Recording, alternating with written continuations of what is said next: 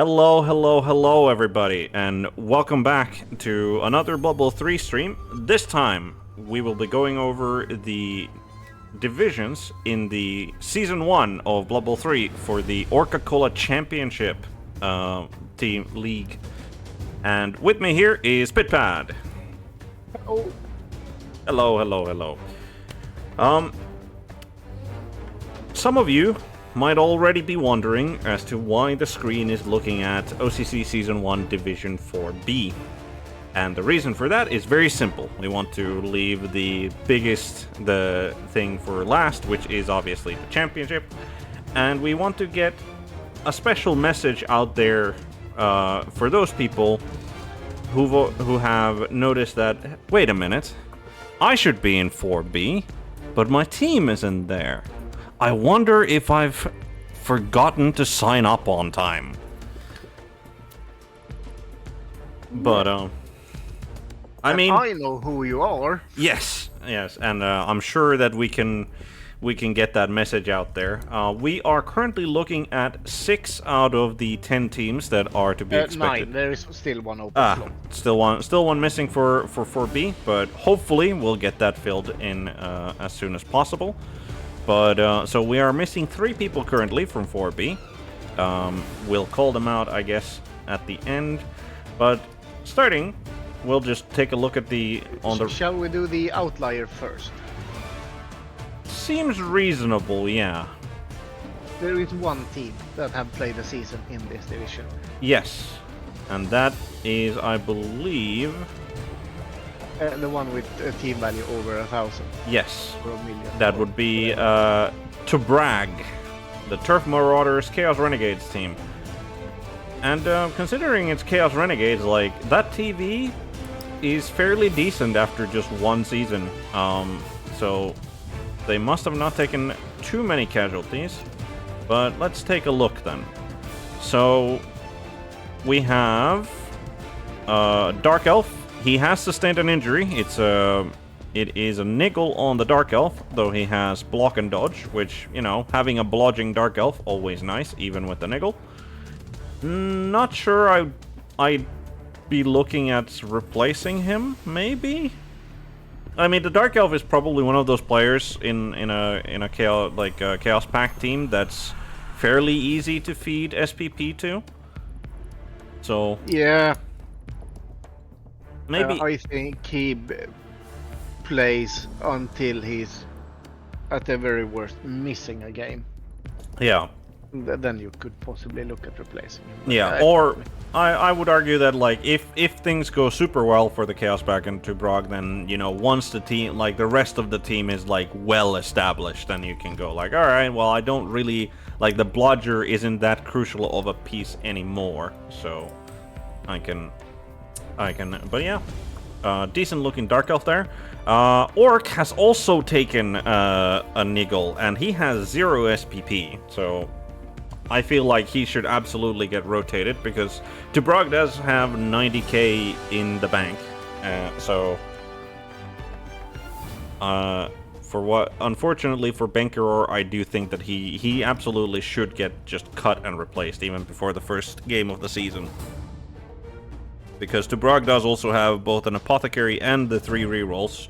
I don't think he wants to go for a 4th, and... No, I think he has all the necessities, so he could replace him. Yeah, I think he should. But yeah, not much to say about him. Skaven Lineman has Wrestle on him, no injuries. Good start. I wonder if he's going for, like, to make the Renegade Skaven Lineman sort of a ball hawk with, like, going for strip ball, tackle, like, as the next 2 skills. That would be my guess on what he's planning to do with the Skaven.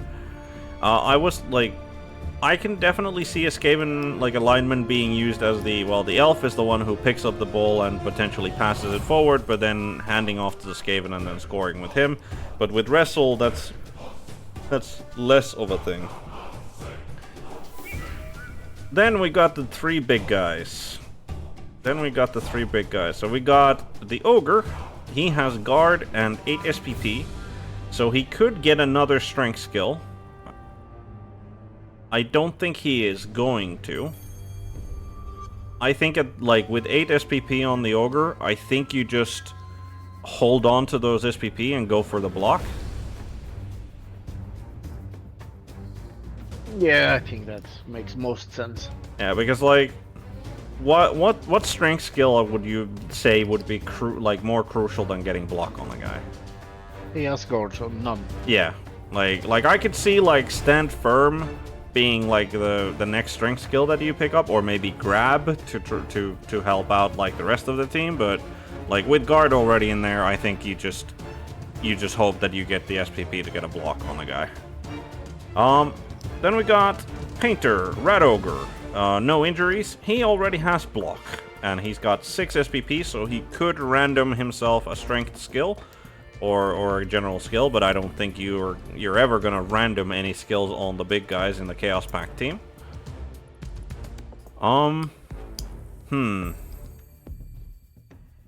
So what would be the next one for the Rat Ogre? Considering he's already got block, he's got Mighty Blow, he's got Frenzy. The next skill that he's probably looking for, Juggernaut? I think so, but why then block makes less sense as well. But yes, I think you. I mean, it like the Juggernaut does at least what, like stop, like fend.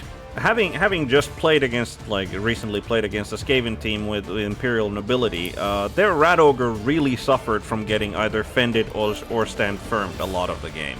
And obviously you don't play against Imperial Nobility like all the time. Most of the time you don't play against them at all because of their low numbers in OCC.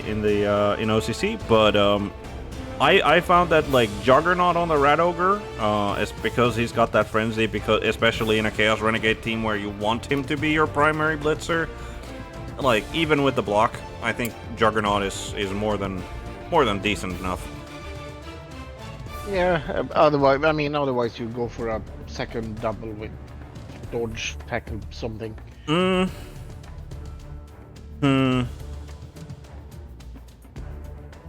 Well, I could also see. I think if you go for a second double, you do it now. Yes. Yeah. Absolutely. Wait.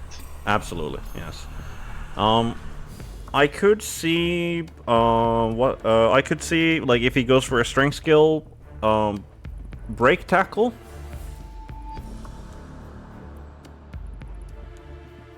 I don't like that skill anymore. Yeah, it's not as good as it used to be, but at least.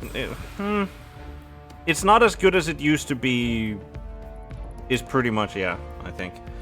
But, I mean, for the Rat Ogre, again... Tackle combines nicely with the tail as well, so... Yeah, absolutely. Like, I think, like, if you're waiting for that double, then tackle is definitely a big contender. But yeah, looking good over there. Go for it. The Renegade Troll has picked up an injury. He has a serious injury on him. He's got 2 SPP and he has guard. So this not taking so many casualties seems to be wrong. Yeah. Well, he hasn't taken any that apparently would make him kick people or fire them apparently. But yeah, fair enough. I was kind of wrong on the not taking injuries part. Hello, Broccoli. Claw on the Rat Ogre? Yeah?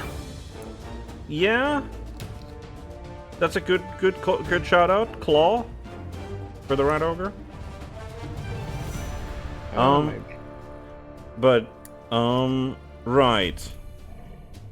I mean, I think the Troll is gonna be rotated at some point because of the niggle, but genuinely, like at this early stage, like probably not going to be too much of an issue, and the guard is like necessary for the team, I feel. So I think he's gonna stick around for now.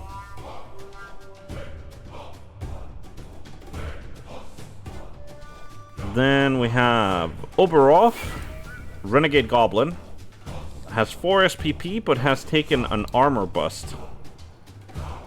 So random the skill on him. If you get something amazing, keep him. Otherwise, get rid. Yep, agreed. And I don't know what would be amazing. Yeah, it would be from like, I mean, diving tackle, I guess, is the best one out of the agility ones. Yeah, but I don't think you keep him with that. No.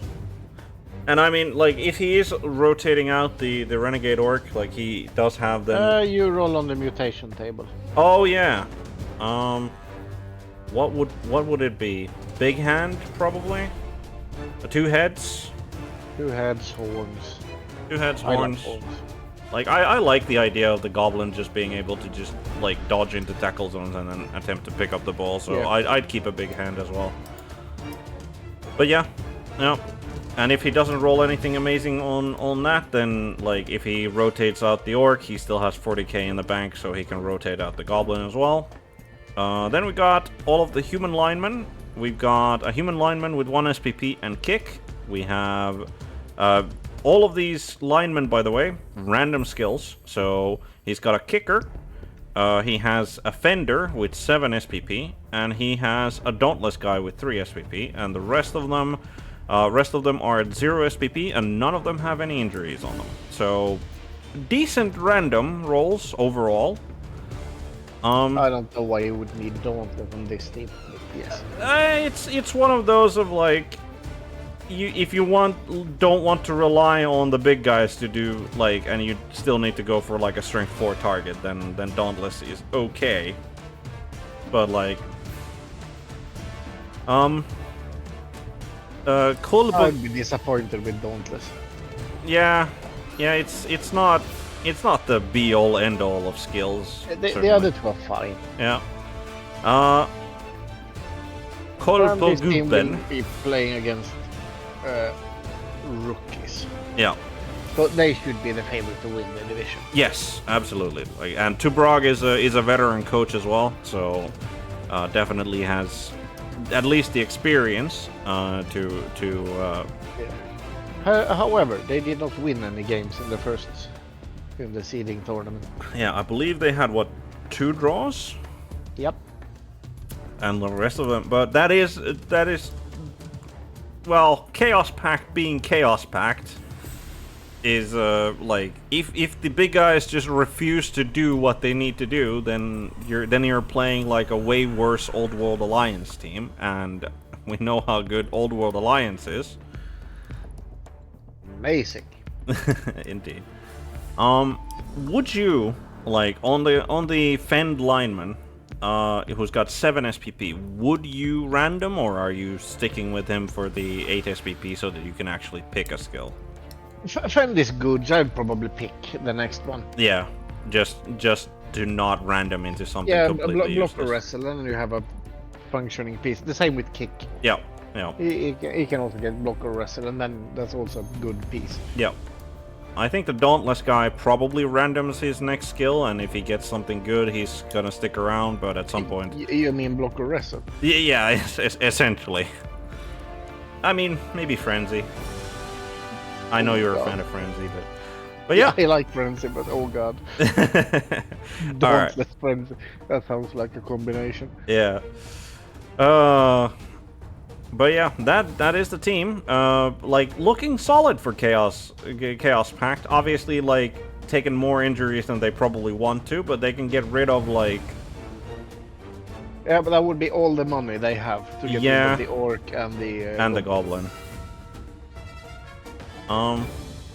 Yeah, I don't think that getting rid of the Goblin, like, is like, I don't think it's that's relevant, so I would probably just rotate out the Orc, just because, like, you don't want the Orc to randomly get an MVP, or like, the Orc is a player that you want to develop. Well, you want the Orc to get an MVP, yes, but not an injured Orc. Yeah, not the guy with the niggle already established, so yeah, I think rotate him out, random a skill on the Goblin, hope for something good, and then hopefully get some SPP, like what the Ogre needs 4 SPP to get block. So that's probably the primary. Obviously can't really give the ball over to the Ogre to score to make that easier, but But yeah, Tubrag's like team looking pretty solid. Chaos Pact. Then we shall go from the... I'm looking at the rankings. We're gonna go from the top to bottom now that the outlier of the teams has been dealt with. So we have Thurnlow, OCC, the Cheese's Knees, because that's an entirely rational team name, I guess. Skaven.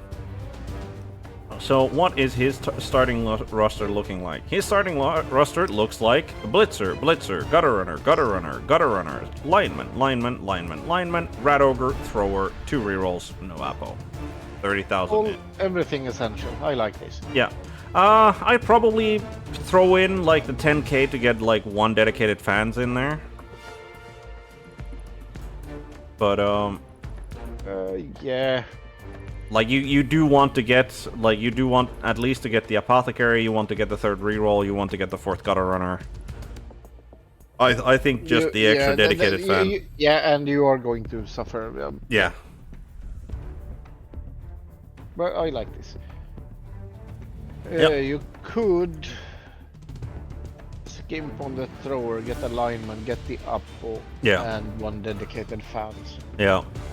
But the Skaven Thrower is just good. Yeah. So, Like movement 7 comes with sure hands, comes with pass, and he passes on a 2+. I don't think like with the Gutter Runners like already in the team, I don't think you skip on the Thrower, unless you're really paranoid about getting like injuries on your good players. Yeah. However, as he has joined the league, things are set already. Yes, but yeah. Yeah, that's the only thing I would possibly. Yeah, you got the runner or thrower. Yeah. To a lineman and up. That just depends on how afraid of injuries you are. Yeah.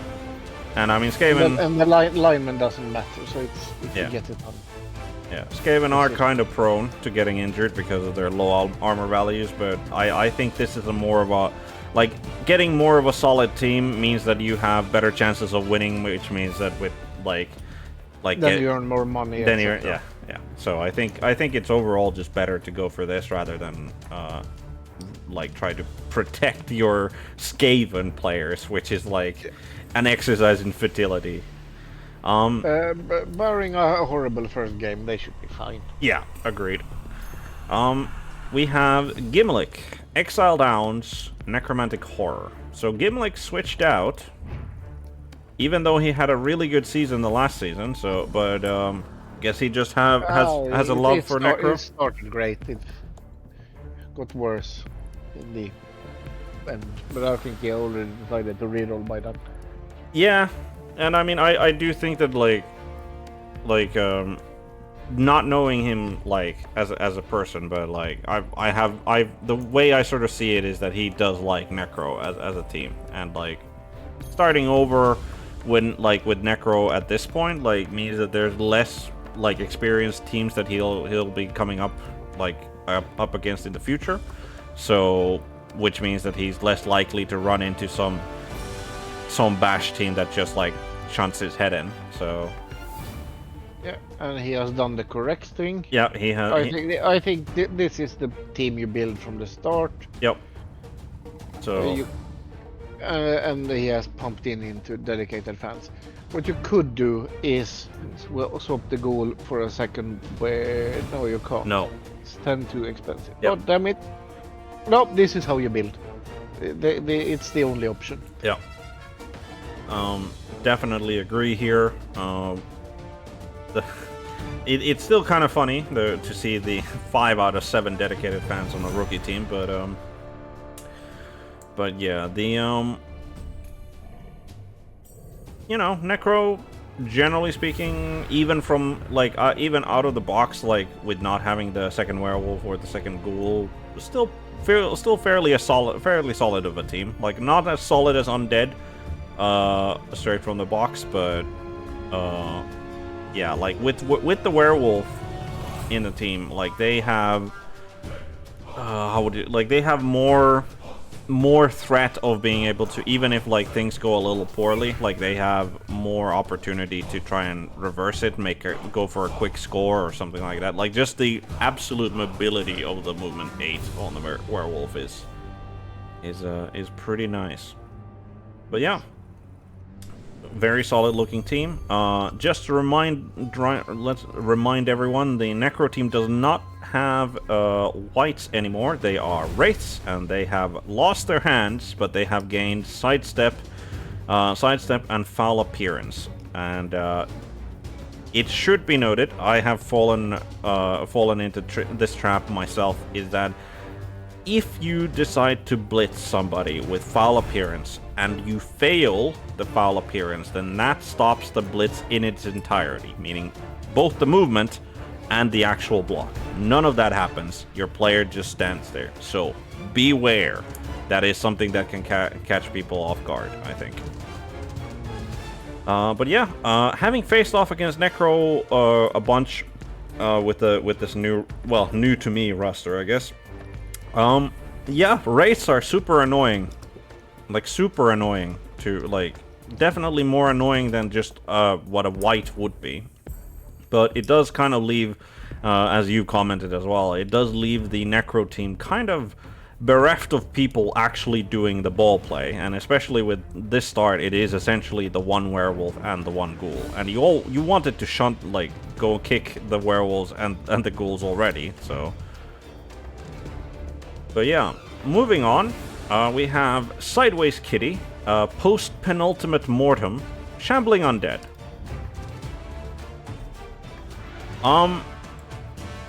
That's a roster, I guess. It's the correct one. I'd take a third reroll over the fourth runner. You get a reroll for 40k. You would have to swap out 2 runners to get the reroll. And you don't do that. Yeah. This is the start. Yeah, this is the start, isn't it? You could skip a goal for 2 more skeletons, zombies. Yeah. Yeah, okay. Yeah, he's got 3 skeletons rather than zombies. Okay. Yeah, that caught me off guard. Yeah.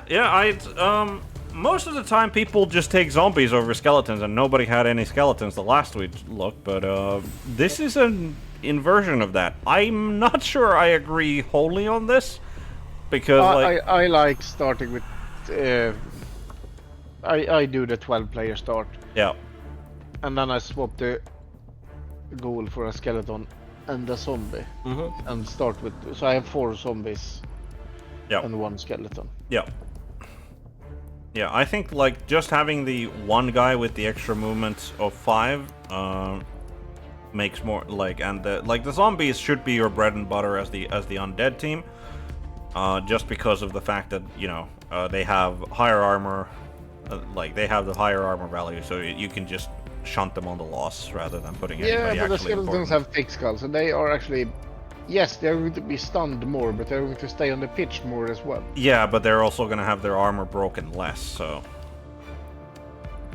Yeah, I mean... It's a choice. Yeah, it's like, I don't think... and I don't think anything is wrong, but I like my 3 zombies on the line of scrimmage. Yeah, agreed. And then the skeleton can be a actual player of sort. Also, skeletons can pass, unlike zombies. Yes, which is not ever been a thing that I've needed, but like you never know. Like it could happen.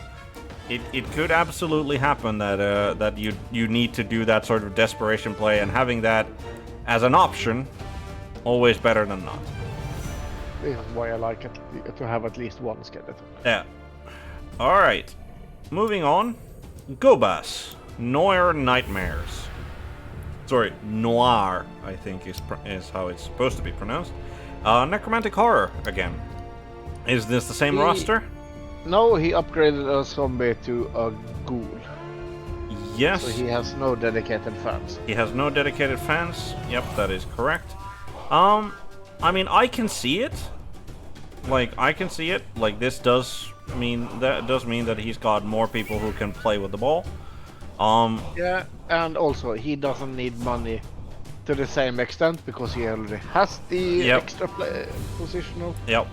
So now he only needs money for the werewolf and the third reroll. Yeah. And in the long run, you will end up with a lot of money. Yeah. I think this is the long run plan. While Gimlick is get everything fast. Yeah. I think Gimlick is aiming to win. Yeah. Like an advance rather than develop his team. I mean, obviously both want to develop their team, but he's more focused on winning the division and moving upwards, I think.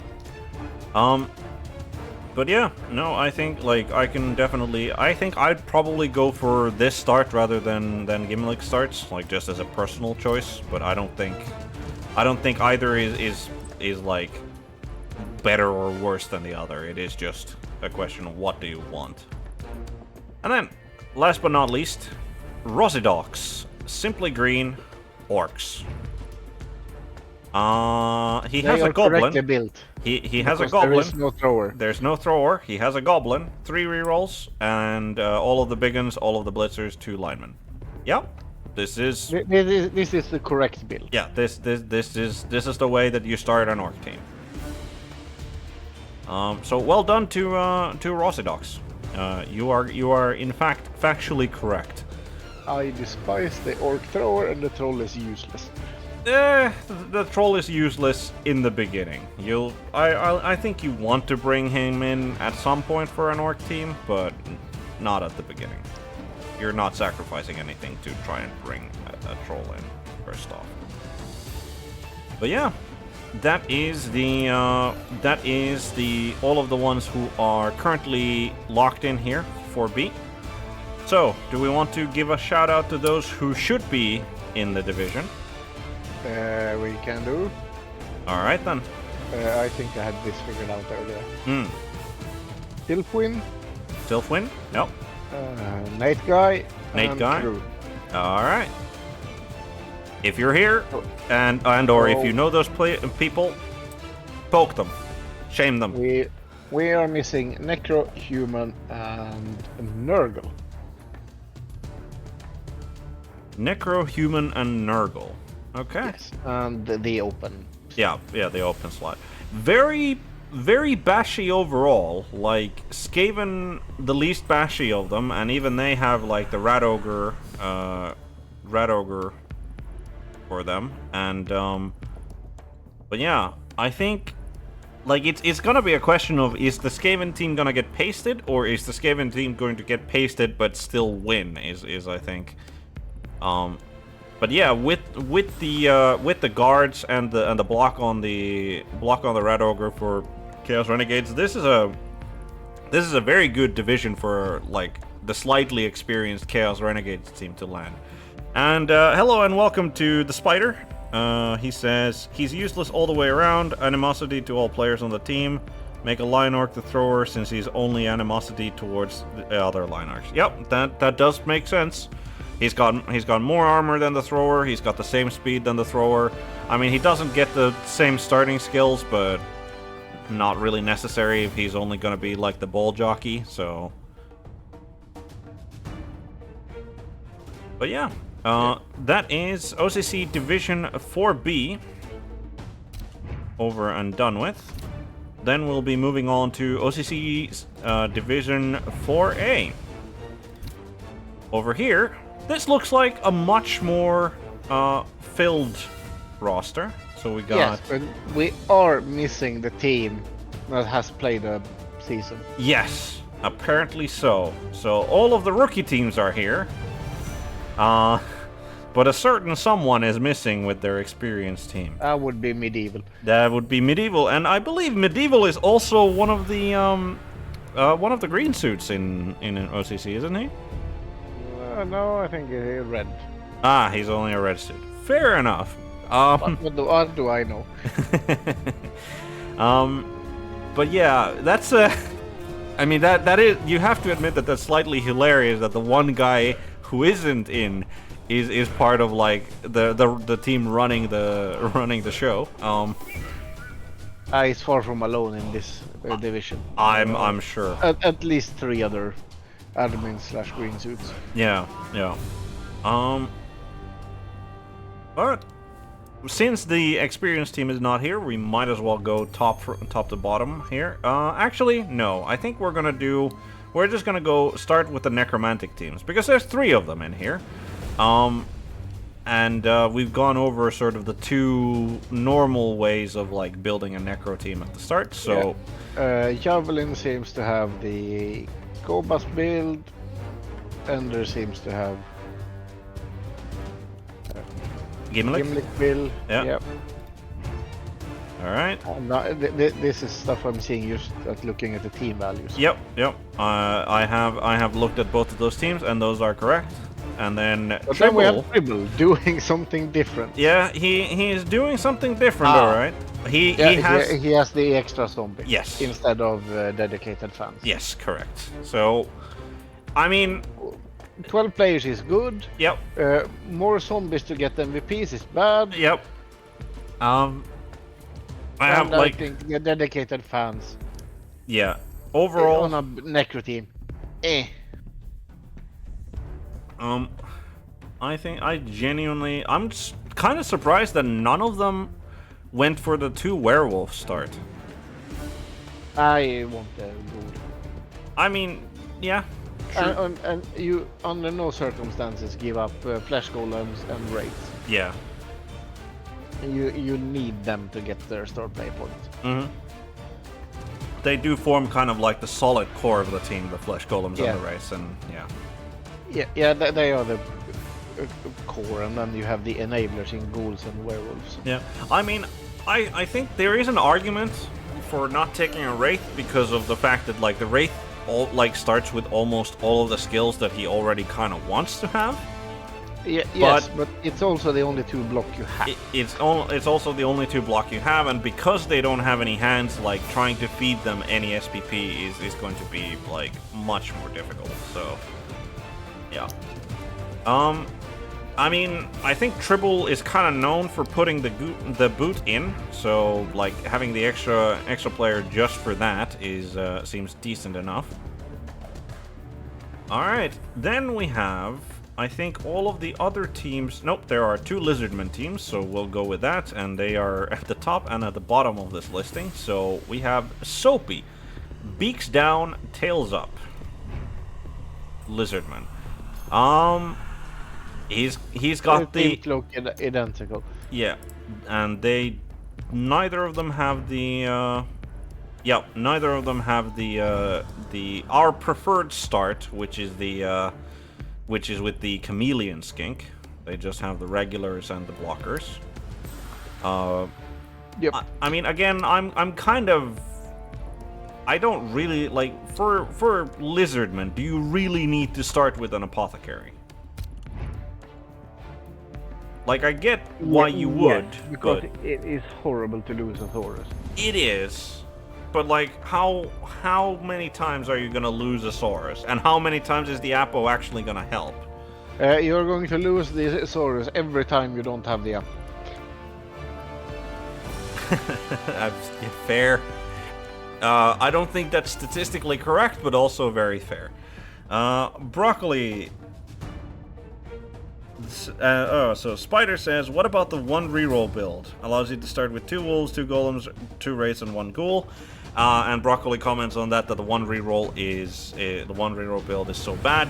I agree. I am absolutely not brave enough of a man to start with just 1 reroll, especially on a team that has 2 frenzy players and my 2 big guys don't have block to start with. Let's see. You have 2 block, no sure hands. You have frenzy. Yep. I want more than 1 reroll. Yeah, absolutely. I don't like. There's definitely like, I can see it, and obviously, like, I feel that it's one of those builds that, like, if you're, like, a very good sort of veteran player, I think you can get more out of it than ye old regular coach would, but I certainly would never touch that build. It is just not for me. Then, with the 2 Lizardmen and the 3 Necros done with, we have Black Orcs, Chaos Chosen, and Skaven. So, starting with the Black Orcs, we have Snow Troll, Obsidian Maulers. They have a Troll, they have all of the Black Orcs, they have a bunch of Goblin Linemen, they have 2 rerolls, no Apothecary, no dedicated fans, and 0 money in the bank. They're correct, Bill. Yeah, this is the what we expect. What we expect to see off of a Black Orc team, just trying to capitalize as much as they can on the fact that they outmuscle pretty much every other team. Pirate of Salzenmund. Very common addition to a name. Yes, surprisingly. Many teams. Yes, there's like Dark Elves have them. I'm pretty sure Imperial Nobility can have them. Underworld can have them. Underworld can have them. Black Orcs can have them. I'm sure that regular Orcs can probably also have them. Maybe Salzamund is like, I don't off the top of my head remember the lore about that place, but maybe it's just a pirate city and pretty much everyone there is a pirate from Salzamund. So sounds likely. Yeah. All right, but with that we have. Also, I completely forgot. There's Nitroxide as well. Collins Mockeries, Chaos Renegades. Fresh Chaos Renegade team. What does that look like? It has an Apothecary, 2 rerolls, Dark Elf, Troll, Rat Ogre, Goblin, Human Thrower, Skaven, Orc, and a Human Lineman. So 2 big guys. Just 2 big guys at the start. And a Human Thrower off the bat as well. He doesn't bring anything useful early on. No, I don't. I would agree. And he's 75k as well. I mean, this does mean that the Skaven and the Dark Elf both can act as like sort of runner/catchers for the team if you already have the Human Thrower. But then there's also the fact that, well, he has animosity to all of his teammates, and he's 75k, and he doesn't come with sure hands. He comes with what, safe throw? Safe pair of hands. Yes. Oh, okay. Yeah, like, I am less convinced, and he passes on a 3+ rather than a 2+, despite just being despite being a thrower. So yeah, I'm less convinced by this Human Thrower than any other Human Thrower that I can think of. Like the actual Human Thrower, the Imperial Nobility Thrower, and the Old World Alliance Human Thrower, all of them better than this guy. Much more worth. Is the Imperial Nobility Thrower actually better? I would say so, yeah, because he doesn't have animosity towards his teammates. Well, he has a worse skill. He has a worse skill than Safe Pair of Hands, but Safe Pair of Hands only ever activates if you get hit and knocked down. Yeah, yes, which is still more often than running past. Yes, true. But I'd still argue that with the 2 blitzers available for the Imperial Nobility team, I think the Imperial clearly he's like, of the 3 mentioned, like in comparison, he's like the closest to Renegade Human Thrower. But I still think that the Imperial Nobility Thrower still beats out the Renegade Human Thrower here. But you would want this thrower on the Imperial Nobility. Yes, absolutely. Safe pair of hands is actually decent when you have 2 catching blitzers. Yes, true enough. Though, I mean, then the question is, does he come with animosity towards all his team? No. Yeah, he has top team. Yeah. In that case, yes. But yeah, this is an interesting take on a chaos like. Yeah, but yes, you can start with 3 big guys, but no, you can't. Yeah. All right, but best of luck to Nitroxide as well. I think he's gonna have a pretty tough time into this particular. He's playing Chaos Renegade. I mean, yeah, he's gonna have a tough time regardless. Yeah, true enough. Alright, moving on. Christopher B. OCC Prowlers. Chaos Chosen.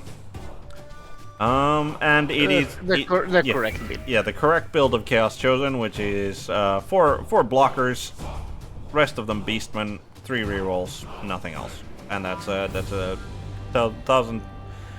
that's just straight up 1,000 TV. And, I mean, not much to say about this. Like, 3 rerolls, I mean, they don't have any starting skills. They never do. Not having a Mino means that the team is more solid. So yeah, but I wouldn't expect him to be pulling out, like, a division win or anything. So he's probably... But, like, nobody who plays Chaos Chosen or, like, Black Orcs or Nurgle generally expects to win, like, their first couple of seasons. They're looking to develop their team, and then they can get going. And then, last but not least, Willpower, Star Rats, Skaven. Does he have? He has no Rat Ogre. He has no Rat Ogre. He has no Thrower either. He has 2 Blitzers, 3 Gutter Runners. He starts with an Apo and 3 rerolls. And 12 players. And 12 players as well. That's a good call. This is the I'm saving money to buy all the expensive things early on, like rerolls that cost extra. Yeah. Apo that's annoying. Yeah. This is a... Yeah. This is I'm gonna develop this team rather than I'm trying to win immediately with this team. Yeah, which means I don't like it. Yeah. I mean, it's fine enough, but I prefer the other one. Yeah, and that's like more fun to play with. Yeah, agreed. And I mean, I would argue that if you're playing Skaven, like just genuinely, if you're playing Skaven, I don't think like an early Apo is what you're gonna go like trying to keep your team intact is not a thing for Skaven. Like it's gonna fall apart probably.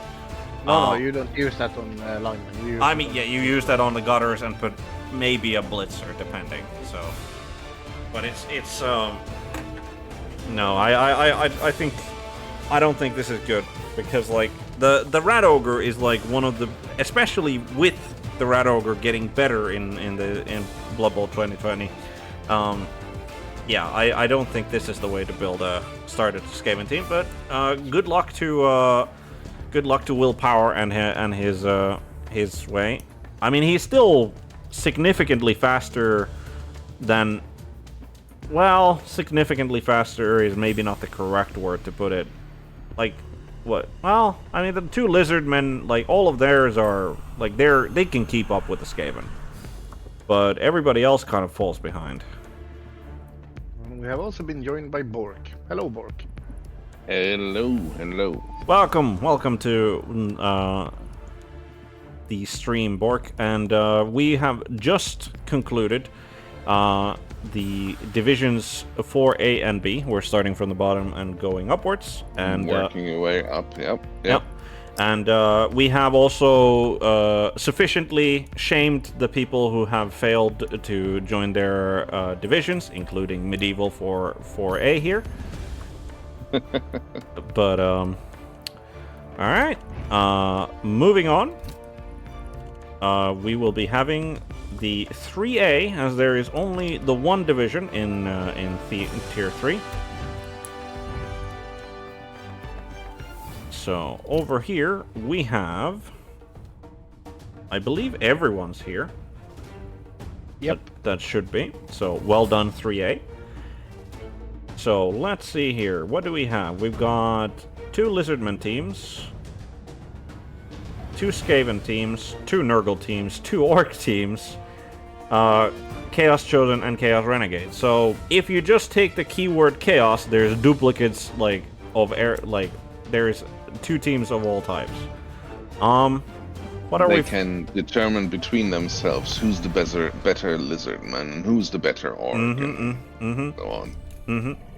Certainly. And by the way, I will have to like say that there have been no elf teams of any kind so far, which is surprising, I'll be honest.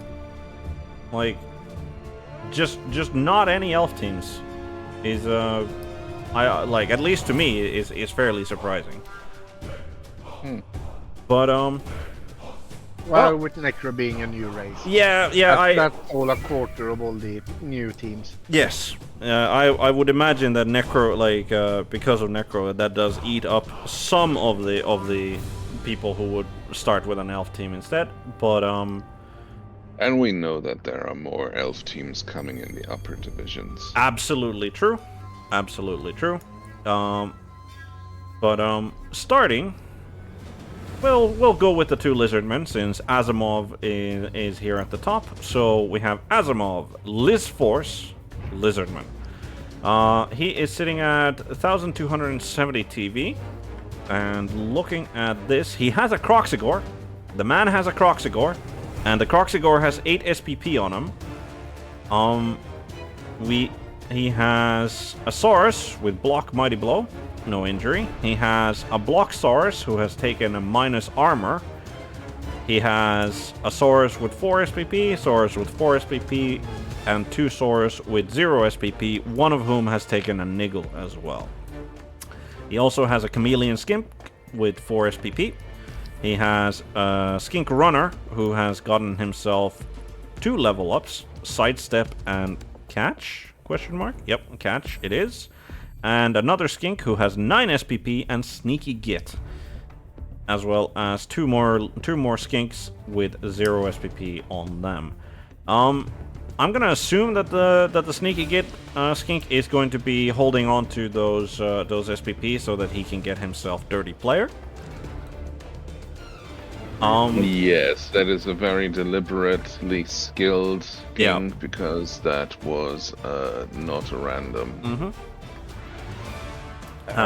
Working on a third reroll with the money, I assume. Yeah, I would imagine. No rush to replace the Saurus. Yeah, It has block.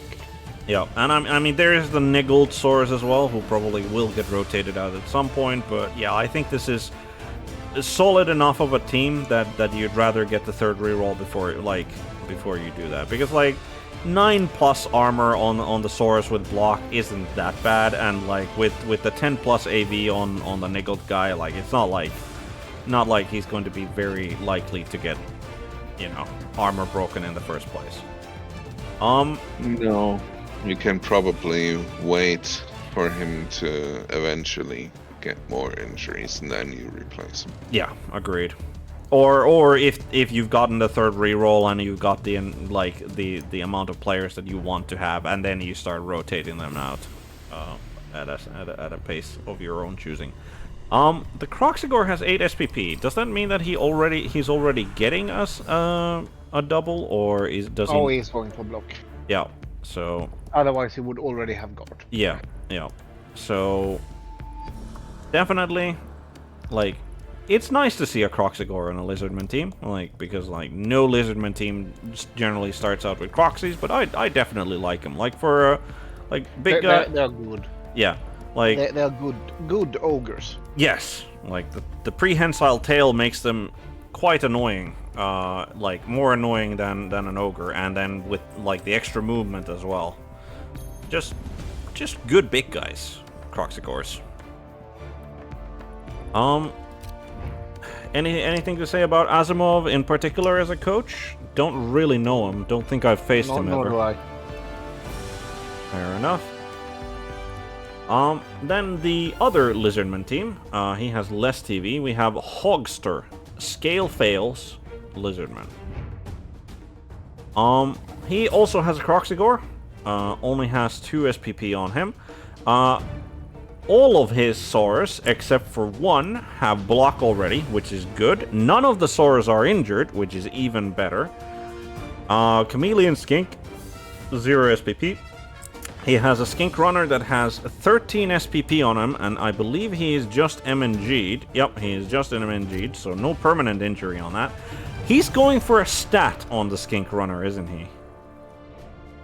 It's looking like it. Yeah.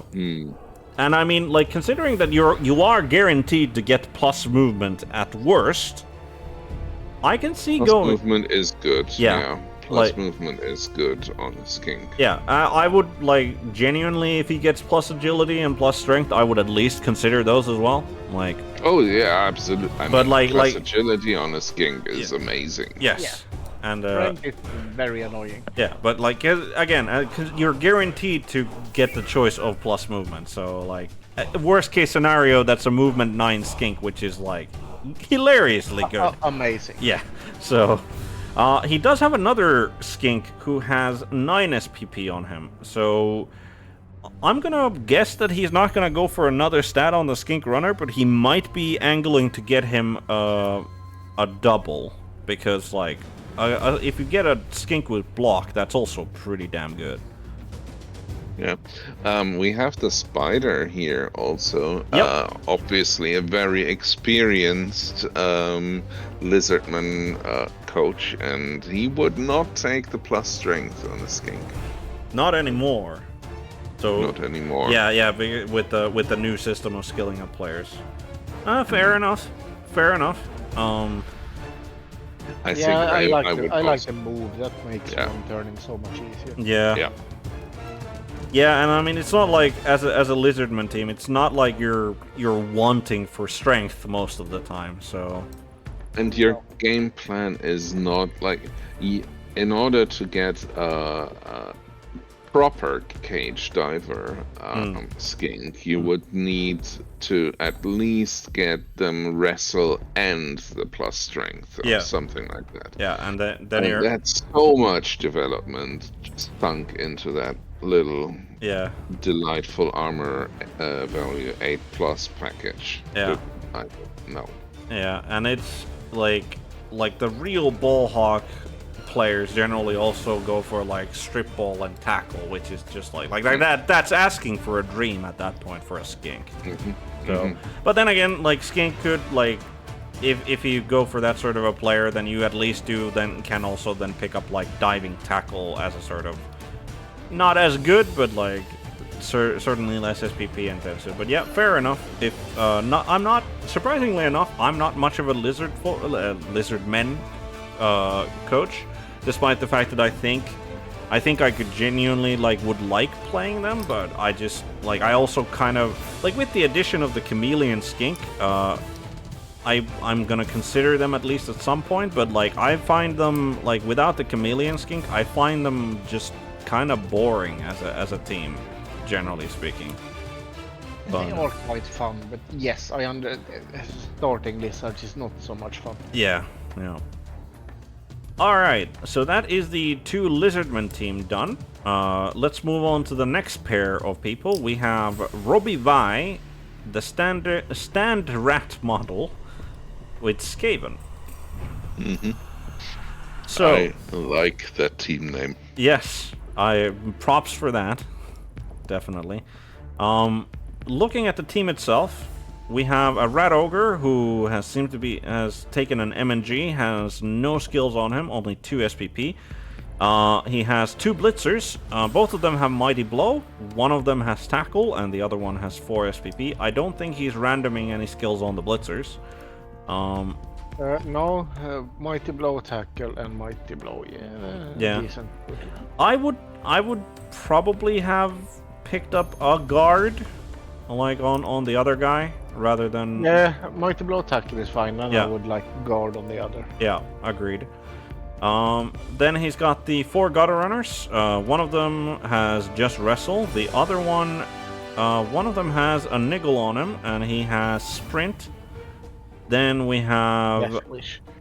Yeah, we have block sidestep and wrestle strip ball. So ball hawk, wrestle strip ball guy has also taken a niggle, and none of these skills are randomed.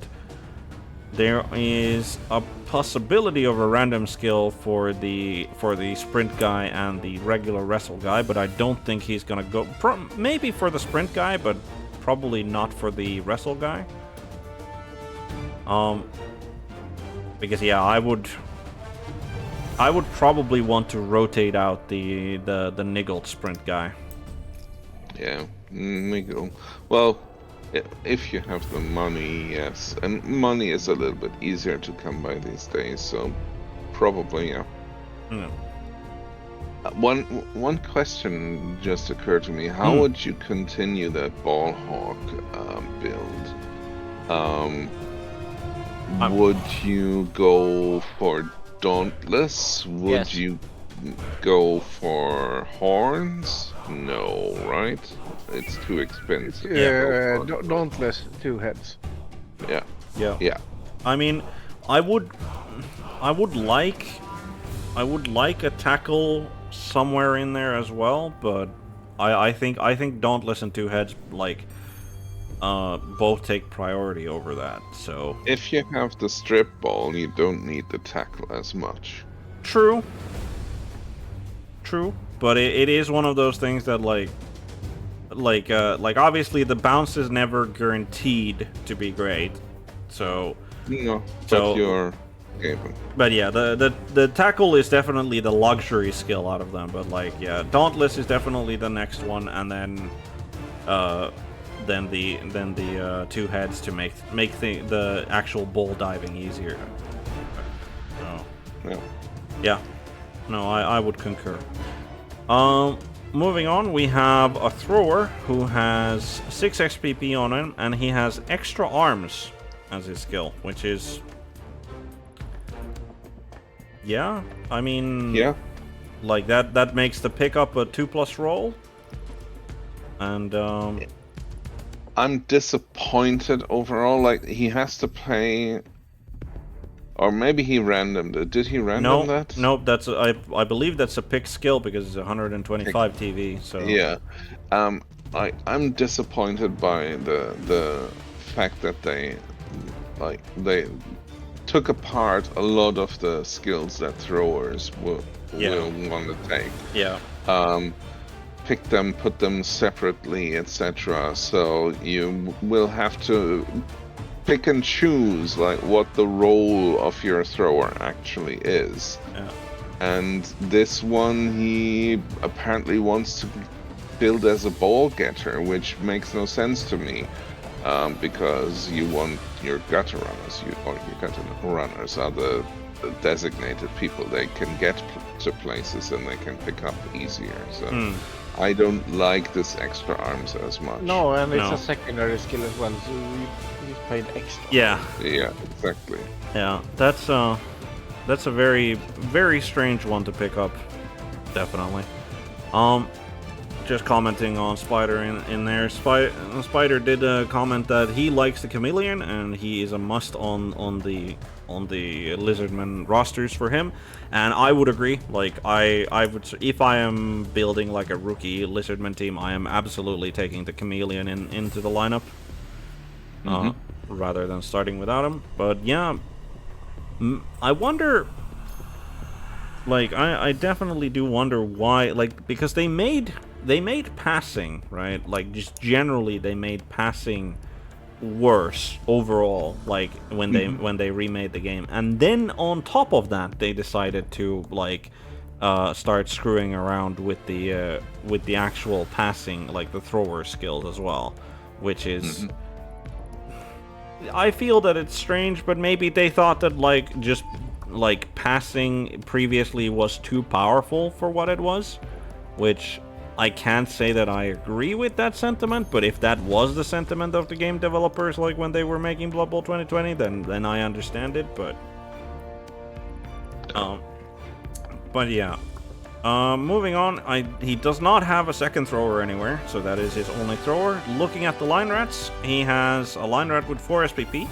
He has a line rat that has 2 niggles on him and a wrestle, which is a picked skill. He has a clan rat with block, 2 SPP, picked skill, no injuries. Line rat with 0 SPP. Line rat with block, chosen as a skill, no SPP. And another entirely rookie lineman. That clan rat with the wrestle needs to go. he needs to go. He like No, he can play until he dies. Yeah, that's. He's a line rat. I mean, yeah. I think so too. Like you're just not expecting your players to stay on the pitch. You're playing Skaven, gutter runners. That's the game. Yeah. So I would agree. It's fine to keep him. I mean, I don't think, like, he definitely isn't a priority, I don't think, to replace, because he does have the 2 gutter runners that have niggles on them. But I do think that, like, if the situation allows, like, rotate him out if he isn't dying by himself. Because, like, it's just, like, as Skaven, sure, you're not expecting to stay on the pitch, but making it more likely that you're gonna get outnumbered by having this guy stick around. And, like, especially because, again, he might pick up an MVP here or there, and that's not something you want. Yeah. Like, but yeah. And then, as I said, Rat Ogre only has 2 SPP, no skills on him. Like, very solid-looking Skaven team. Like, they're gonna do what Skaven generally do, and, win and die. And die in drones. Yeah, Yes. essentially, yeah. Then we have the other Skaven team, the Cow Daddy, Roguefort Ratters. I believe you're familiar with this one, Bork. Yeah, that rings a bell. So, over here, we have 4 gutter runners. Rookie one, 3 SPP. A gutter runner who has chosen sprint as the first one, no injuries, 2 SPP. Gutter runner with block, 6 SPP. And then a gutter runner with 7 SPP and no injuries. So no injuries on the gutters, always good. Blitzer, 0 SPP, Mighty Blow. Other Blitzer has 2 SPP and otherwise doesn't have any skills. Thrower, who I believe has chosen leader. Yeah, with a smidge overkill with 3 rerolls. Yeah. It is. Um, Maybe he's planning to go down and reroll, down 1 reroll. Yeah. But that seems like an odd choice, at least like in this case. But I mean, I can see wanting like 4 rerolls, because like, especially with the now that you can spend multiples during your turn, like, and Skaven being one of the teams most likely to try and pull like a 1-turner with their gutter runners, like, Yeah. especially with the sprint guy, like, just having access to that, potentially having an extra reroll in the bank, like, not bad. And it's not even just the 1-turn. It's also that Skaven in general are going for the high risk, high reward plays more often than not. Agreed. And more often than other teams, and so having more reroll maybe not the worst thing there. Yeah, Yep. I can see it. Yep. Then we got four clan rats, 2 SPP, 2 SPP, 0 SPP, and then 2 SPP with block, and no injuries on any of the Skaven aside from the Rat Ogre, who has managed to pick up a niggle, and his first skill is Juggernaut. I mean, Juggernaut, good for Rat Ogre if you don't want to go for the block, and instead you just go for, like, Juggernaut and like, sort of runs the same, sort of, like, does kind of the same, at a less costly price. If he's focusing on developing the Rat Ogre as the blitz, blitzing threat, which is a tendency, then he should, however, probably put guards with higher priority on his blitzers then. Yes, agreed. I think having the first blitzer who gets a level, like him taking Mighty Blow still on that, like, is entirely reasonable, because like he's obviously going to be more he's going to be more what's it called? It's not competent. It's not competent that I'm thinking. It's consistent. That's the word that I was looking for. Than the Rat Ogre. But I think definitely Stabber, once he gets his level, if he gets his level, he should definitely be picking up guard. But yeah, it's a little precarious for them because they only have 12 players total and they only have 5,000 in the bank. So especially with the Rat Ogre now swinging at his own players potentially, little bit of a precarious situation to be in for the Skaven team. Money is easily made in the new rules. Like you can more or less guarantee you get 40 to 60k out of a game, I think. Yeah, and I mean he does have the 4 dedicated fans as well, so that definitely helps on that. But Skaven teams is also, you know, as mentioned before, can be quite fragile. But yeah, we'll see how that goes. Again, like, no injuries on any of the gutters or the blitzers or the thrower is good. The fact that it's on the Rat Ogre, I mean, I think that the Rat Ogre is probably gonna get rotated out at some point, but I don't think it's a priority for him for now. I think he'd much rather just like fill up the roster a little bit. Mm-hmm.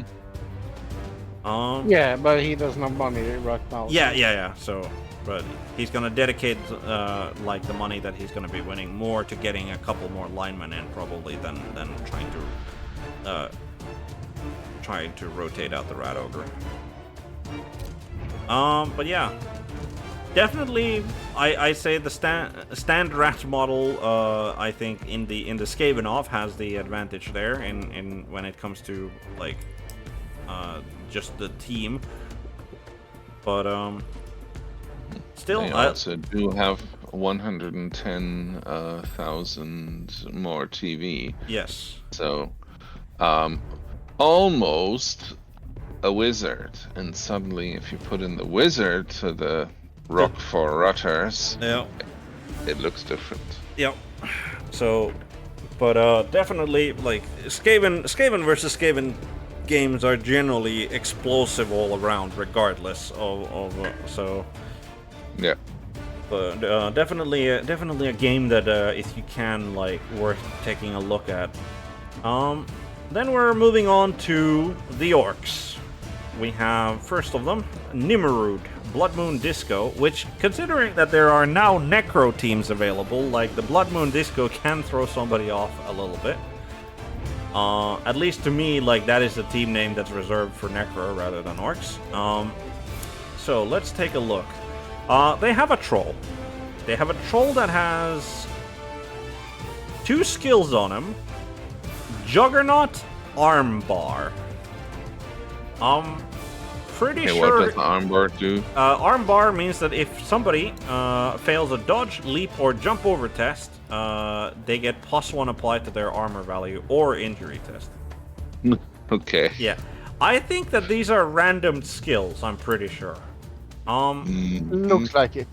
Is the second one also, like, I think because The price on the player suggests yes. okay. And those are 2 skills I do not pick on. On a troll, no. Juggernaut, like, unlike with a Rat Ogre, Juggernaut is like the least thing that you're looking to be picking. Then we got Biggin blockers. He has only 3 of them. One of them has taken an agility bust. Wow, such a bad injury to have on a Biggin blocker. The other rookie is no SPP, no injuries on him, and then he has a Biggin blocker who has Brawler Kick. So yeah, I think randoming skills is apparently what he is doing with this team. Yes. And as we look at the blitzers here, Juggernaut, Mighty Blow, which this is, I believe, the only picked skill out of these. And then he's got Maybe. no, sorry, the other Mighty Blow on James Brown over here is also picked, I believe. And then he randomed a Pro and a Wrestle. Sometimes you don't random. Yeah, Orc Blitzers being the not what you random, generally speaking. He's got 2 throwers. Like, not only has he committed the heresy of having a thrower, he has 2 of them for Orcs. and he randomed 2 skills on him. On the Leader, excellent. Yeah, I mean, he's got Running leader. Past, why? Yeah. It's like I don't see running pass ever being like, especially for an orc thrower of all things. Yes, if you're making a pass, you're at the end of your movement anyway. Yes. Yeah, I don't see. I mean, orc thrower doesn't get up to running speed as is. Yeah, it's more of a jogging pass, I guess.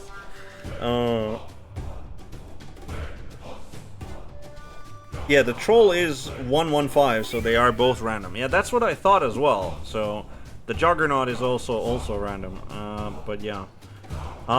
Nothing. So just an MNG on the thrower, an MNG on the blitzer as well. So no permanent injuries there. He has an orc lineman who managed to random himself a dirty player, which is excellent. And then he has an orc lineman who has nothing on him. 3 rerolls, apothecary, 85,000 in the bank. I mean, he's clearly he's saving the money for the last big one, right? Like, that's what he's doing. Good. Yeah. Yes. But after that, I mean, I would suggest using the money to kick some players and start rolling new random skills. I'm not sure. I would recommend the rolling of random skills, but like kicking players and getting skills, yes. The random part, I think he can do without. But like, he's clearly invested in the whole I'm gonna be rolling randoms. So like, if that's his way of playing Blood Bowl, then that is his way of playing Blood Bowl. Can't fault the guy for doing what he loves, apparently.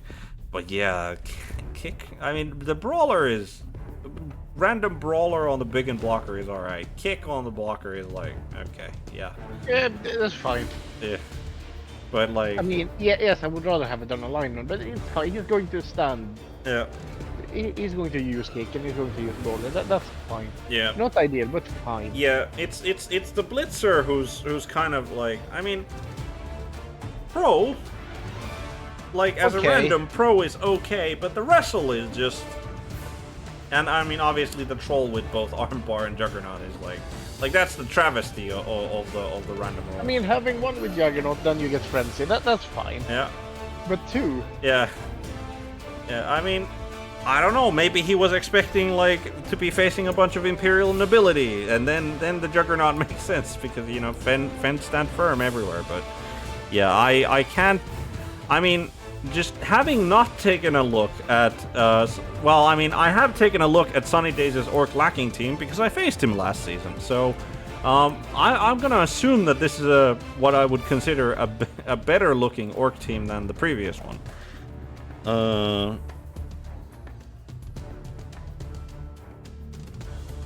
Yeah, I do have to agree with like the spider in that. Well, I mean. I can see at some, like, when you've gotten good development on an orc team, and if you need to replace, like, a rookie blitzer, or like, bring in a blitzer because a blitzer died or something, at that point, if the rest of the team is well developed, I would probably go for a random, like, on the first skill, and then, if it's any good, like, keep him, and if not, replace him, right? But, yeah, in general, the orc lineman should be the only player that's rolling randoms in the team. But again, like, the man also had 2 orc throwers, 2 of them. So I can't imagine what is going on in his head. Now, moving on to an orc team that has no orc throwers, we have Orc Lacking with Sunny Days, Big and Blocker, Block Guard, 4 SPP. Big and blockers, 2 of them in no SPP and rookies, 1 of them a rookie with 2 SPP. Blitzer, Tackle, Mighty Blow, Blitzer, Mighty Blow Tackle, Blitzer, Mighty Blow Guard, and then Blitzer Guard. We have Orc Lineman who randomed Sure Hands, Orc Lineman who picked Dirty Player, 2 SPP Rookie Lineman, and 0 SPP Rookie Lineman. The thing that kind of is bothering me here... This just looks organized. Yes, but the thing that bothers me here is that he has no apothecary nor a reroll. and he's got 170k in the bank. I'm gonna assume he's gonna pick a reroll. That is a little bit annoying, but one thing you can say is that he has read the Orc handbook. Yes, yes. This is very much the this is very much the how to build Orc Team 101 right here. And Yes. like getting a random sure hands on an Orc lineman is actually very good. Like that is that's a perfectly good Orc lineman, because you want, like, if you're not going for the thrower, then you want an Orc lineman to pick up sure hand at some point probably anyway. So if you random it, brilliant. Yep. But yeah, no, I would certainly expect him to pick up a third reroll, and also considering he has no Apo, he has no permanent injuries anywhere, which is good. But then that might be explained by the fact that all of his players have plus 10 AV, which is, you know, should in theory at least protect them from getting hurt. But yeah, I mean, handily, I would give it over to Sunny Days in the Orc off there. Granted, but who's having more fun? and like, I'm just saying that, like, if there is a team that like Nuffle should like generally bless, it's probably Blood Moon Disco, because like they have taken Nuffle's teaching of just roll the dice like too hard. Yep. Yeah. Then we are gonna take a look at the two Chaos teams. We'll just call them that. First one being the Chaos Chosen, MB Carmack, Everton Reserves OCC. Apothecary, 3 rerolls, 15,000 in the bank. They have an ogre. They have an ogre who has guard and no SPP. They have 4 chosen blockers, none of them injured. Mighty Blow block, block guard, block, Mighty Blow. Entirely reasonable, entirely standard, I feel. And then they have 4 Beastmen, which means that they are running at, what, 9 players on the roster? Yep. So they have a Tackle Goat, who has gotten himself an Agility bust. The tackle is a random, so I mean, I don't think the Agility bust ends his career when he managed to like random a tackle. And then 3 0 SPP goes. I mean, seems like a solid enough Chaos team, or well, the start of a solid enough Chaos team. Obviously not like this is about the, like, if you asked me like after one season, what sort of, like, how much development would you like to have in your Chaos Chosen team? And this is pretty decent, I'd say. Yeah, we're It is. definitely avoiding start play points on Goat. Yeah, and I mean, he's like the only goat who appears to have gotten any SPP is the guy who managed to random himself a tackle. So, yeah, like this is a good start. I don't think this is a winning division team. I'll be honest, like in the sense that like it's just not there yet, probably. Chaos at this point isn't there yet. Yeah, but like yeah, solid team. Can't really say anything other than that. Then we have the other Chaos representative, Clan Hualbeck. Can you go to Carmack's team? Back to Carmack's team real quick. Spider had a comment there as well, and he's saying that Carmack had a rough season last season with several players dead. So considering that he had several players die throughout the season, it explains the 9 players. Yes. And it's also like he's really lucky to have have kept his blockers all Yeah. intact. Yeah, like that's the thing is that like okay, he had a bad season like with like dead players and all, but like I mean maybe it was a blocker or maybe the ogre got killed at some point and this is a new one, but like the fact that like his main sort of solid line here is entirely like uninjured. Yeah, I like he like I guess if he had not gotten the injuries that he did last season, he might well have been like a serious contender in the division, like on the assumption that like this is the development that he got and then he would have like the extra players, right?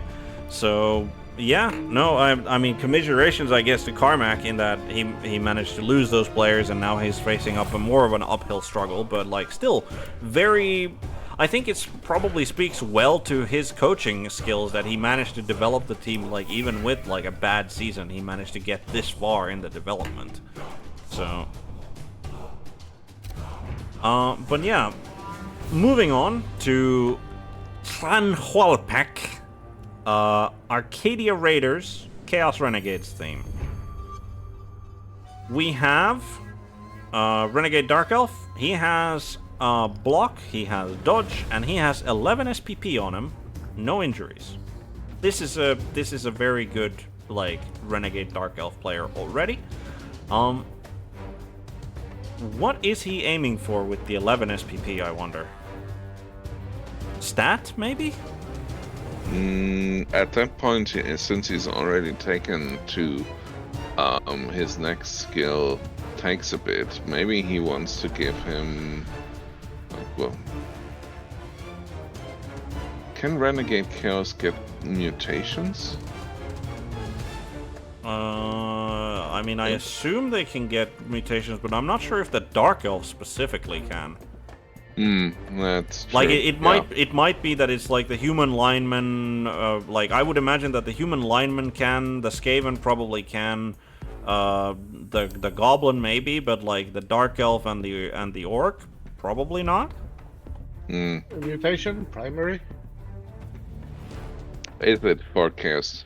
Yes, it is. Okay. He's clicking the player. Yeah, sure enough. Okay.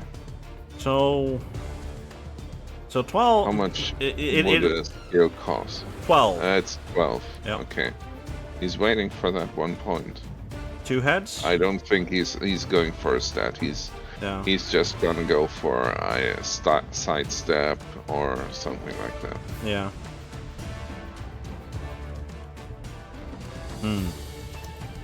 Interesting. Like I'm actually kind of curious as to what he would think is gonna be his next skill, because like the blodge on the Dark Elf seems obvious for Chaos Pact, but what then? Like what is actually going to be the next skill on that? Interesting question. Then we got you've played a little bit of Chaos Pact. Yes. What's the role of the Dark Elf? Everything ball. Okay. So the list of skills you want is endless. Yes. Okay.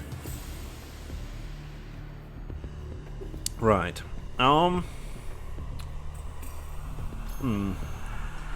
Moving on. Like I'm just trying to think like what would it be if I'm just doing a ball building Dark Elf. Sure hands maybe, just so I don't need to waste a reroll on the pickup, but it's a 2+ anyway. Yeah, but strip ball protection. Yeah, strip ball well. protection as well. Yeah, interesting question. But and I'm interested in probably checking in on this team and seeing what he does. But yeah, we got the 3 big guys. So we got the Ogre, we got the Troll, and instead of the Rat Ogre, we have the Minotaur. So none of them have any permanent injuries on them. The Troll has 2 SPP and is a rookie. We have the Ogre, he has 4 SPP and is a rookie. He could random a skill, I doubt he will.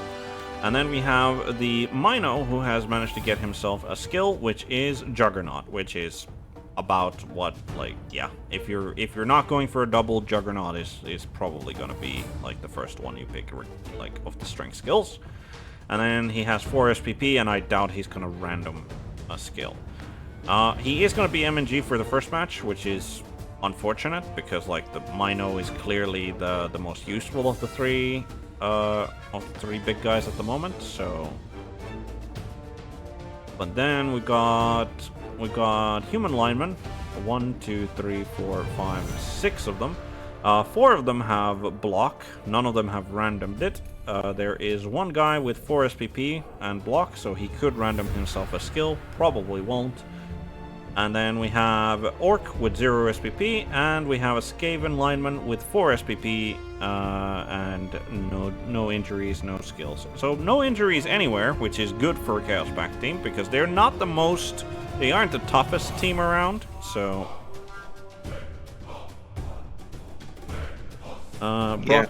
Broccoli says, in this rule set, you could also just save SPP to decide later when you know more what you want to do with the player. Yep, that's true enough. That is true enough. But yeah, I mean, decent development in the sense that, like, the Dark Elf has clearly hogged all of the SPP, which is, I feel, is gonna happen in a Chaos Pact team most of the time. Juggernaut on the Mino makes him more competent overall. A bunch of block. You now have some actually decent-ish. Like, you now have a sort of solid, competent core to build around with the 4 block guys. Obviously, would want to get something on the Orc and the Skaven as well. But 35k in the bank, 3 rerolls Apo. I don't think he has nothing that he's going to be using this on. Would you or would you not get the Goblin? Like, Obviously, you get the Goblin. Yeah, Goblin on the way. Alright. Alright. But yeah, 12 players. Again, like, because of Chaos Pact's innate nature of, like, what the team is, I wouldn't be pegging him to be, like, winning the division, especially considering that he has the lowest team value of all of the teams present here.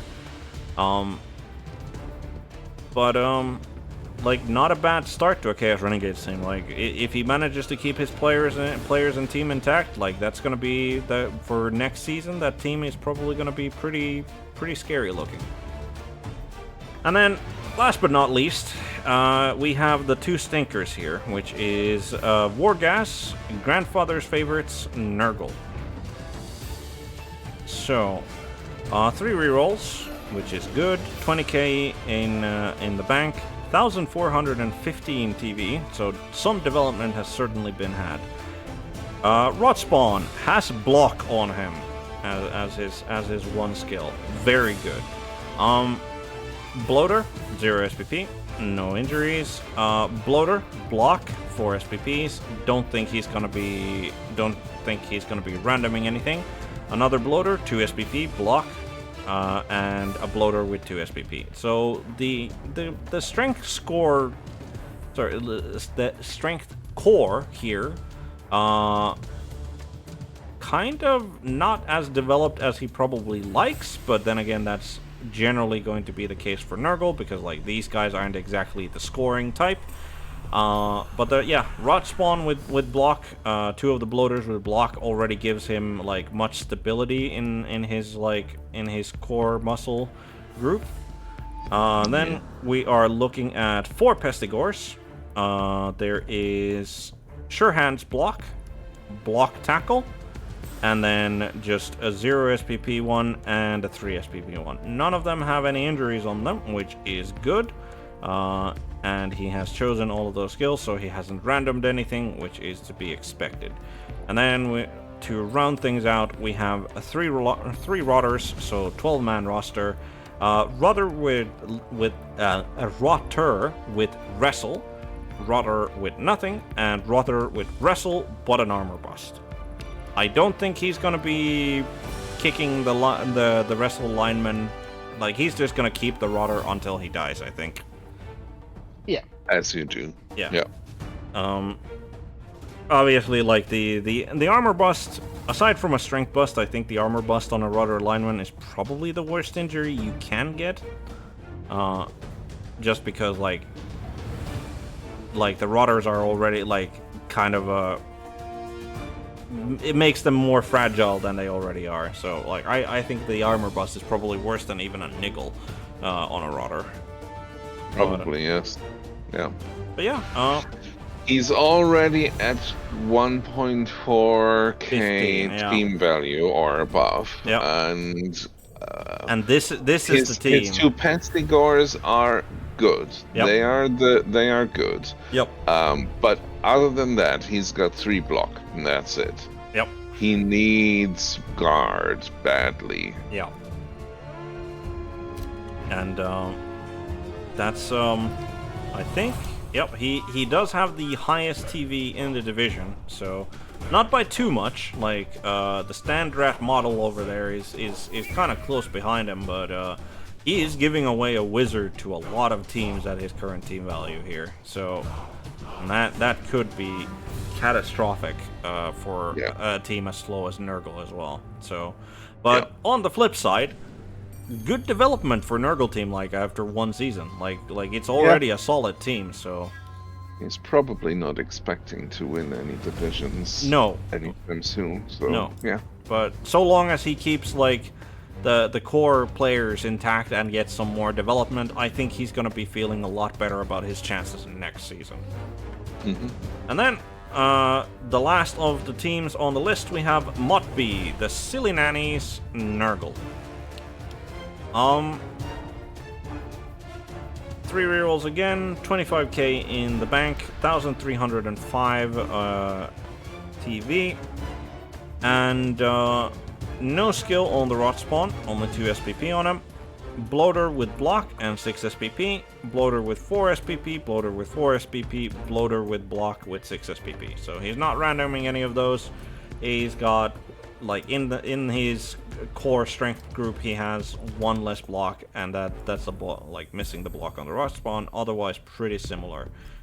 But he's close to getting the next skills on all of those bloaters. Yeah. And I like that. Yeah, that is absolutely like he like 2 SPP on any of them, and he can pick a skill, and that's good. His Pestigores leave something to be desired, because there's 2 Pestigores that have block on them, and then there's 2 rookie Pestigores. And well, he does have 5 SPP on one of his block Pestigores, so if he can feed a touchdown to him, that is going to be his second skill, which I would guess is Sure Hands. Tackle. But yeah. It depends. Like in this division, maybe not so much, although there's a lot of skinks he could hunt if he gets it early enough before the lizardman matchups. Then I would be tempted by tackle. Yeah, I can definitely see that. Yeah, and I mean there is decent enough amount of dodge like in like even without the skinks, because like obviously there's the 2 lizard teams, but then there's the 2 Skaven teams with the gutter runners. And then there's like the Chaos Pact, Dark Elf, like couple of like that. So yeah, I can definitely see tackle. But honestly, like having played Nurgle like in a league a long time ago, it's just the sure hands. Like you already kind of, especially when you're kind of lacking the core skills for your blocking division, like you're already kind of going through those rerolls anyway. So I think the sure hands would be my pick, just to like at least I'm not ever going to be like if he's doing the picking up, at least I'm never going to be like wasting a reroll on the pickup regardless of what actually happens with the pickup, right? I just appreciate that sort of efficiency, I guess, in a Nurgle team over the tackle, because again, like you generally are going to be like, if you're blitzing someone, you're going to be blitzing at strength 4, and most of the time that means that like you're guaranteed to get a 2 die on them, and like that helps out quite a bit, even against like dodgers. But yeah, and I mean against the skinks, No, that doesn't yet get him a 3 die, but like with 1 assist, like strength 4 on the blitz. Yeah. Yeah. Yep. So, Rodders. He has a dirty player Rodder who chose the dirty player, but does have a niggle on him. He has a random kick on the Rodder lineman, which is good. Sweet. Yeah, sweet random. And then he's got 2 Rodders with 0 SPP and no injuries on them. 13-man roster. Yeah, like this is looking solid, but like, yeah, like it's really the Pestigors I feel that is kind of like, sure the rot spawn doesn't have block on him, but like I think like the lack of development on the Pestigors is probably the bigger issue for him. Like, yeah, but give this a couple of games and some skills on those bloaters, and I would probably pick this team over the other Nurgle team. Yeah, agreed. Like especially considering like how bashy the division is in here, I think Yes. if he can get the 2 blocks on the other bloaters, and if he can get the, like, I assume it's just gonna be 2 guard considering the division he's in, like that just, yeah, that starts making this team like they start doing what Nurgle generally does best, which is just be an absolute pain to try and brawl with. Yeah. But yeah, that was the divisions. I know we didn't specifically for tier 4. We didn't really like call out like the people we were thinking of, like who were gonna be winning those divisions. But I felt that like with rookie teams, that's maybe like that would come down a lot to like, do we know the coach or not personally? And then there's also the case that like, since there are experienced teams in both of those divisions, like they generally are gonna have the leg up over the rookie ones. So I felt it maybe a little, but I think for division from here on out, I would like to hear who you think is the favorite to win here. I'll start, and I mean it's I think it's close. I think it's close, but I would probably go with the Standrat model. Like, it's a good Skaven team in a division that's your very. Second one? Or who are the close ones? I would like considering that I played against Sunny Days in the division. Like, I think he's a good coach, and like his orc team is like well developed as well. Like the fact that he has the 2 mighty blow tackle blitzers means that like the bunch of dodge that's running around, like he can hunt skinks, he can hunt gutter runners, and he's otherwise like he can, once he gets the like block on the big gun blockers, like I think he's already got a very solid team and a fairly lean team as well when it comes to like TV. So like I think Sunny Days is definitely like would be my second pick there. And again, like I do think that the I do also think that I believe it was Hogster's team, like I mean it's, That's my pick. like, yeah, like it's a Lizardman team that's got decently lean TV for its, like, once it gets the 3rd reroll, it has no injuries to speak of, so no like. And they have this next game, so they're with a reroll they'll be at 13 something. Yeah, but like I would like put like those 3 would be like, I think they're pretty neck and neck all around. Yeah. I mean, a Lizard team with 5 block. Yeah. That's just solid, and he's good. Yeah. Yeah. You've picked, both of you, all the 3 teams that I was eyeing as well. I would also give it barely to Robbie Vi and the Standrat model. But yeah. All right. That Lizardman team is, I would be very afraid against them. Yeah. Yeah. All right. So with that, we are going to be moving on to the great heights of 2A. Well, we'll go for 2B. 2B, yes. Or not to be, that is the question. But we'll do the shaming first.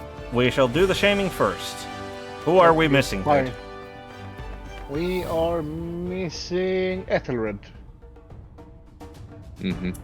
the only Wood Elf coach in the league. Hmm. I mean, maybe Or he's I could shame him twice over. maybe he's just hiding in the bushes and we haven't seen him.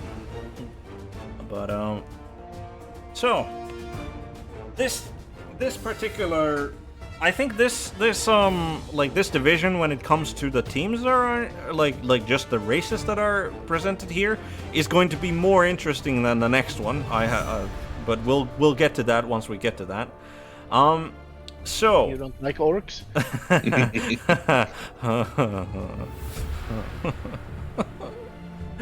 Well, speaking Well, of, maybe it goes faster if there's lots of the same thing. yeah, maybe. Speaking of orcs, we'll start with there because there is a double of them represented here as well. So we have Dakaman, Da Orcs. Oh, I'm looking forward to seeing this one. I'm hoping there's a lot of Mighty Blow. Well, there's 3. There is. Yeah. Yes. Like that. Those are the 3 skills that are in this team that he has picked on the Blitzers. All of them and picked just straight up Mighty Blow. Big and Blocker has Block. Orc Lineman has Block, which he picked. And he has 14 players. He has no Thrower, no Troll, no Goblin, 2 rerolls, 1 Apothecary, 20k in inducements. In the Treasury. And then he's got a bunch of SPP strewn all around. He's got 1 rookie, none of these. Oh, there it is. So the Big and Blocker with Block does have a nickel on him. Both of them do. Yeah. Oh, both of them do. Oh, yeah. That's actually good catch. There's 2 of them, and both of them have a nickel, which is, that's. You keep them. They have block. That's fine. Yeah. And I mean, like, both of them are at 7 SPP as well. So, like, if they get an injury somewhere, that's guard. So yeah, you're keeping them. Big and Blocker 4 SPP, Big and Blocker 0 SPP, no injuries on either of them. None of the Blitzers were injured, and none of the Line Orcs are injured. Yeah. So, I mean, I'm missing the dirty player. Yeah, like, he has 14 players, a bunch of Orc Linemen, and the one skill that he picks on an Orc Lineman is Block instead of dirty player. Now, but we don't know when he picked. Yeah, like that's very early. That's my guess as well. If he got that skill before the big extra guns. reinforcements, yeah. Yeah. But yeah, I have a feeling. That the Orc Lineman that has 4 SPP on him, he's probably going to get given a touchdown at some point so that he can get a dirty player in. Mm-hmm. But yeah, this team, I mean, with this many players, you need a dirty player. Yeah, and I'm just saying, I'm just putting it out there. If he does damage, then he wins the game. But if he doesn't, he's just gonna be sitting there and looking stupid. So. But that is the thing. That is Dakaman's game. It is Dakaman to a T from what I've seen him play. So. Yes. Good luck to him and on to the next. Yeah, good luck to him and commiserations to any of his opponents that he actually demolishes.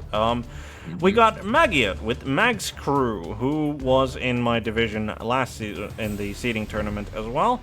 And he didn't do that well when it came to like results, but he did do well, I think, in the development because he's got. Yes. I like this. This is just good. Just all block on the big ones. One of them already has guard. One of them sitting at 5 SPP. He's got a guard blitzer. He's got a mighty blow blitzer, and then he's got, unfortunately, these 2. Blitzers here with like no skills are like, you definitely want to try and feed them like some SPP to try and get them up there. He has committed the heresy of having an Orc Thrower, and the Orc Thrower picked Block as his first skill, and then he randomed a block on the Orc Lineman. He has also hogged a lot of SPP already, that Thrower. Yeah. Look at that, he's level 3. Yeah. And he's got also have on the ball, which, I mean, again, of the passing skills, On the ball Yes. for Orc Yes. Thrower, yes. Like I That believe. is the first skill you pick on an orc thrower if you have one, which Yeah. you shouldn't. Yeah. Yeah. Oh, but yeah, the 2 rerolls. That's slightly suspect, and the fact that he only that's fine. he's He only has got 11 shorehand, He players. has on the ball, and he has a million block. He 2 rerolls is fine. 11 players.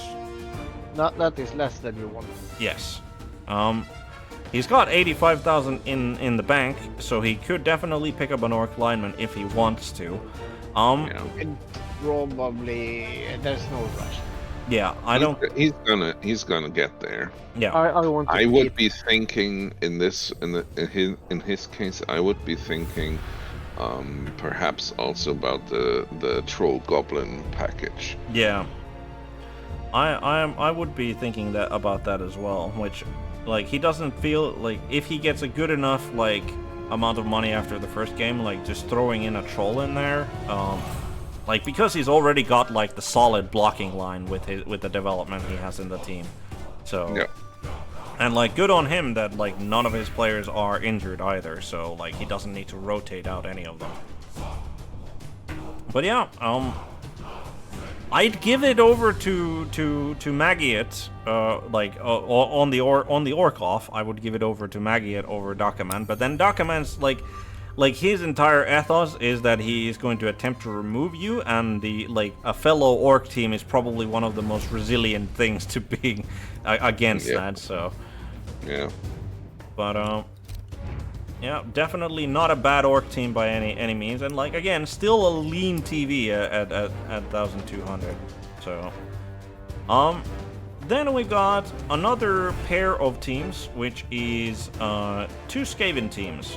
We have OCC Blood Moon Ravens, coached by Raven1840. Rat Ogre has block, already a great start. Blitzer, tackle, Blitzer, nothing. 2 SPP, okay. Gutter Runner, sidestep 2 heads. Gutter Runner has an extra arm, but has also taken a niggle. Gutter Runner has taken a niggle, has 5 SPP on him, and 0 SPP Gutter Runner. Then he's got a thrower with a niggle, leader, and is that Cannoneer? Yeah, that is Cannoneer for the +1 long pass long bomb. Clanrat, who randomed himself a block. Clanrat, who randomed himself both a fend and a tackle. Clanrat randomed himself a tackle, and a Clanrat who is M&G. And another 0 SPP alignment. So 13 players, 3 rerolls, 1 apothecary. Interesting. Yeah. Shame that he's got so many niggles on the good players. Yeah, he was unlucky, I'm guessing, with the development. He lost gutter runners. He must have. Otherwise, this lack of development in the gutter runners makes no sense. Yeah. Yeah. Like. But that thrower, were they picked? Yep. The skills? I believe so, because like I believe a Skaven thrower is 75 base. Yeah, he would be, because then he would be 95, and now he's 115. So yeah. So he definitely likes a slightly more dicey game, because like the Skaven thrower is amazing at passing, obviously, but with the Cannoneer you're only making those long passes at a 3-up, I believe. Yeah, because a quick pass is 0, then a short pass is -1, and then a long pass is -2. Yeah, so it is a 3+, yeah. Yeah, so that's not usually what you want to go for. 3+ passes. It's like it's not the safe option. Yeah. Safe is 2+ passes. Yeah. But on the other hand, Cannoneer is so much more of a value skill, because both the long passes and the long bombs you benefit from it. Yeah. So he maybe likes a passing game. Yep. And the Spider is commenting in that I bet he lost a Blitzer at some point as well and had to replace one. That's lack of development on the Blitzers too. Yep, fully agreed on that point. Well, I can tell you, Spider, something about lack of development on Skaven Blitzers. Mine is on the Underworld team, but still, that was a pain to skill that one. But yeah, no, I like, and that's the thing. I think that like, if you are picking like a passing skill that's giving you +1, like for the Skaven thrower, you are picking Cannoneer over Accurate because like, you don't need the +1 for like what? You want to throw a short pass at the 2+ rather than a 3+? Like I feel that that's less relevant than Cannoneer. Yeah. Exactly. Those are more niche cases where you need exactly the short pass range. Yeah. But otherwise, there are a lot of Skaven coaches will just go for the quick pass handoff play, which gets you across almost the whole pitch anyway. Yeah. But I kind of like. I mean, I'm already I like passing game regardless. But I like the fact that this makes it more solid for him to not need the handoff, which means that it functions with less players. Which makes it, I feel like I like that. Definitely like that, yeah. I'm a little, and I mean, it does kind of, I guess, with the, that's why he also has the leader. But I'm a little, the leader seems a little off if that's what you want your thrower to be doing. I would, if you're, if that's the plan, then make the you would rather have the skill, what is it, like Cloudburst or Buster force a reroll on intercepts or something like that. Yeah. And that's the thing is that well, you can have 2 throwers, so if you're you just pick the second thrower if you really want the leader. But I don't think I would if you're gonna go for a thrower that's gonna be doing the wanting to have the tools to do a good long pass, then don't pick a leader in there in between. I just feel like it's just gonna make it harder to develop that player from there. But yeah, this is again, the lack of development on the Blitzers and the Gutters, and then he still has 2 Gutters with niggles on them as well, is just, I can't, it's a solid looking, it's a good place to keep going with the Skaven team, but it's not a good place to be, I think, for a Skaven team. No, you're not sleeping easy. Yeah. Then we have Core Knights. OCC, much ado about knowing for Skaven. Blitzer, 8 SPP, Mighty Blow already, so he's got his second skill lined up if he wants it. I would imagine Tackle, probably. Another Blitzer, Mighty Blow, 6 SPP, looking for 2 more there. Gutter Runner, Block Sidestep, 8 SPP. Gutter Runner, a Wrestle, 13 SPP. Gutter Runner with Kick, which is a random, and then 0 SPP Gutter Runner, rookie. We have a Thrower. He has Leader and On the Ball. Chosen both of those. And then... Wait, what? Okay, and then he's got a Clan Rat who has 5 SPP and has randomed himself a Dirty Player. He's got 4 more Clan Rats that have no skills. 2 of them have 2 SPP and 2 of them have 0 SPP. 3 rerolls, 1 Apothecary, and 75,000 in the bank. Do you really need On the Ball? Like, Did you see the one at the very bottom? ah. So there The is an extra. movement Yeah. busted Movement extra. busted. 0 SPP.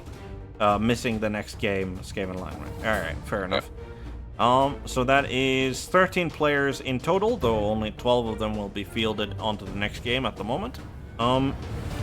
Sorry, yeah, no, I just got distracted by the on the ball as a chosen skill for a Skaven thrower on a Skaven team. I don't know if you really need that. It's fine. I mean, Even if I would pick block first, but that's me. eh.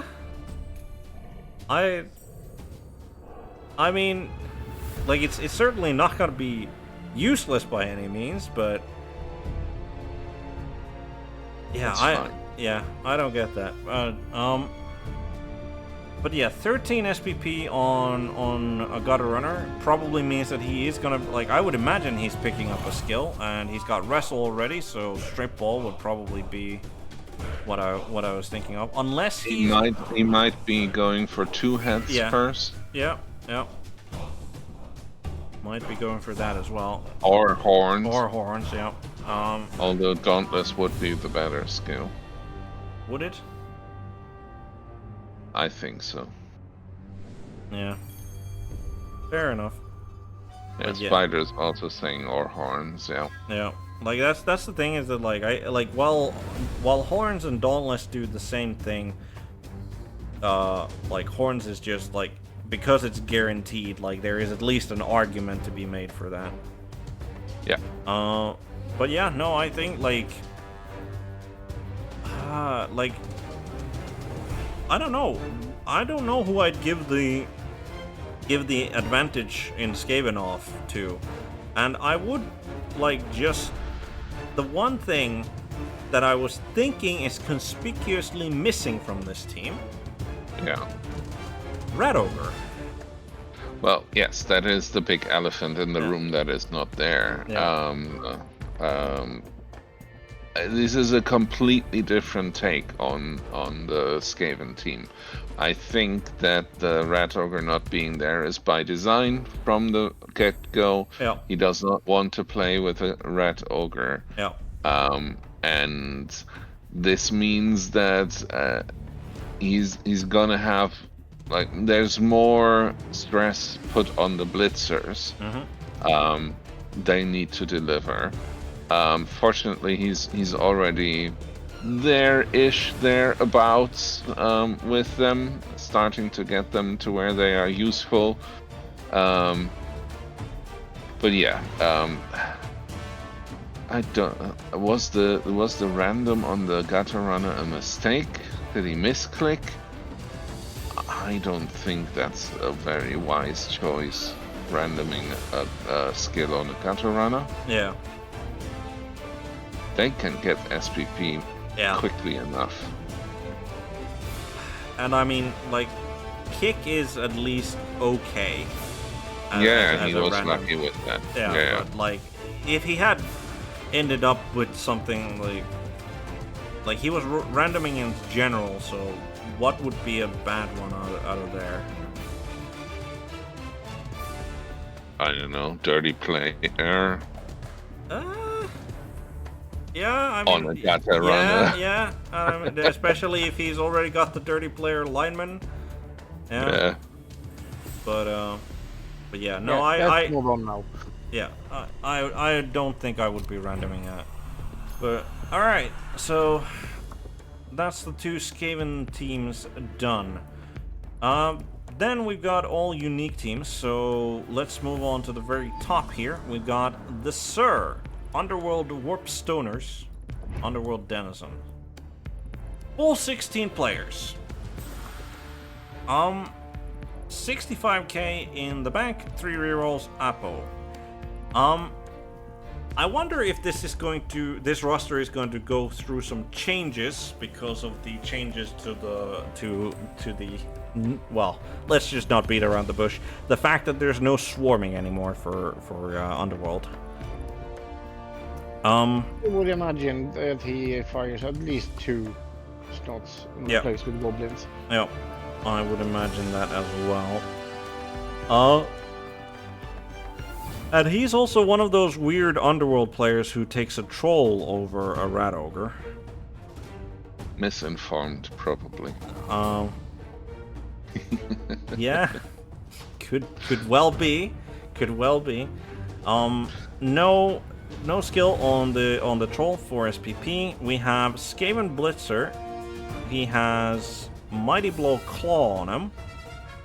That's I mean that's what you want for your Blitzer, I think. Like yeah, on an underworld team, like you're looking to do damage. You're not looking to take. You're not looking to get like guard on him at any point until like very late, maybe. And with the troll, you need the claw. Yeah, Who the heck is then going to pick up tackle? The Skaven Blitzer or one of the clan rats, I guess. Like he does have a clan rat who has wrestle on him, so like wrestle tackle, pretty decent combination, I think, for him. But yeah, I would imagine that it's gonna be like tackle is next on the list for the Skaven Blitzer there. The Gutter Runner is sitting on 17 SPP. He's got block, dodge, and 2 heads, which is like that. Yeah, that is exactly what you want to have on the Gutter Runner. So 17. Is he going for a stat? No. Because he can't get 10 movement. Oh yeah, you can't get 10 movement, which means that like the stat is pointless because you're definitely like +1 strength doesn't do anything, +1 agility. Yeah, no. Yep. So not going for that. He's going for a double? Is there a double that would actually help him? No. Everything he needs he can get with a normal. Yeah. So what is Could be that he got it Yeah. in the last game and Yeah. hasn't just picked. Yeah, I assume that he that would be the case. Is that like he just got a bunch of SPP on the Gutter Runner in the final game of the last season, which is like yeah, that's probably gonna happen a lot to the Gutter Runner on the Underworld team. Is that they keep getting a bunch of that. He does have a Skaven Thrower who could random a skill. I don't think he is going to. As he's got 4 SPP on him. Clan Rat has taken a Niggle, has Wrestle, and then 2 Clan Rats who have 0 SPP and no injuries on them. We have 4 Underworld Goblin Linemen. One of them has a Foul Appearance that he randomed, and then he's got another random potentially for a Goblin, 2 SPP and 0 SPP, and then he's got Snotlings who have nothing on them. Foul appearance on the Goblin lineman? I mean, the Goblin linemen are supposed to be standing on the line of scrimmage, so randoming yourself a foul appearance, not bad, probably. Like, Agreed. Like it might actually make him better at his job for like what his supposed job was. So, but yeah, the Blitzer Gutter Runner, well developed. Thrower lagging behind. I don't like the fact that he's got a troll rather than a rat ogre, and the clan rats are not developed at all, really. But I mean, the TV is lean. Like he is barely scraping over the 1,000 line, so he's gonna make good use of the inducements that he's gonna be getting. I bet. All right. Then we have somebody who's been very active in the chat so far. We got the Spider, a Liz Orca Men Cola Guzzlers for Lizardmen. Let's see. We have Saurus Blocker, Mighty Blow 2 SPP. Saurus Blocker, Block 4 SPP. Doubt his randoming skills. Saurus Blocker, 3 Block. Blocker with 0 SPP, no skill. Blocker with 0 SPP, Mighty Blow. Blocker with 0 SPP, Block. Seems decent enough. We've got Red Bull, the Chameleon Skink with 14 SPP, but a Niggle on him. We got Skink Runner, 5 SPP, no skill. Skink Runner, Dirty Player, which was a randomed... Yeah, a random double, which is very good, I think. That is very good. How long did you have to try for that one, Spider? My thought for the so yeah, Spider. I'm trying to rebuild Sundrop as best I can. His old build was +2 strength, block, dodge, break, tackle, and tackle. Okay, so that's Sundrop, the Saurus blocker over here. My thought for the new rule set is do block first, then save for stat try. Hopefully, like, would hopefully get the plus strength, but if not, I'd take plus movement. Then tackle, break, tackle. Last skill would be saving to get the plus strength if I didn't get it the first time. First random on that OP, yeah. Okay. First random. That's your answer. That's your answer. He didn't have to try, he just got it. Yep. That's incredible. But yeah, that I will have to say, Spider, that Sundrop, like the previous incarnation of Sundrop, sounded like an absolute pain in the ass to deal with. So good luck, I guess, on his development. Oh, I think Spider has many tales of the games that Sundrop has won him. I would imagine so. Then he's got 0 SPP Skink Runner and another Skink Runner who has randomed a double for himself, which is Tackle, but he has picked up a Niggle on the way. And he does have a Croxigore with 4 SPP and no level ups on him. 3 rerolls, Apothecary, 70k in the bank. Interesting. It's an interesting approach, a little bit, this skink roulette that you're playing there. It's an interesting approach. Would you say that this is also because money is more plentiful under the new rules?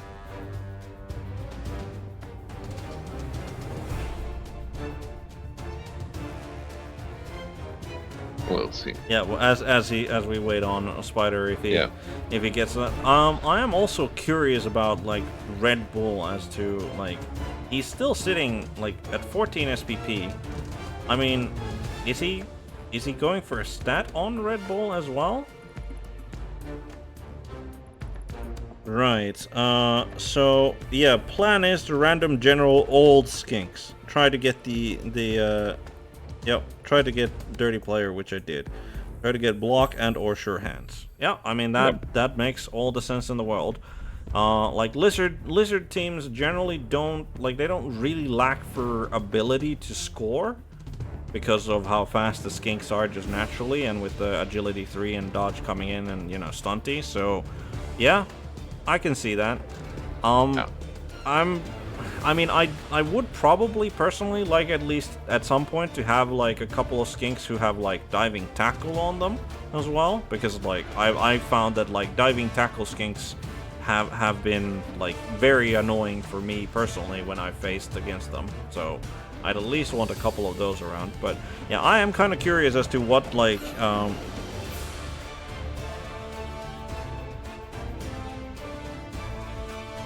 yeah, so the Dirty Player guy, yeah, Red Bull will be the stat, hopefully +1 agility, if not then +1 movement, make him my ball carrier, yeah, makes sense, and Dirty Player will obviously save for Sneaky Get now, yep, that makes sense. But yeah, this is very solid, interesting way to build, like, and to think about the skill thing for the skinks. Like, don't think I've ever come across a lizardman coach who thinks that way of like leveling up their skinks. So we'll be interested to see just how effective that can be. The Sauruses are coming along as slow as they often do. None of them are injured, which is nice. But yeah, overall very solid team, and like Spider is a well-renowned coach. So I think like this probably puts him. I would expect some good things to come off of the Liz Orcaman Cola Guzzlers, which is why I'm kind of surprised that he's in 2B regardless. But we'll move on from that. Maybe he got unlucky in the first season. Then we have Teeth of Brass, Hyperbrain, one of the people who was in my division playing as the Shambling Undead. He's got a Mummy, 6 SPP, Guard, another Mummy, Guard with 4 SPP. He has tackle white with no SPP, and he's got a guard white with 5 SPP. Doubt that he's going to be doing any random rolling on him or any of the mummies.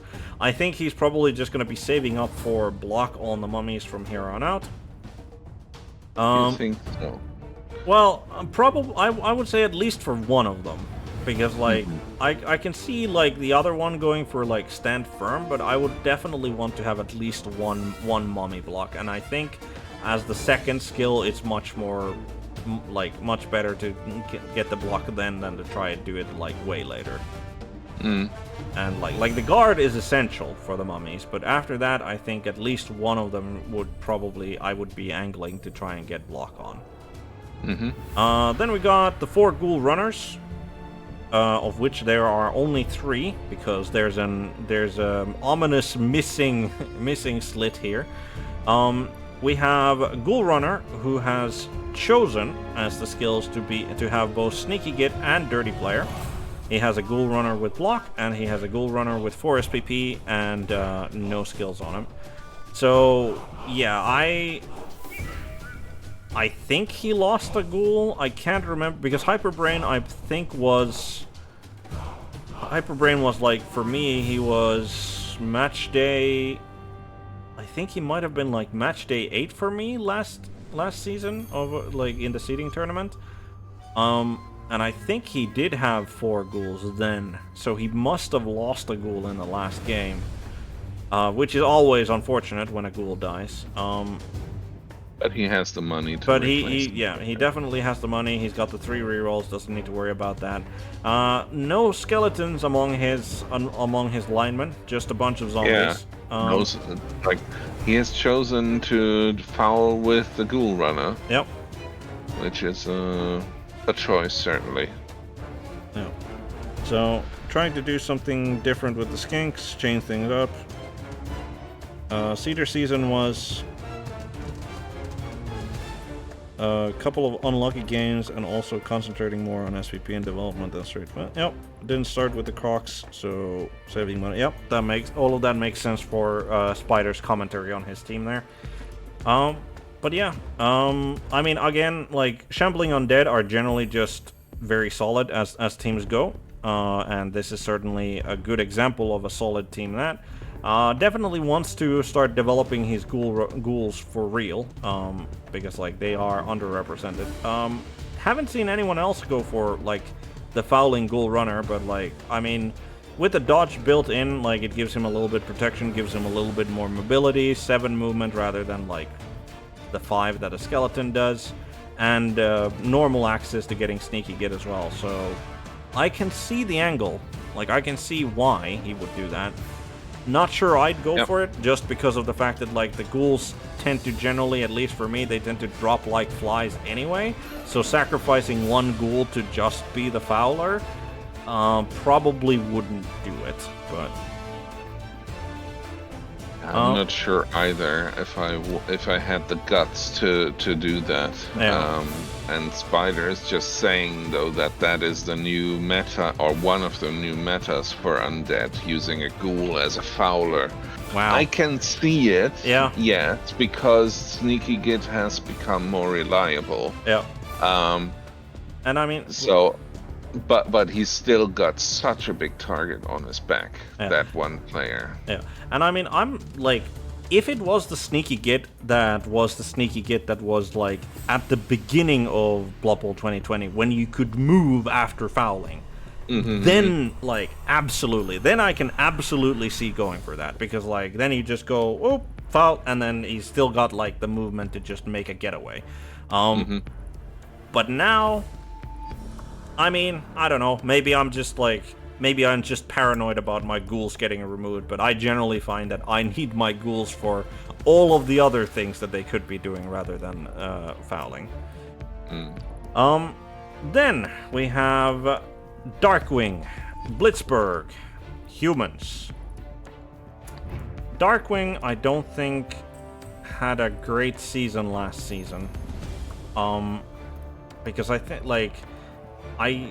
think he took quite a bit of damage in the last season as well, and it kind of explains why he doesn't really have that much development, like looking at the team here. He has also apparently gone for the fouling on his catch player or catcher. In that, looking at the bottom here, it just instantly caught my attention, and the fact that he has nothing on the blitzers, literally nothing on the blitzers, is just, I think, speaks volumes about what kind of damage he must have been taking, or how bad of a season he must have been having last season. Yeah. But yeah, so he's got an ogre, 2 SPP on him, nothing else. He has. Roughly, we are in 2B. Yep, this is almost done with 2B. Yep. This is. He's got a halfling hopeful, no SPP on him, nothing else on him. Human lineman, niggle, nothing else on him. Human lineman chose to take kick, so not a random skill, chose a kick, and has 4 SPP. Human lineman, 4 SPP. Human lineman block, chose it, not a random. We have human thrower with a chosen cannoneer. Okay. Blitzer, 0 SPP. Blitzer, 4 SPP. Niggle, and missing the next game. Blitzer, 2 SPP. Blitzer, 0 SPP. No skills on any of them. He has catcher, 4 SPP. No injuries. He has a niggled catcher with Sneaky Git, Dirty Player, and a niggled catcher with a block and 6 SPP. 3 rerolls, Apo, 95,000 in the bank. I mean, I think that 95,000 is just going to get, like, rotate out the niggled blitzer, probably. Like, he's got... Yeah. Like, I think that's just, like, Heath Miller, even though he has 4 SPP on him. Like, unless he randoms... Like, if he randoms, like, a good skill, like, if he randoms, like, a guard on him, maybe then keep him, but... Probably a rotate on the blitzer there, and... There's genuinely not much to say about this team. Like, it has enough bodies in it. Like, that's what it has. It has enough bodies, it has the rerolls, it has the Apo, but, like, the development is severely lacking here. And I think that's just a testament to, like, how much damage he must have been taking in the last season. Yeah, if you put this up against, like, the Lizardman team or the Art team or whatever, like, they're not having a good time. Yeah, and I'll be honest, in this division, I don't think they'll have that great of a time again. Like, it's more... Like, there's definitely... Like, he can make a fight out of a lot of the games, but, like... Human teams, especially against teams like Lizardmen, I feel like they're at their best, like, if the human team either has more development or, like, at the very, like, when the Lizard team is off the box, like, straight out of the box. Then the humans can kind of leverage, like, their starting skills, like, against the Lizards. But this just, yeah, I feel like saying commiserations to Darkwing and, that he's probably going to have another tough season ahead of him, I think. Well, we wish him good luck. Yes, absolutely. And I believe we have one more team to cover, which is CVC Toby, Warpstorm Wasps Chaos Chosen. Right. Chosen Blocker, Block Mighty Blow, 3 SPP. Chosen Blocker, no skills, 2 SPP. Chosen Blocker, Block, 0 SPP. Chosen Blocker, Block Guard, 1 SPP. Very good core of blockers there. Then we got a bunch of Beastmen. Beastmen with Block, 8 SPP. So he's waiting, he's probably getting a second skill. Beastmen with Block, 0 SPP. No skilled lineman, or Beastman with 4 SPP. No skill Beastman, 0 SPP. 4 SPP on a block Beastie, and 0 SPP Beastie. And he even has a Chaos Ogre with Guard and 4 SPP. He's got an Apo, he's got 3 rerolls, and 160k in the bank. This is absolutely solid for a Chaos. Like, one season Like, one season, Chaos Chosen Team, solid development. Yeah. Yeah, I mean, I can't, like, obviously he's probably going to be using this money to pick up, What, one more Beastman? I mean, I can see being tempted to pick up 2. Like, just to get, like, 13 players. Like, I think if he goes for 2 Beastmen, he kind of opens up, like, now he can foul, even, if he wants to, I think. On the other hand, if he takes 2 Beastmen, he's gonna give away a wizard against a lot of people. Yeah, but then again, like, his TV is already kind of high, I think, for the division, so he's already kind of giving that up, I think. But that's why I would try to skirt the edge where I'm not giving away a wizard. The thing is that, like, looking at all of these teams, like, just the 1 Beastman makes, what? That's at least... 70. That, I mean, that might already be too much. Like, it's already gonna be, like, at least 3 wizards, I think. Like, that's 1... No, it's only 2 because this is... Yeah, so 2 more teams, like the Underworld Denizens already get a wizard against him, and then that's 2 teams, Shambling Undead and the Orcs will get 1. So, yeah, I guess, like, probably gonna stick with 1, considering that then at least most of these don't look like they're getting a wizard against him, but I would be tempted. I would definitely be tempted to just buy 2, just to get, like, that extra man for the fouling purposes, I think. Yeah. But yeah, I think that's decent development on him. Even with the decent development though, like, I don't think Chaos Chosen are, like, I wouldn't be pegging them for the top fighting spot. No. And now that we come to that again, yep. Who are you picking? I mean, I feel like it, like, if I don't say the Spider and Liz Orcam and Cola Gustlers, like, I just feel like he's the obvious pick here. I'm going for another Raven. Raven, okay. With the Skaven team. Well, yeah. I mean, I can that see was it. the Skaven team with the Rat Ogre. Yes, correct. With the block already. Yep. And I mean, yeah. All that development here as well, so okay. And I'm throwing Max Crew in the mix. You are gonna go for Maggot, alright. Yeah.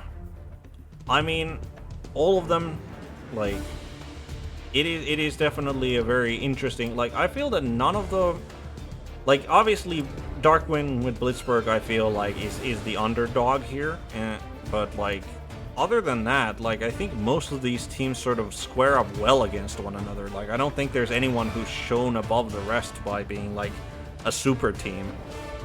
So, gonna be a very interesting and hopefully a very even division.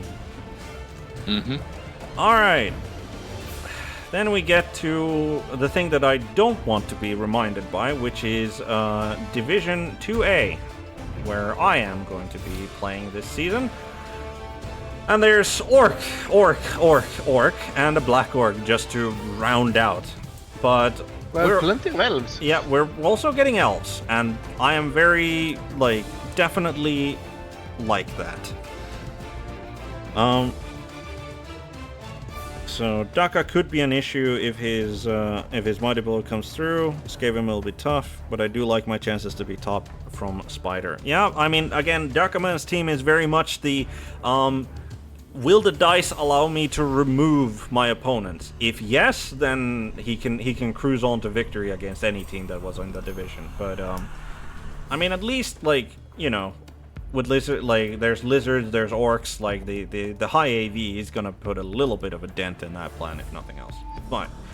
So let's go through the orcs, because I think we're gonna do gonna be a bit fast here.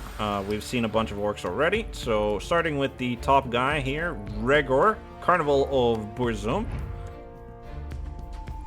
We have Blitzer, Mighty Blow Guard, 5 SPP. Blitzer, 3 SPP, no skills. Blitzer, another Pirate of Saltzmund. Mighty Blow Tackle and 11 SPP. Blitzer, Mighty Blow, 6 SPP. No injuries on any of them, so very solid development in the Blitzer core.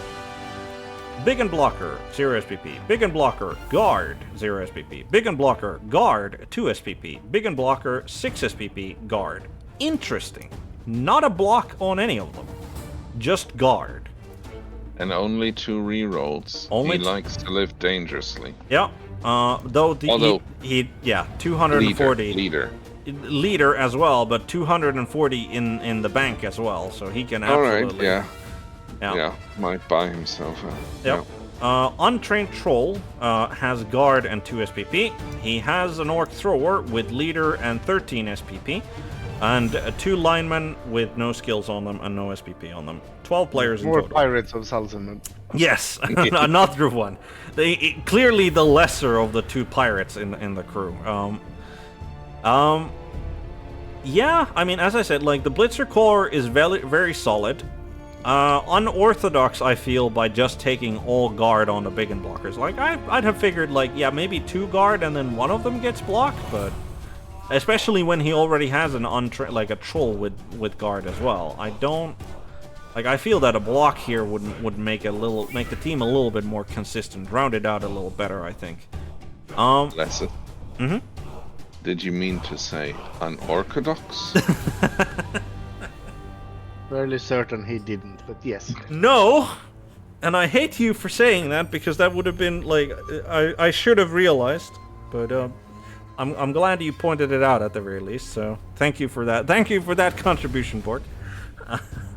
But yeah, there's, like, very interested to see what he's gonna do with the thrower with the 13 SPP. Like, he's got Leader in there, sure, and then he's got a big bank. So I'm kind of looking at this as, like, maybe he doesn't get a 3rd reroll. Maybe he's fine with just the Leader and 2 rerolls, and he just... Because he only has 12. Like, he only has 12 players, so he might... That could be a case where you get the stat and get movement. Yeah, yeah, because I'm not sure. Make them not hit.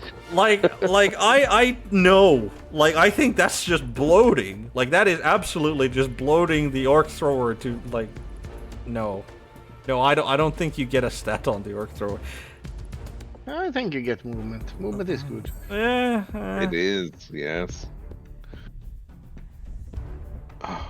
And then it almost becomes decent. Then he almost, yeah. But yeah, I think my prediction is that he's actually just going to pad out his roster a little bit and, like, get another line orc, maybe get a goblin as well, since he is running the troll as well. So instead of getting himself a 3rd reroll. Though I can definitely see that as well. Overall... Rhaegar has a good pedigree overall as well. Yep. Knows his bash teams. Yep. So, yeah, I can see this team having success. Yeah, absolutely.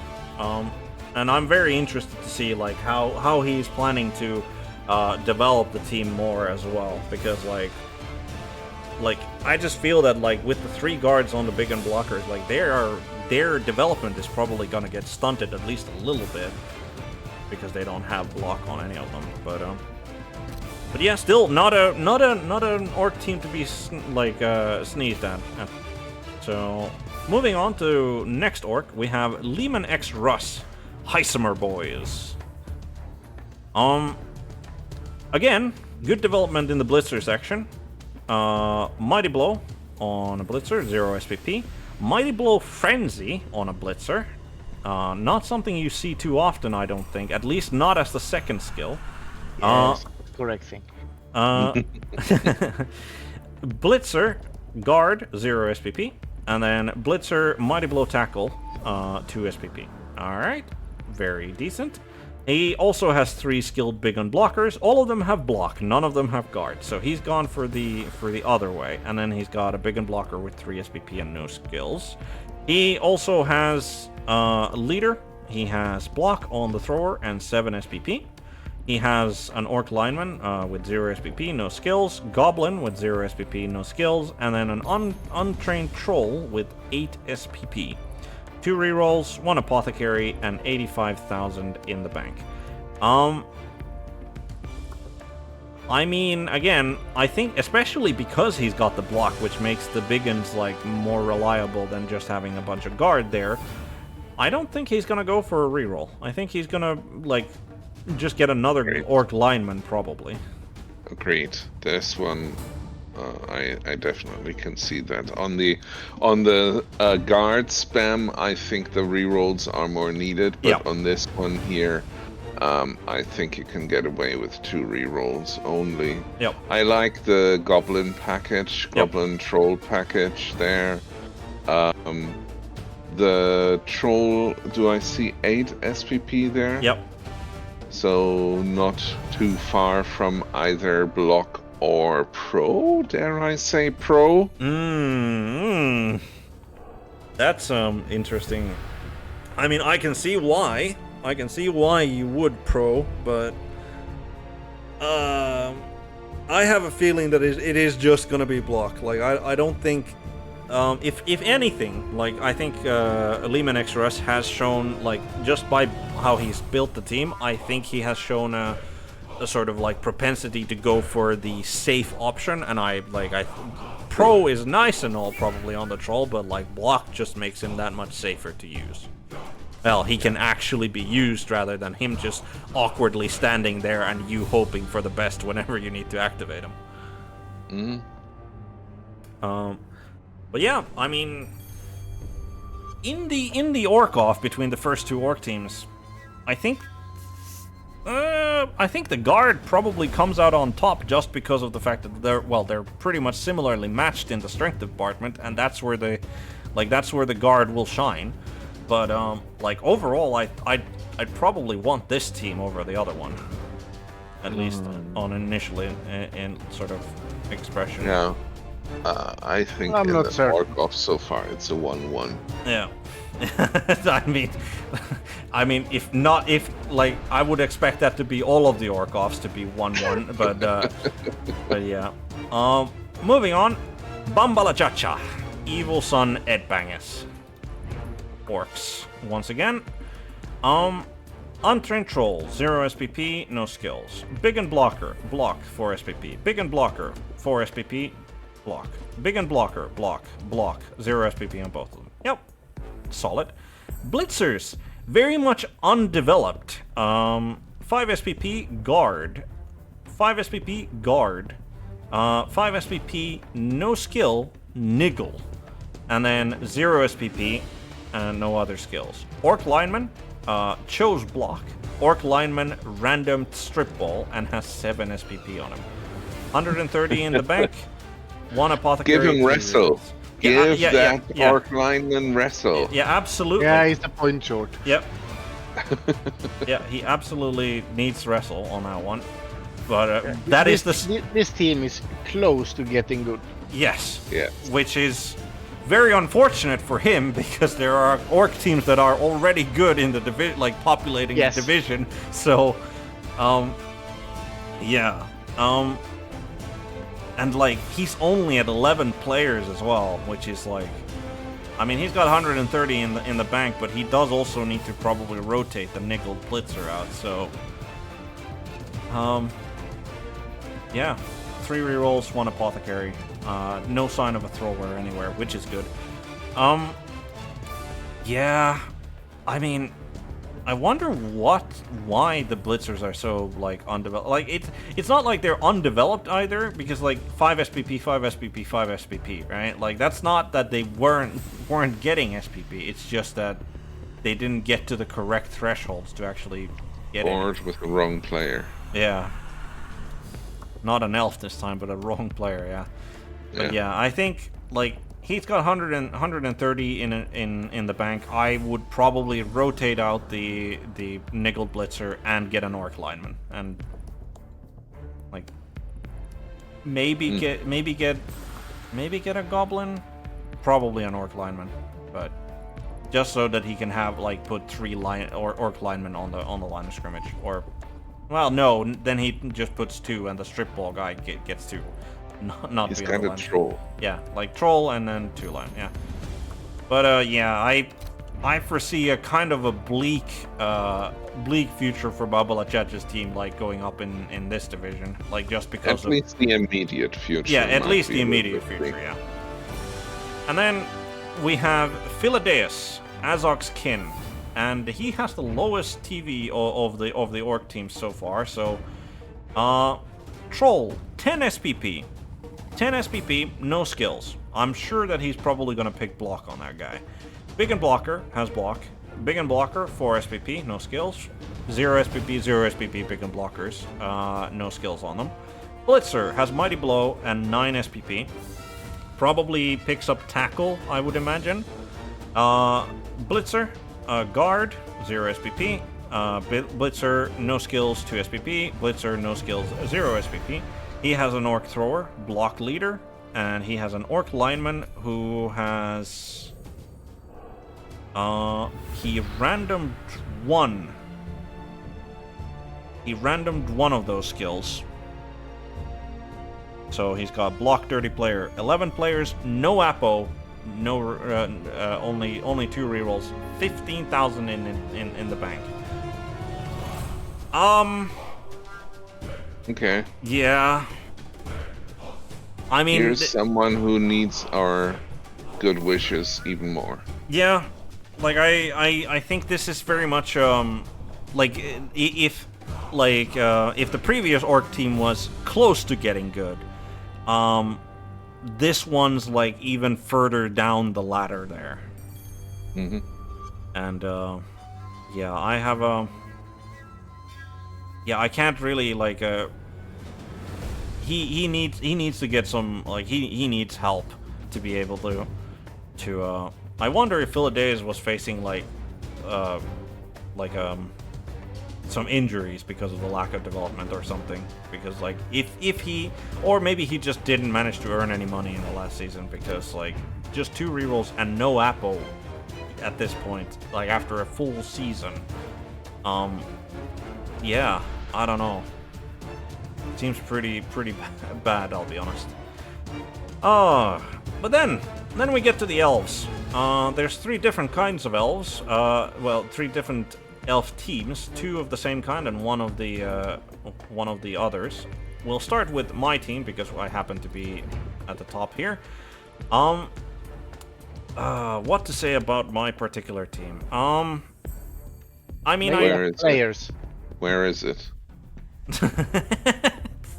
Harsh.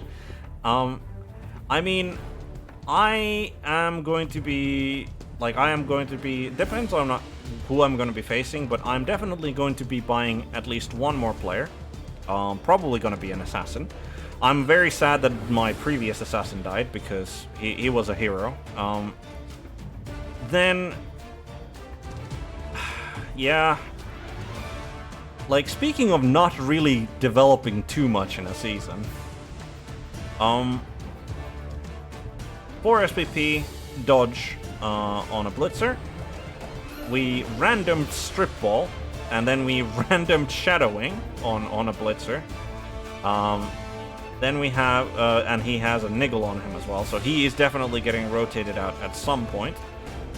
We have... happens to be far in the future. Which happens to be far in the future, unless I just get, like, a shitload of cash, like, just in like, the first 3 games, I guess, and lose nobody else.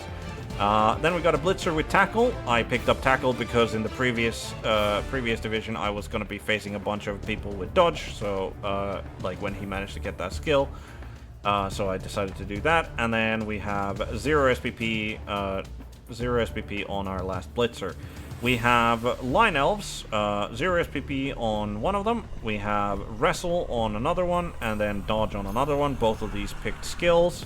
We have a curious named runner here who picked pass as his first skill, and I will hear no objections to that fact. And then we have our witch elf who has managed to pick up block and is 1 SPP away from her second skill.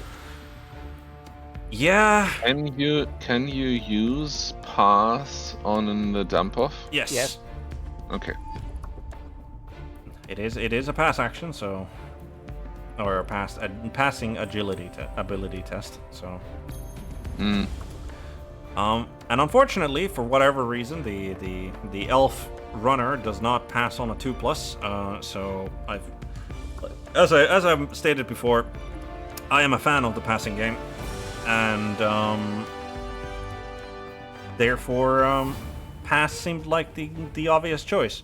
And I'm not gonna pick dodge, and I'm probably not gonna pick block on him unless he gets like really well developed at. Because like the next skill that he's gonna get if he gets the SPP is probably gonna be sure hands. And yeah, as I said, I'm definitely going to be picking at least one more guy up. Definitely aiming to get myself an assassin at some point back on the roster. I really like the new assassin. I like the old assassin as well, but the new assassin is way better. So definitely bringing one in. So I could bring in an assassin, and I could get myself another lineman, depending on who I'm facing as my first match day is going to tell me what players I'm going to be bringing in.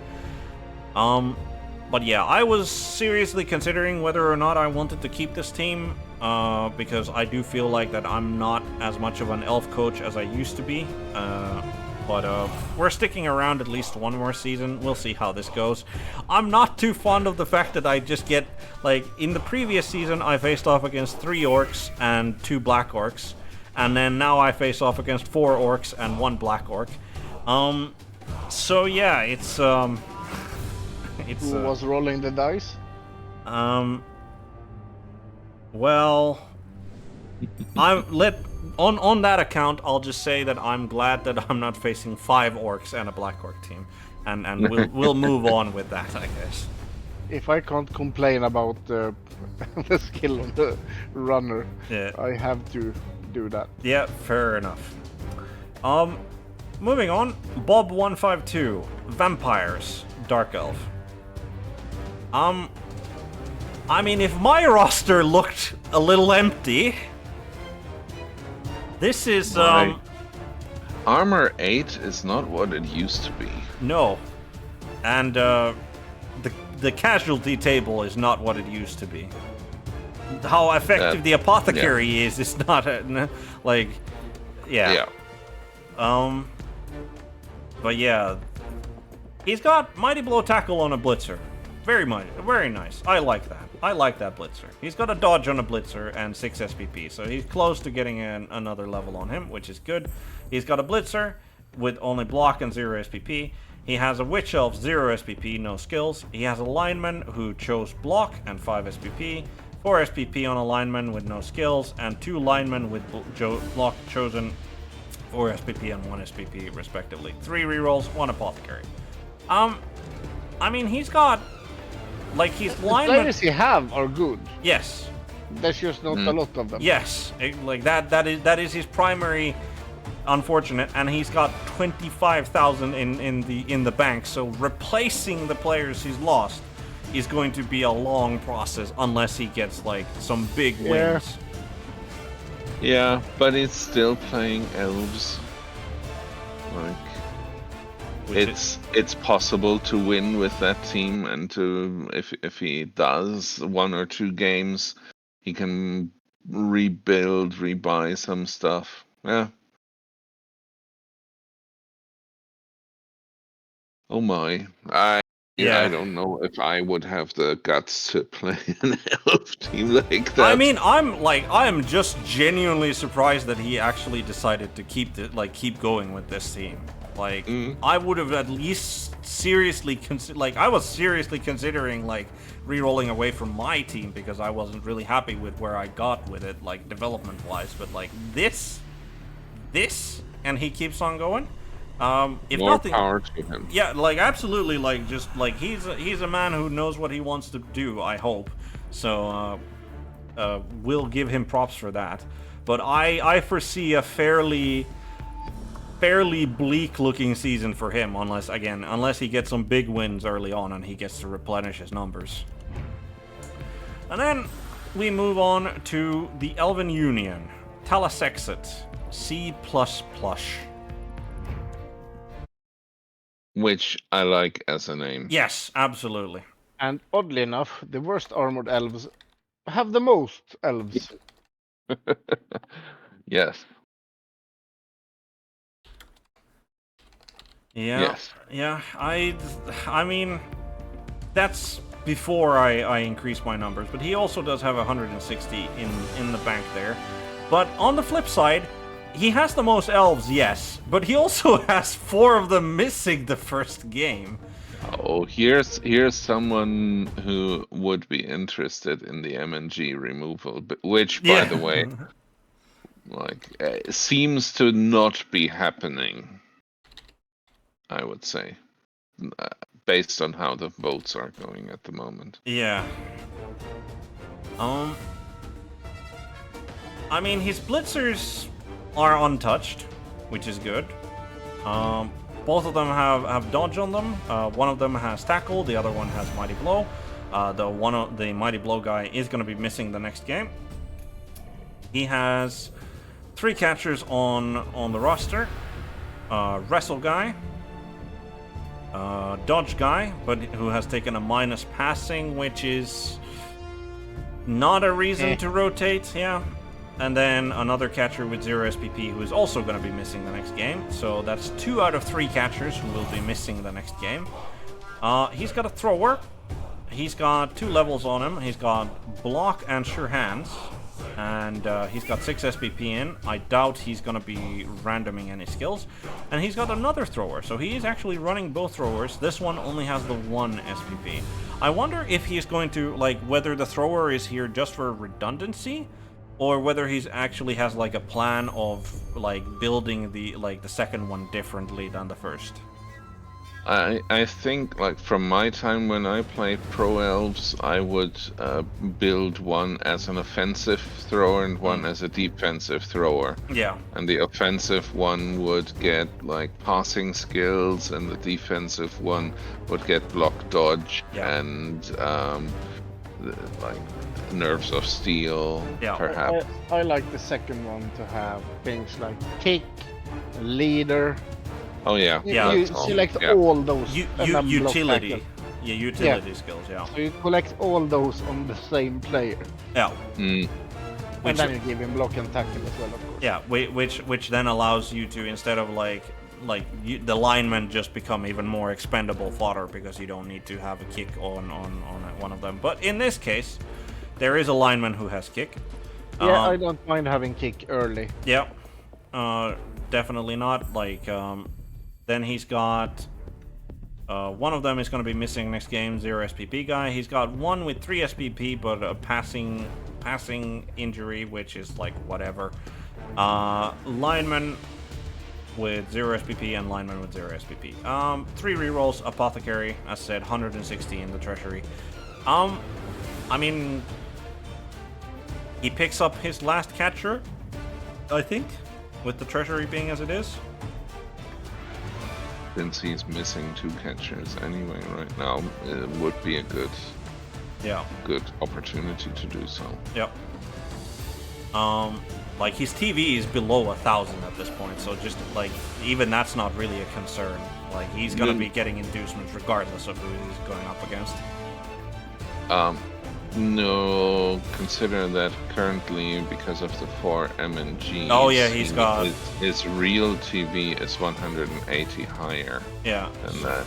But I mean, that's still a low TV, really. It is. It is. Yeah, but if he actually gets back the players he's missing. Yeah. Yeah, and suddenly he's the highest TV in the That's 450-ish. Yeah. I mean, that's elves for you. Like, if they're missing, then you have low TV, and if they're actually playing, then you don't. Mm-hmm. It is just the name of the game. Yeah, I mean, again, like, the blitzers are untouched and well developed. The catcher core requires more development, but like, again, the passing injury not really relevant to, I don't think, on the catcher, so don't need to rotate him out for that. He's got the 1 good thrower and the 1 thrower that hasn't accomplished much yet, and the linemen are like, there's 1 kick guy, and that's fine. Overall, I'd argue like a solid Elven Union team. but again, like I don't think there's anything too flashy about it either. Like at this stage, like he needs more development in the catchers, and then he can get to the super offensive, super scoring like pro off team. Mm-hmm. All right, that's for the elves in this division. We'll continue on with these sort of quick and the sort of agile. We got BJJ Hero, led by Donkeys, Skaven team.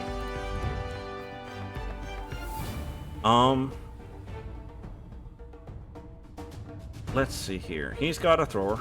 The thrower has block and 6 SPP. He's got 2 blitzers. Unfortunately, one of them much worse than the other. That needs to be replaced. Right? Yes, yes, it does. And he does have just enough treasury to do it as well. So that's 10 SPP, tackle mighty blow on the good blitzer David Cameron, and Maggie Thatcher. Oh god. There's only nut jobs on this team. Yeah, I mean it does lend credence to the team name there. So yes, but I mean the last player name seems slightly off in the mix. Yeah, yeah. Actually, no, I read that differently. That's by someone who I don't know it is. Okay. It's probably fine. He is probably fine. Yeah. Regardless, looking at the gutter runners, there are 3 of them. That being block 1, and 0 SPP, a rookie 1. 11 and 6 respectively on the 2 block runners. Surprisingly little development again for the gutter runners here. There's one who can level. Though, the 11 SPP one. Yeah, absolutely. Unless he's going for a double, but what double would he go for? Is We have had a look at that, and we have no clue. Yeah. But yeah, Enoch Powell, Rat Ogre, 4 SPP, no skills on him. So just needs. I would probably, like, again, I would say for, like, he can go for the Juggernaut if he wants, but I would say for the block on the Rat Ogre. And then he has randomed a strip ball on a Skaven lineman, and the Skaven lineman has 5 SPP. So yeah. 3 rerolls, 1 Apo, and 95 in the treasury. Yeah, and I think we all agree that 95 is going to be spent on replacing Thatcher here, who has Niggle and an armor bust as a Skaven blitzer. So, yeah, I don't. Again, like, is this a solid Skaven team? Like, it has 11 players. And if he replaces, which is way too few. Yeah, and if he replaces the blitzer rather than getting more line rats, he will still have only 11 players. I get more players. Yeah, and more player per. Okay, and then like the gutter runners aren't very well developed. The Rat Ogre doesn't have a skill yet. Like the one blitzer he has is good, and then yeah, and especially in a division with 4 orcs and a black orc team, I think he's gonna have a bad time. I think BJJ Hero is gonna have a very bad time in this division. I think he might still be in the midfield because he's still Skaven. Yeah. But yeah. But yeah, I mean. I'm just gonna have to eat my words at the end of the division when he wins the whole thing, but like I don't see him having a great season this season, I don't think. And then, last but not least, we return to the Greenskin Menace with Moomin Slayer, OCC Dirty Tactics, Black Orcs. I am sure you approve of the name. No, and I mean I do not approve of the fact of his nationality either, so like that's a double foul on his part. And it's 3. If he wins against me, that's 3 strikes and he's out. But much to be desired in this Black Orc team, I think. In the fact that. Yeah, but everything is just very close to skill. Yeah, like very much the same sort of ethos here of he's close to getting good, except that. The one block Black Orc that he has also has picked up a Niggle. I mean, he's got a Goblin Bruiser lineman with sure hands and movement. Like, that is his star player. That is brilliant. Yeah, like this is the team at this moment. This is solely carrying the team. He has Fend. He has Fend on a Goblin Bruiser lineman, which he picked, by the way, and he does have Yes, he has Fend intentionally. Yes, and he's got 8 SPP as well, so I'm looking forward to seeing what exactly he's picking up after the Fend, because I'm really curious. Yes. Sidestep? Probably. But, yeah. He can pick that already, but yeah, who knows? Yeah, but, one of his like 1 SPP lineman is suffering, and the Goblin lineman is also suffering a niggle, and then he's got 3 SPP on a missing next game, and there's nothing to be said about the other Black Orcs. Yeah, there's only the 1 injured. Nope. Hold. Yep. There's a 2 SPP one as well who's niggled, and the Troll has nothing on him. 2 rerolls, Apo 85 in the bank. 11 players. I don't think he like. If the Skaven team is going to be in the midfield, I think this Black Orc team is not going to be anywhere close to the midfield, because like he's in a division where he's going to get outbashed several times by Orc teams, and he's got 11 players. He doesn't have a lot of development on the Black Orcs, like, yeah. And he doesn't have like massive treasury. I mean, again, I might be letting my bias against his name and his nationality show here, but do you disagree with my assessment of him not having? No, this team lacks stuff. Yeah.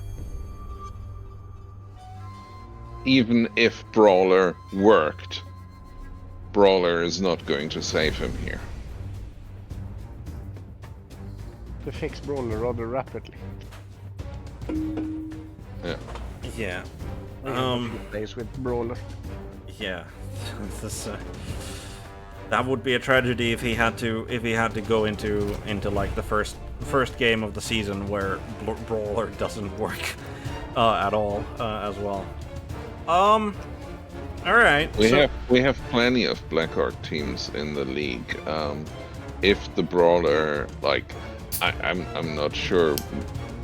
We haven't even really discussed it, but I would say if Brawler doesn't work when the season starts, and we delay the season start. Delay the start of the season? I'm not sure. I mean, that would depend on them actually giving us an idea when we could expect it to work. Yeah. True. Yeah. Which I don't think is happening. Yeah, I like Cyanide is known for many things, but like concise and public communication with the player base is not one of them. No. But yeah, hopefully they get it fixed before the start of the season, and so that the Black Orc teams need not suffer needlessly about their choice of team. But we're once again at the unenviable choice of choosing who's going to win the division, and I think this is easy. Yeah, I think it is easy. Like, after much deliberation and thinking about it, I'm going to say that I'm going to win the division. That is not my pick. I mean, I know, but that like it was easy. Because it was a good player with the wrong skill. Harsh. Okay. Bork. For me, it's between Lehman and Rhaegar, and like I think Lehman has the better chances. I think. Well, no, actually, between Rhaegar. I'm saying Rhaegar. Yeah, that is my pick as well. Yeah, I think like of all the Orc teams, Rhaegar's team was like the most solid. I think overall, and that wasn't what you said when we looked at them. Oh yeah, that's true. He was the one with the guard. He was the one with the guard. No, yeah, okay. Yeah. In that case, I think Heisenberg Boys is a more solid Orc team then. But I can like, again, they're going toe to toe. If it comes down to is it gonna be Lehman X Russ or Rhaegar, then Rhaegar I think has the advantage in that head-to-head match. because the guard probably outwins the trade when it like over the block spam. So, but I mean, again, And like he's also very good. yes, He's very like he is a former OCC champion, I'm pretty sure. So multiple times. times, yeah. I don't think I have yet named a player after him, but he might be showing up as a Dark Elf lineman. So no, hold on. Do I not have a regger? I'm pretty sure I have a regger. No, I don't have a regger. I used to have a regger, pretty sure. He was one of the linemen who probably died. Or otherwise was chosen to be unsuited to the team. But yeah, I mean, I'm just gonna, like, I need to have, if nobody else is gonna have confidence in me, I'm gonna have confidence in myself, even though I have no confidence about being able to play elves well.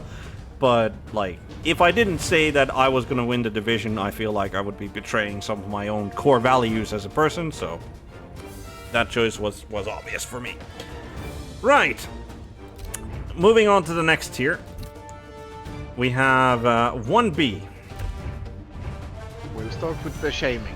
We'll start with the shaming, because there's, There's 2 teams missing, but only one will be shamed. Okay. Oh, Because the one of other them... one told us he Yeah. would sign up late, so that's Yeah. fine. Yep. The one who should be shamed is BB Nut,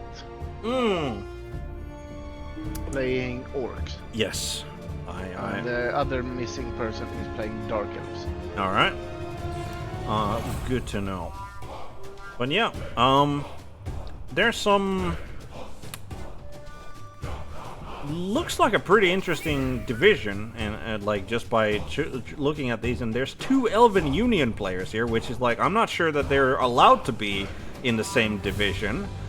But we'll go...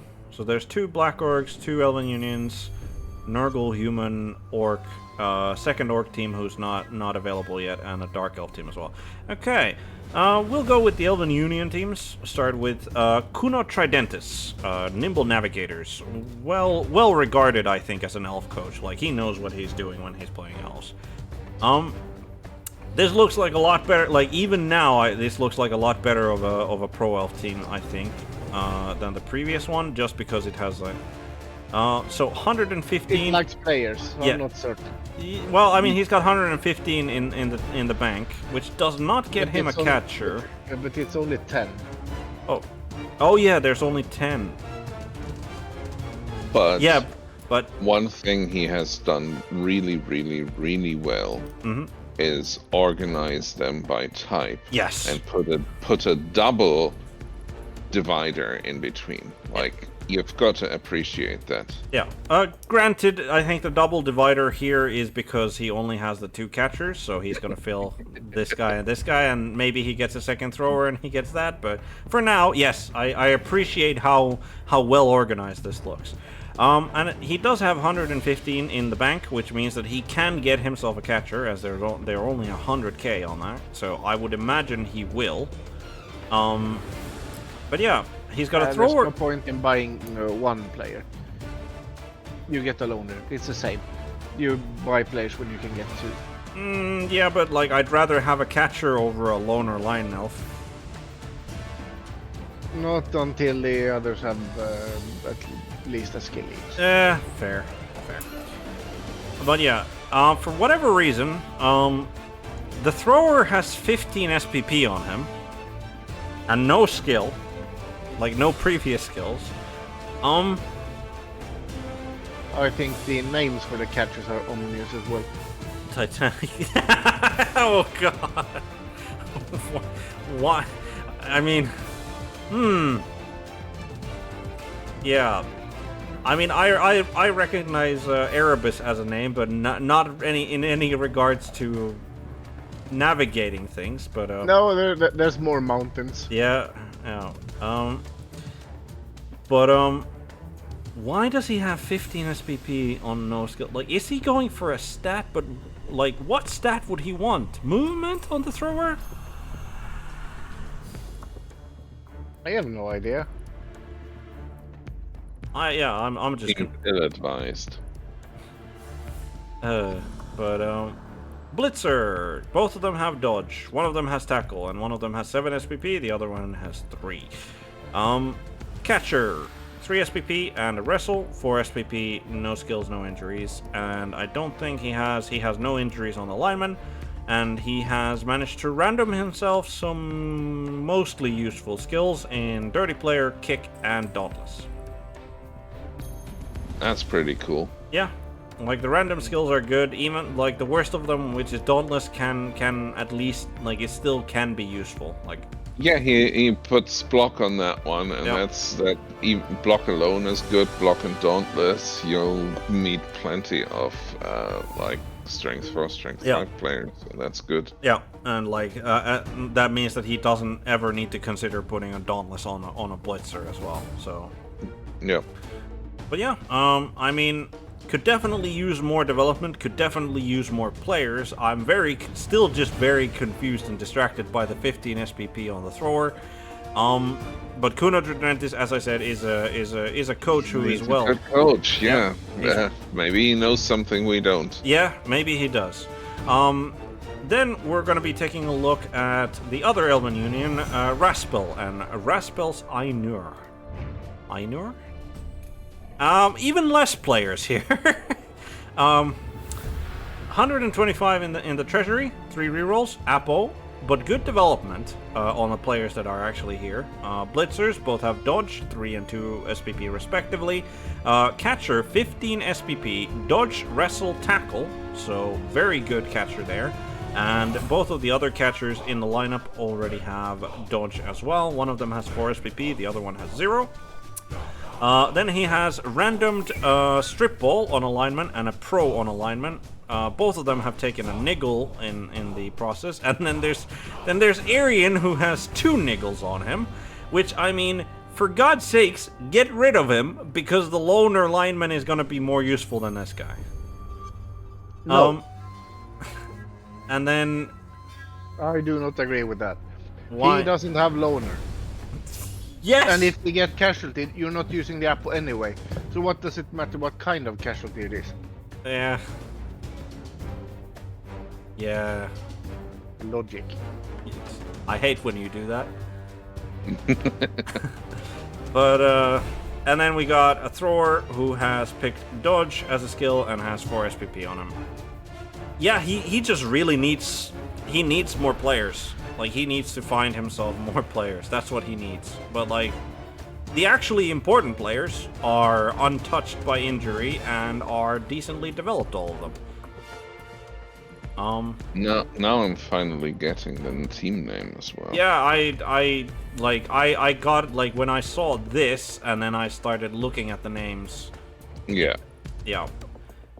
So we can probably, like, I'd say without a doubt, actually, we can say that Raspel is a nerd. But then again, we're all playing Blood Bowl here, so maybe that statement is a non-starter regardless. Quite redundant, yeah. Yeah. Then we are going to be taking a look at the 2 Black Orc teams, and if we knew that Kuno Tridentis probably knows something that we don't, we absolutely are certain that Broccoli knows many a thing, and I'm not sure we want to know any of the things, because we have Frog Salad here. I would just like to point out it's the worst of the Frog Salad teams. Yes! Surprisingly enough, Tier 1 is the worst placement for a team called Frog Salad in OCC. So, if there's any lesson that you're going to take away from this stream, is that you should have named your team Frog Salad, and you would have been in Tier 1 or better. Right. Broccoli has a troll. The troll has a niggle and 4 SPP. There's only 25,000 in the treasury, so no rotating out any of the players. 3 rerolls and an apothecary. Black I don't Orc. think you would rotate a troll with a With a niggle and 4 SPP. I don't think so either, but I mean, I wouldn't argue against somebody doing it either. Black Orc, 4 SPP, no skills. 0 SPP, no skills. Black Orc, 2 SPP, has guard. Black Orc, guard block, 0 SPP. Guard, 0 SPP, and 4 SPP, no skills. That's a solid Black Orc front. Yep, getting along nicely, and like, one of them's on 4 SPP here. Like he only needs 1 casualty, gets himself a block probably, or, I mean, Or guard. or I don't think you need more. Like I think 3 guard is. Or maybe for the ones that level now, you take Mighty Blow, yeah. so then they can catch up. Yeah. And then moving on to the goblins, we have a 3 SPP one, no skills. We have somebody who has chosen to take Dirty Player and 0 SPP, and then we have Sure Hands chosen as a skill with 6 SPP, and we have a Goblin Bruiser who has a Niggle and 7 SPP, and a Goblin Bruiser with 0 and no skills on him. So I see that Broccoli, similar to Spider and the Skinks, Broccoli apparently detests taking normal skills on the goblins. I mean, yeah. Understandable. Yeah, I mean, you take the Dirty Player first, then you get Sneaky Git, and that is your damage dealing goblin right there. Sure Hands is your dedicated ball carrier. I would imagine that Broccoli is aiming for a block on the Sure Hands goblin is probably what's gonna happen there. Just think about how much worse this team has got since the update. Yeah. Guard doesn't help with fouling, Yeah. and Brawler doesn't work. Yeah. Now that you put it like that, yeah. Only But I mean, Brawler not working is only temporary. Yeah, the We hopefully. should Yes. hope. Yeah. Yeah, but I mean, you'll be hard pressed to find a team that's been hit worse. Yeah. Yeah. Yeah. And like, Broccoli only has 12 players, and he doesn't have enough money to get another goblin out either. So, it's a little fragile for my taste, I think. But like the division, He needs to step back a little bit on the fouling for like. That is not good. I mean, yeah, I like love he. Broccoli. I'm just gonna say he should. He Broccoli will not, absolutely under no circumstances, do that. But like logically speaking, probably should. What does that have to do with Broccoli? Yeah, what does that have to do with Broccoli? Yeah, true enough. Right. And then taking a look at the other Black Orc team, we have Snicker DK, the Boozy Bunch, another team that I faced off against in last season. He has a troll that is uninjured and has picked up guard. He has... These two, like, stand firm, super annoying, because he knows how to put them in the most annoying spot with them. So he's got 4 SPP, stand firm. He's got 0 SPP, stand firm. He's got no SPP. He's got 4 SPP, no skills. He has a Niggle on his Mighty Blow Black Orc. And then he's got 4 SPP, but a Niggle on a Black Orc. So the Black Orc team, like, it's developed, but the stand firm does nothing for the speeding up or helping of the team, really. Like, it's a great positional skill to have, and it was super annoying, but that was mostly because I played badly against him, I think, that it ended up being super annoying to me. It's a wannabe Nurgle team. Yeah. And then he does have at least 13 players on the roster, though both a Black Orc and the Goblin lineman will be missing the next game. But he does have a block Goblin already with 13 SPP. I would imagine that he's angling for a Sure Hands on that one. And he has randomly rolled a double, which ended up being a Dirty Player on a lineman. So that's nice. He's got 75,000 in the treasury, 3 rerolls, apothecary. Dare I say this team is like, I would take Broccoli's team over this one, even though, like, sure he has the bench advantage, but like, just the Black Orcs, like, which make up the core of the team, I think, like, yes, stand firm, super annoying to your opponent, but it just doesn't do enough to justify taking it as the 2 first skills. And those weren't randoms, by the way. Those were picked to step on. They're good against the elves, not so much against strength teams. Mm-hmm. Yeah. I think. And probably he's ended up in a division with elves, so. Yeah, I mean, it can certainly work out in his favor, but then we have, so that was the Black Orcs done, and then we have individual teams here. We have RTSD, Chunder Chugglers, Chaos Renegades. He has taken a troll, he has taken an ogre, and he has taken a rat ogre. Now, I believe that to be the correct choice. this is certainly not the correct choice. He has Brawler. a brawler on the rat ogre. A random? I think so, because it's only 160. So I think it, like, if it was a chosen skill, that would be 170 for the rat ogre. But why would you random on the rat ogre on a chaos renegade team? Unknown. Next. Yeah. The troll seems to be working towards. I think he's getting Hello? a block. I think. Yeah. So he's got 10 SPP and he has no prior skills, so he should be taking a block unless RTSD is doing something entirely wild. The ogre has 0 SPP and no skills on him. Dark Elf only has dodge on him, 2 SPP. He has a Renegade Skaven lineman who randomed, I believe, he randomed the monster's mouth and then he picked the block, considering his team value there. And he's got... Yeah, well, that's nice. That's Yeah. a good ball carrier. Yeah, the... Well...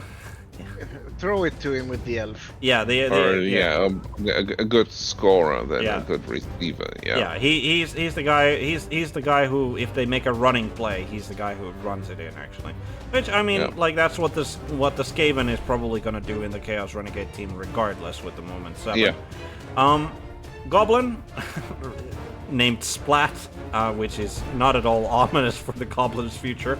4 SPP, no skills on him. And then he's got a bunch of human linemen.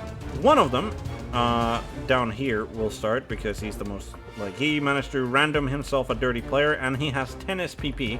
So he's going... He needs 2 more, and he gets Sneaky Git. I think that's what he's aiming for. Nothing on this human lineman. 5 SPP, but missing the next game for one of the human linemen. 0 SPP lineman. He has a lineman who has taken a movement bust, but has wrestled 2 heads. He randomed one of those. Random? He randomed one of those. I would imagine it's... Must be the 2. Yeah, like... No, I think it's the wrestle. But why would you pick 2... Because then you can get somewhere. Oh And then no! he decreases And then movement. he got the movement decrease afterwards. That's tragic if that is true. And then he randomed himself a fend on a human lineman, and then 0 SPP on the last lineman. So this team, I mean, the brawler is super questionable. Like, why would you random there? But other than that, looking solid overall. Like, obviously, it's a tragedy that he got a movement post on this human lineman, but like, randoming himself a wrestle and then like the 2 heads like still allows him to like dodge away decently. Like, yeah, I would say that, like, yeah, the brawler really stinks, but other than that, this looks okay for a Chaos Renegade team. But then and now I realize that he only has 2 rerolls, and this looks like a lot worse of a team all of a sudden. But yeah, I mean, RTSD is like he's a veteran coach. Like, he knows what he's doing, but like he's also playing Chaos Renegades, and he had like, yeah. I wouldn't peg him as a winner in this division, but like this division is like Probably not the worst one he could, like, by a long shot that he could have ended up in, so hope he's happy.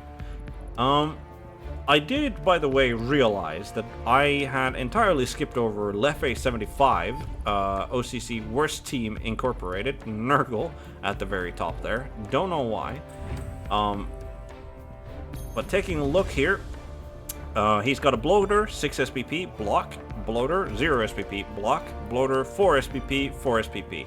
So, just needs a couple more, injuries on the bloaters, and he has his solid line done, and he's got 1 guard for Psycho Sid as well. Pestigores, block Sure Hands, 5 SPP. Pestigore, block Mighty Blow, 3 SPP. Pestigore, block, very solid in the Pestigore lineup. Rodder, randomed himself, Dirty Player, 4 SPP. Rodder, randomed himself, the Dirty Player was chosen. The next ones are random. He's got Fend on a random, which is nice, and then he got Shadowing on a Rodder lineman random, which is not so fine. 0 SPP on another Rodder lineman, and then 4 SPP on the Rod spawn. 3 rerolls and 125 in the treasury. So yeah, he absolutely should pick up the last of the Pestigores. Yeah, I mean, this is...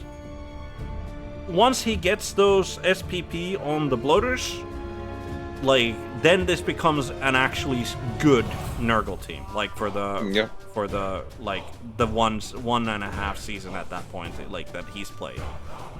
Yep. And, yeah, I don't think there's too much else to be said about that. Like, probably the best of the Nurgle teams, I'll be honest, that we've seen so far. So,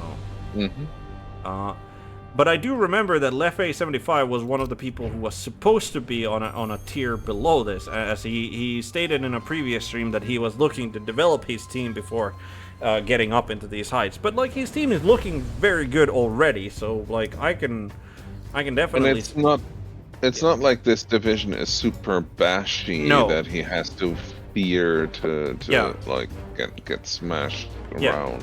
And like with the human team, the 2 Elven Unions and the Dark Elf team as well, like the disturbing presence will like curtail like any sort of ball play advantage that they may have pretty well. So yeah, I think he's very well situated, I think, here.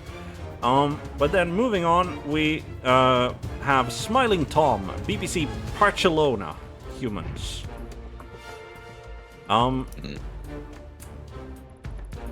rerolls is the first thing that jumps out at me.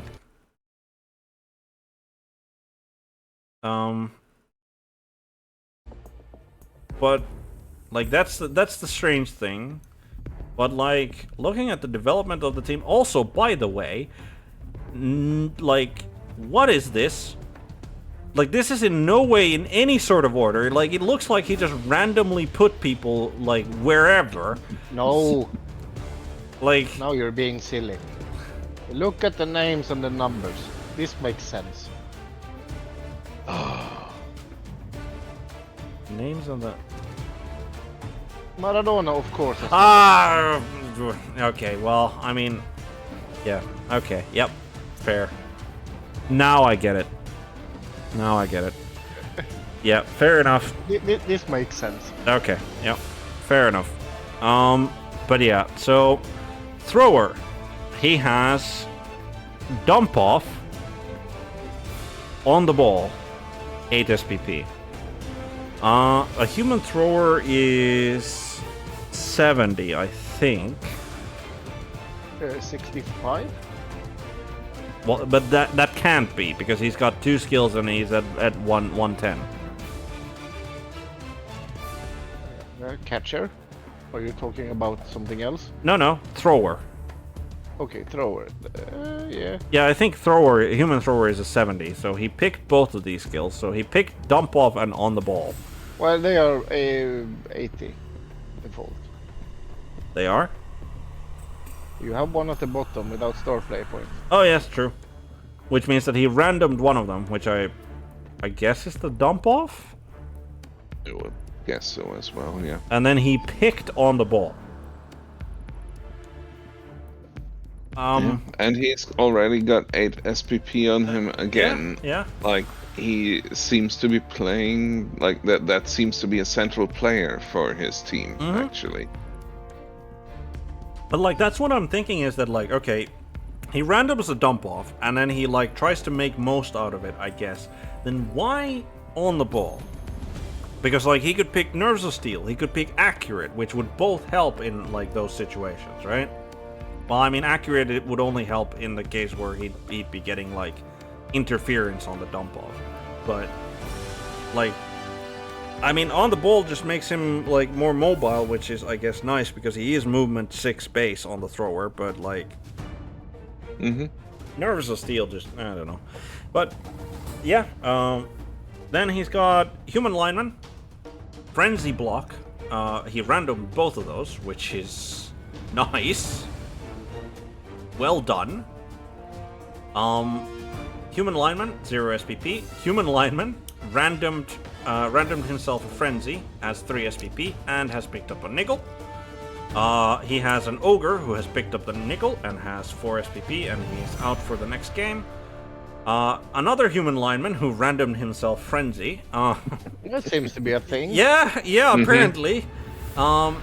He's got a Blitzer, block, like he's picked up a Tackle, and then he's got a Blitzer who's picked up a Guard. He's got 6 SPP there. I doubt he's gonna random a skill.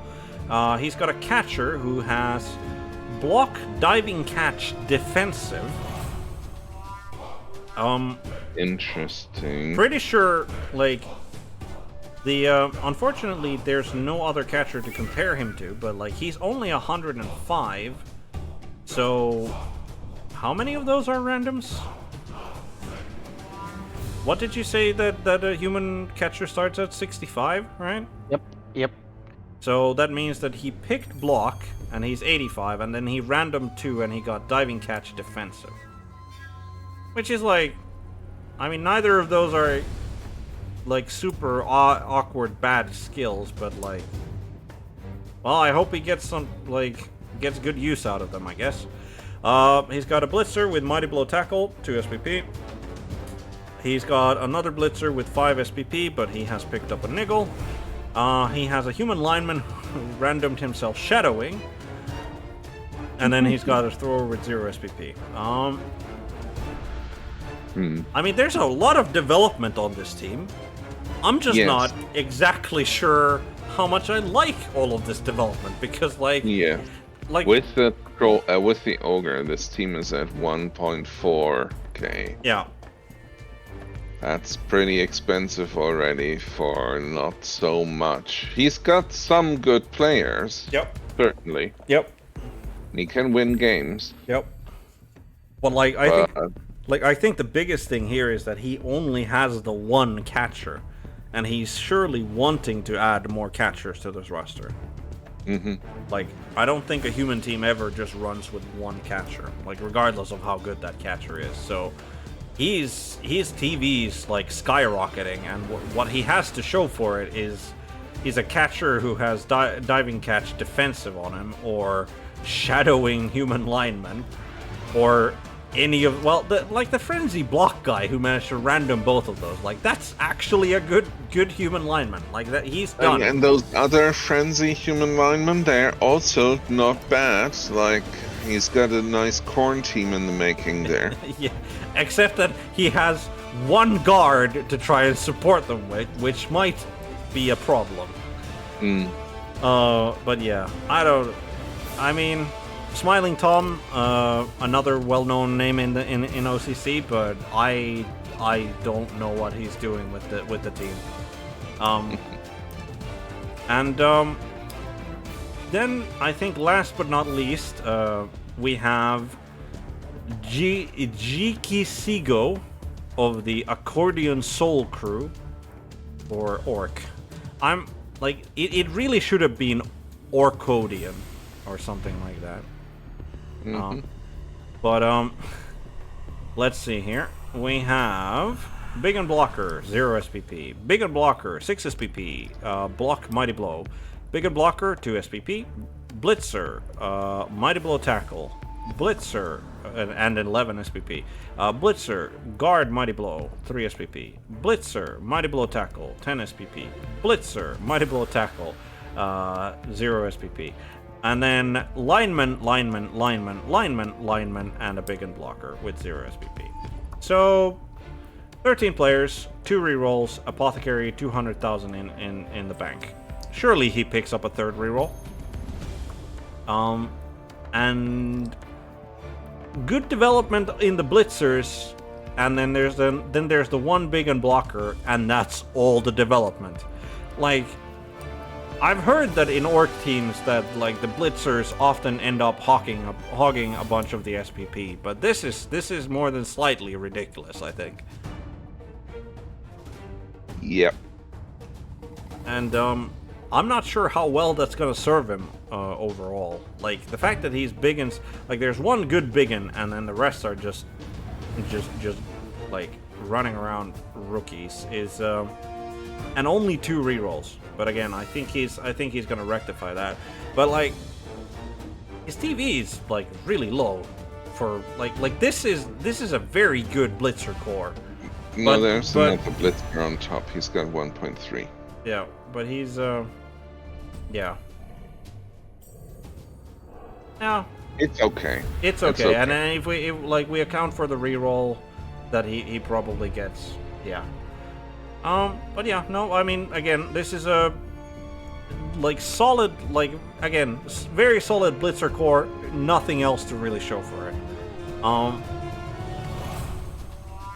I think I'd like, rather than have all of the SPP on the blitzers, I'd personally at least have liked to spread the love around to the blockers at least a little bit, but I don't think that was particular, like I don't think that was his choice probably. No. So, but I mean, like the amount of tackle is good because like again there's going to be 3 elf teams, there's going to be a human team. There's going to be dodge on the Chaos Renegades, probably. There's a bunch of dodge on the Black Orc teams with the Goblins. Like, I think DJ Kisigo actually has a pretty solid shot here in this division. But with that, we are done with the division overview, and despite having said all of that about Accordion Soul Crew, I'm not going to bite the bullet. One of the 2 of you need to bite the bullet of endorsing Broccoli's win for the division, but I'm going to go for Lefe 75. Like, his Nurgle team looks really, really solid. It's very likely that he'll get at least a couple of injuries on the bloater, like the bloaters, to get that lineup like even more solid. And like this is a division that's well suited, I think, for his team to like come out on top in. Mm-hmm. I'm going with Raspel. Raspel and the Ainur of the Elven Union, okay? Yes. Interesting.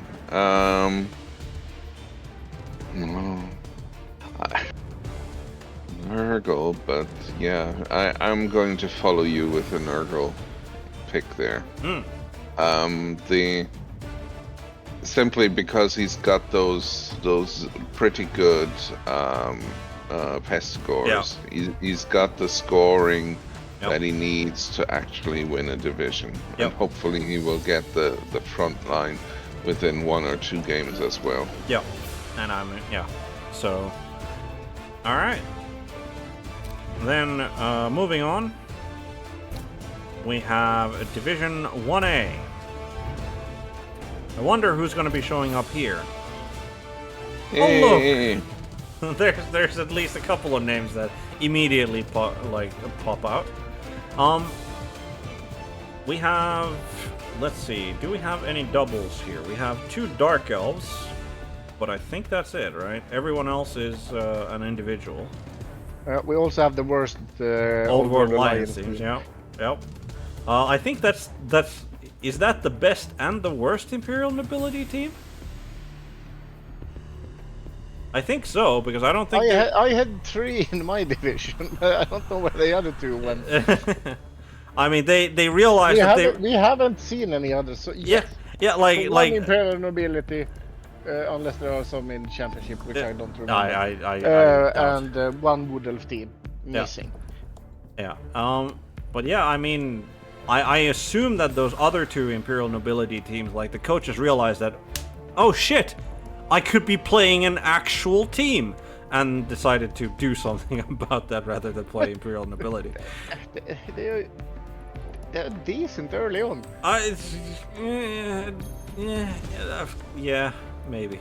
But yeah, we'll start with the Dark Elves since there is two of them.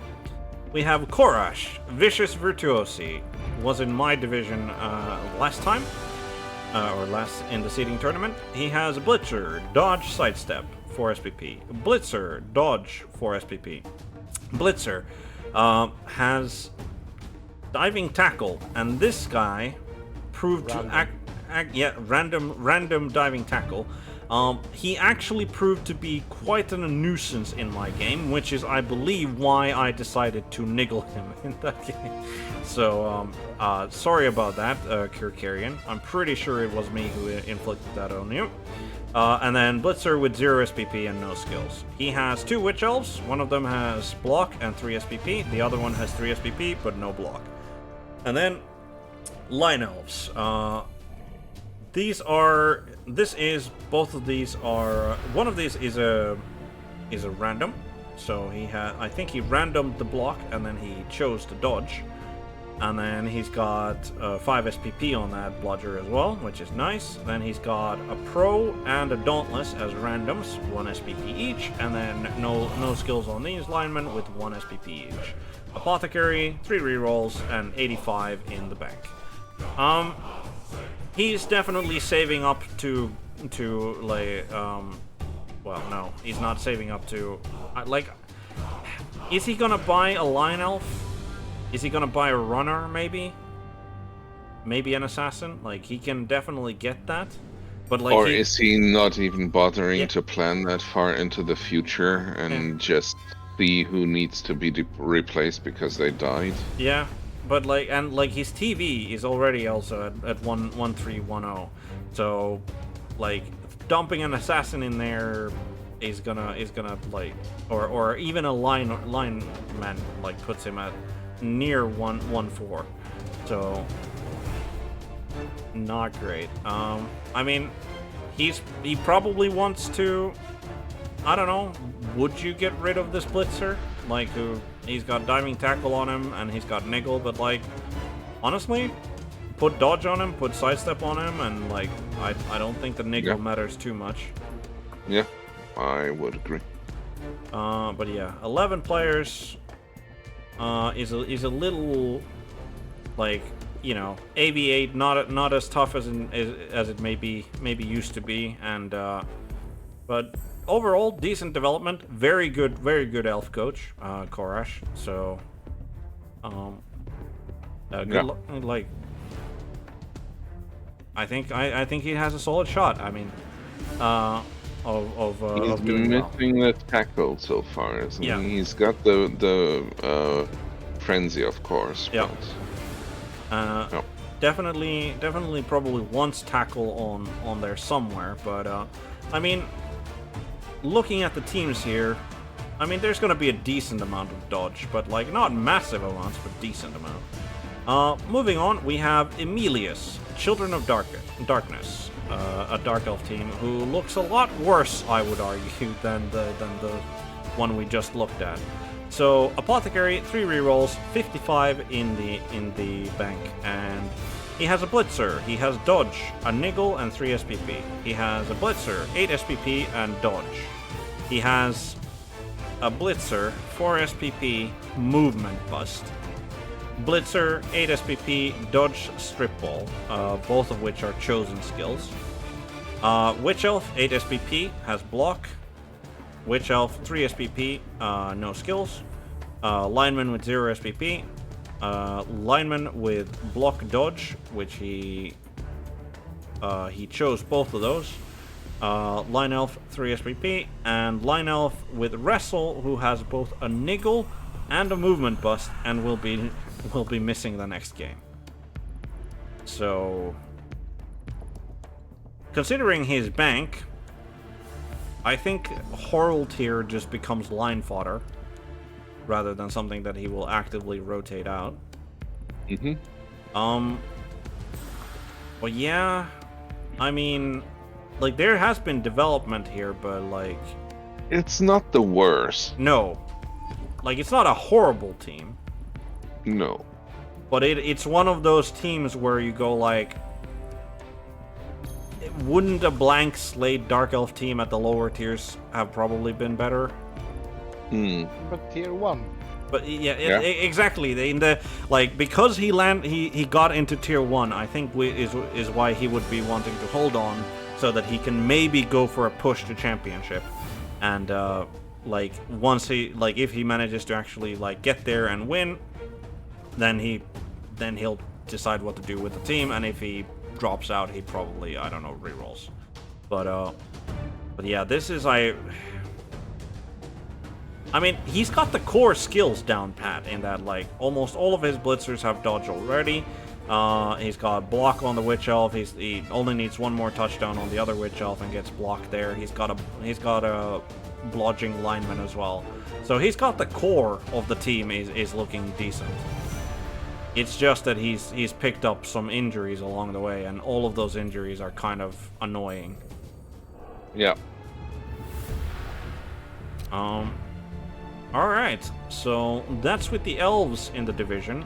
Going up to the very top, we have Varys, Merry Winemakers, Imperial Nobility, the one and only. We have the Sommelier, who is the Ogre, 0 SPP, no skills on him. Noble Blitzer has Dodge and Sidestep, 1 SPP. Another Noble Blitzer, he has managed to pick up a Niggle, unfortunately, has 5 SPP and Dodge. He has an Imperial Thrower with Leader. He has a Bodyguard with 5 SPP and Guard. Bodyguard with 4 SPP and Guard. Bodyguard with 4 SPP, no skills, and missing the next game, but no permanent injury. And a Bodyguard with 2 SPP and Guard. From the lineman, he managed to random himself a Kick lineman. He has randomed himself a Tackle lineman with 5 SPP, but also a Movement Bust.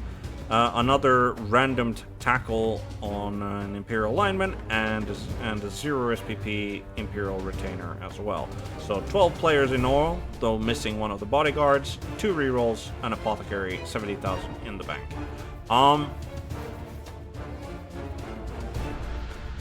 I'd pick up another lineman, probably, to have 12 players going into the next game, because, sure, I'd prefer to have 3 rerolls, but he's got the leader. He's got the leader to compensate, so yeah, I'd probably want to go into the next game with 12 players. So I'd just pick up a lineman and be done. But overall, again, this Niggle on the Blitzer is the worst thing. That sucks. But his bodyguard core is looking good. The fact that three out of 4 have guard, and one of them only needs 2 SPP to get another guard in there. This is solid. This is super solid. Even with the Niggle, the blitzers are still fine. Obviously, you'd want to get some development on the Ogre, but the Ogre is mostly there to grant the occasional strength and more act as a sort of a rock that you can form the rest of your defense around. So, not necessary for him to get SPP or have a skill in there. And yeah, the Imperial Thrower is this is probably the most efficient use for the Imperial Thrower, is to just have him be leader, and if he picks up another skill along the way, you give him sure hands, and that's him done. But yeah, overall, looking like a very solid Imperial Nobility team. And then we have to say that it's an Imperial Nobility team, which is it's pretty tough to, in one season, it's pretty tough to actually get all of this development done. So well done to Varys. This is a very good, solid team after just one season. Yeah. He might, at this point, anybody who's in Division 1 or Tier 1 or the Championship, can make a lucky run for it. Like some people need luck. Mm-hmm. Some coaches can get there with skill alone. Varus with Imperial Nobility might need a little bit of luck, but there is a championship run in it for anybody here. Yeah, and I mean, again, like I don't think like Imperial Nobility is not a team that you can, unless you get like really lucky. Like you're not gonna get, like, you need to actually have some skill as a coach as well to be able to like even get the amount of development that he got in one season. So like I think that speaks well on behalf of Varus. So. And like that's an Imperial Nobility team that I would definitely stick with. Like maybe the other Imperial Nobility teams got dismantled, which is why they aren't around anymore. So because like they can be deceptively fragile as well, like considering that their game plan is that we're gonna stand and annoy the opponent on the defense. So they are gonna be generally taking hits. So. But moving on. Galencio is moving up, warming up in the chat with snide remarks. Did someone mention a Dice Lord, coach? Yeah, I mean, I wouldn't be the one to suggest it, but I have heard rumors that the reason that Galencio is up here is because of Dice. Mostly, but I mean that's also very true in the sense that, well, we rolled a dice in which division he'd actually end up in. So,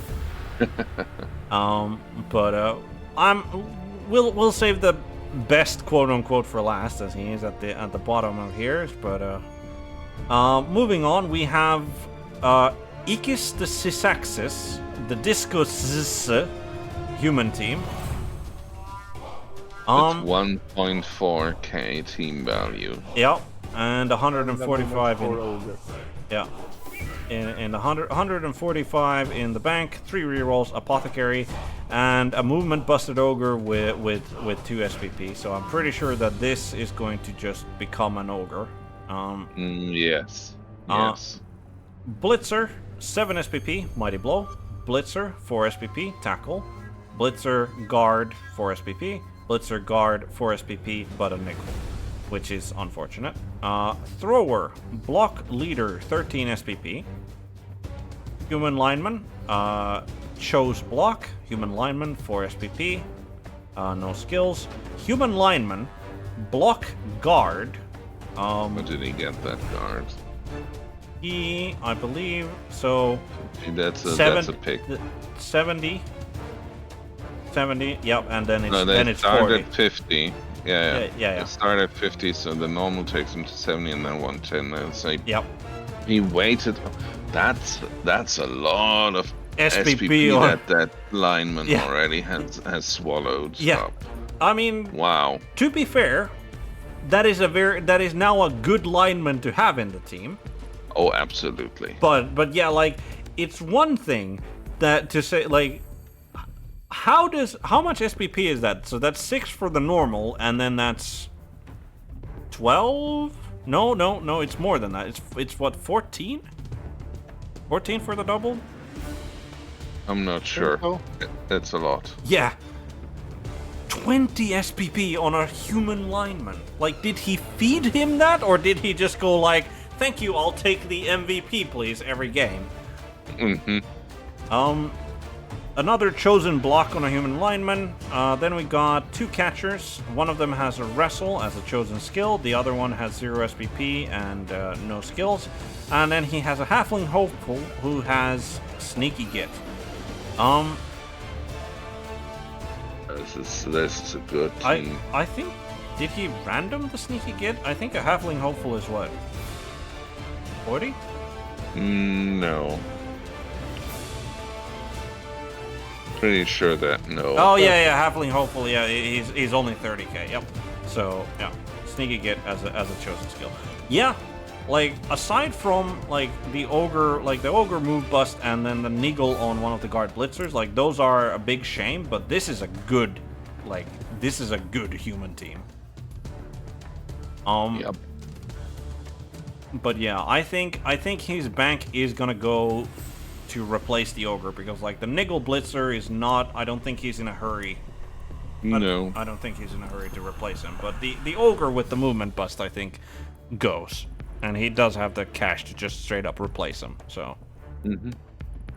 But yeah, looking very good as as a human team. So. Then Luke 4444. And what would a division of Orca Cola be without any orc representatives? So, Orca Cola, Diet Pepsine, Big and Blocker, Block 2 SPP, Big and Blocker 2 SPP, no skills, Big and Blocker 0 SPP, no skills, Big and Blocker 2 SPP with Block. No injuries on any of them. Then we got the Blitzers. We have a Blitzer with Mighty Blow, Tackle, 7 SPP, no damage taken, and chosen skills. And then we have Sprite, Sure Hands as a chosen skill on and 15 SPP. And a 15 SPP. I think he's going for dodge. This is going to be the thrower replacement. Is it? Yeah. Is he gonna go for dodge, or is he gonna go for a stat? I wonder. Like, either. movement on this guy. Yeah. And then yeah. But yeah, he is the dedicated. He is the dedicated ball carrier. And then we got Blitzer 2 SPP, no skills, and Blitzer 5 SPP with tackle. Very like the lack of guard hurts. Against bash teams, how many bash teams do we have? Some, but I think it was more looking like a hybrid division, I would argue. So, yeah. I don't think the lack of guard is going to hurt him that much. And then we're going to take a look at his lineman. So 0 SPP, 0 SPP. He has an orc lineman who randomed a wrestle, which is nice. And then he has an orc lineman who has sure hands sprint. He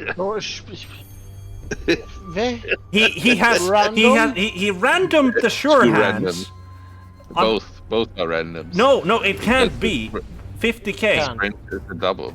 Oh no! Why would you do that? What? Why would you? What a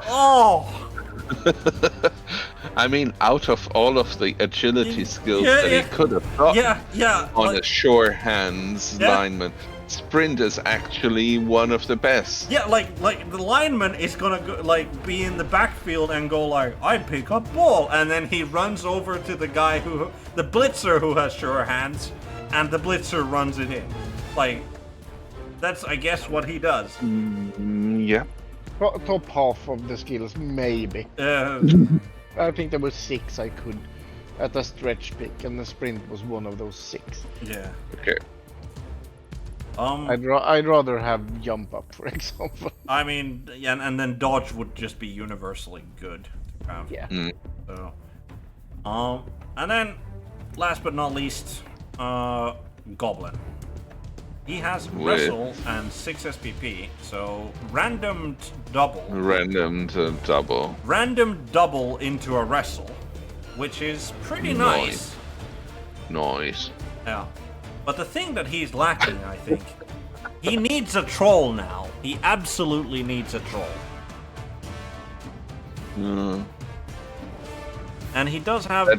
He does have the money. He does have the money. That would also explode his TV to 1440. Yeah. But yeah, it's not a bad team. No, it's not a bad team despite the sure hand sprinter orc lineman, which is a novelty for an orc team, I guess. But yeah, not a bad team overall. Then Crunky Chops, Serpent's Dominion, Lizardman. Speaking of TV of 14 or higher, Croxigore, 2 SPP, no skills. Saurus Blocker, 4 SPP, block. Saurus Blocker, 5 SPP, block. Saurus Blocker, 6 SPP, block. Saurus Blocker, block, 2 SPP. Saurus Blocker, 0 SPP, block. And then one more Saurus blocker, 0 SPP, no block. Solid. Solid. Yep. Skink Runner, Wrestle Fend. And I think those are 2 randoms. Those are 2 random yes. doubles because they start at 60. Yep. So that's a skink that some people just random really well apparently. Skink. Now he can give him sidestep, and he's gonna be amazing. Yeah. Or strip ball.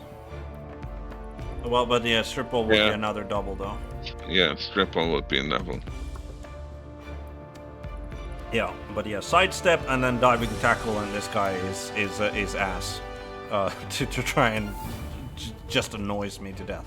A skink runner alignment, randomed a kick. That's another double random, isn't it? It is. And then another skink, double randomed into a fend with 1 SPP. That's another 2. No. Yeah, that's another 2 general randoms in the general tree, and that is Pro Sure Hands.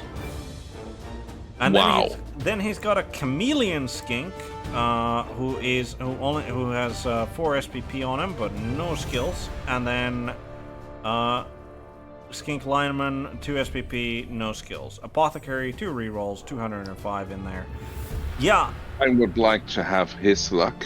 In the randoming skills, yes, absolutely. Yes. Like, how did he not end up with any like skills that are absolute just garbage? Maybe we don't see them because he's fired them. Yeah, like that. Like I would definitely like to ask him the same question you asked Spider of like, how many tries did it take for him to get these? But like then again, then you have to remember that it's exactly been 1 season, so most of these must have been on the first try. I agree. I agree. But yeah, 13 players, no permanent injuries anywhere. Saurus core looking solid, and the skink core looking excellent. Yeah, this is an early favorite for the division win. Yeah, absolutely. And Cronky Chops is also a veteran coach, so like no question about quality there. Yeah, that's a team I shouldn't have beaten last year. But you did. Draw. That was the one where I threw half. Oh yeah, yeah. Wasn't that the half and he hero. also caused a casualty. Yep. But yeah, no, like the only thing that I'm questionable about is the fact that he only has 2 rerolls, but like his TV is so high already, so if he goes for the 3rd one, that's oh boy. But yeah, definitely I'd say he's had many built-in rerolls, and he's also got a skink who rolled a pro, so that skink can also do more stuff with like. Yeah. I think that's sort of the reason why he can get away with only 2. Yeah, I would agree. Yeah. I just wonder if he's gonna random on the chameleon skink. I assume not, but like, I think he's saving up for something in particular for him. But yeah, I would certainly agree that like off the teams, like all of the teams that we've kind of looked at, like aside from the Dark Elf teams who are kind of questionable, but like very good looking Lizardman team. Then we got Serial Killer, Festering Fantasies, Nurgle. Rot Spawn, 6 SPP, no skills. Bloater, 0 SPP, no skills. Bloater, 5 SPP, has block. Bloater, 4 SPP, has guard. Bloater has block, 0 SPP. Pestigores, block Mighty Blow, 8 SPP. Pestigore, extra arm pro, 11 SPP. Both of those are chosen skills, by the way. Pestigore, 0 SPP. And that's it for the Pestigores. He's only got the 3 of them. He's got a rotor lineman who took a minus agility, which is whatever. He's got a rotor lineman that has 2 niggles on him, and he's currently missing the next game. Rudder lineman, 0 SPP, nothing on him. Rudder lineman, 4 SPP, nothing else, nothing on him. Rudder lineman, 0 SPP, nothing on him. Rudder lineman, 0 SPP, no injuries on him. 3 rerolls and 155 in the bank. Again, he's like, Bloater's looking solid. He's a little bit further away from like his next skill ups on them, and the rot spawn doesn't have a skill on him, but he's getting there. He's getting there. Yeah.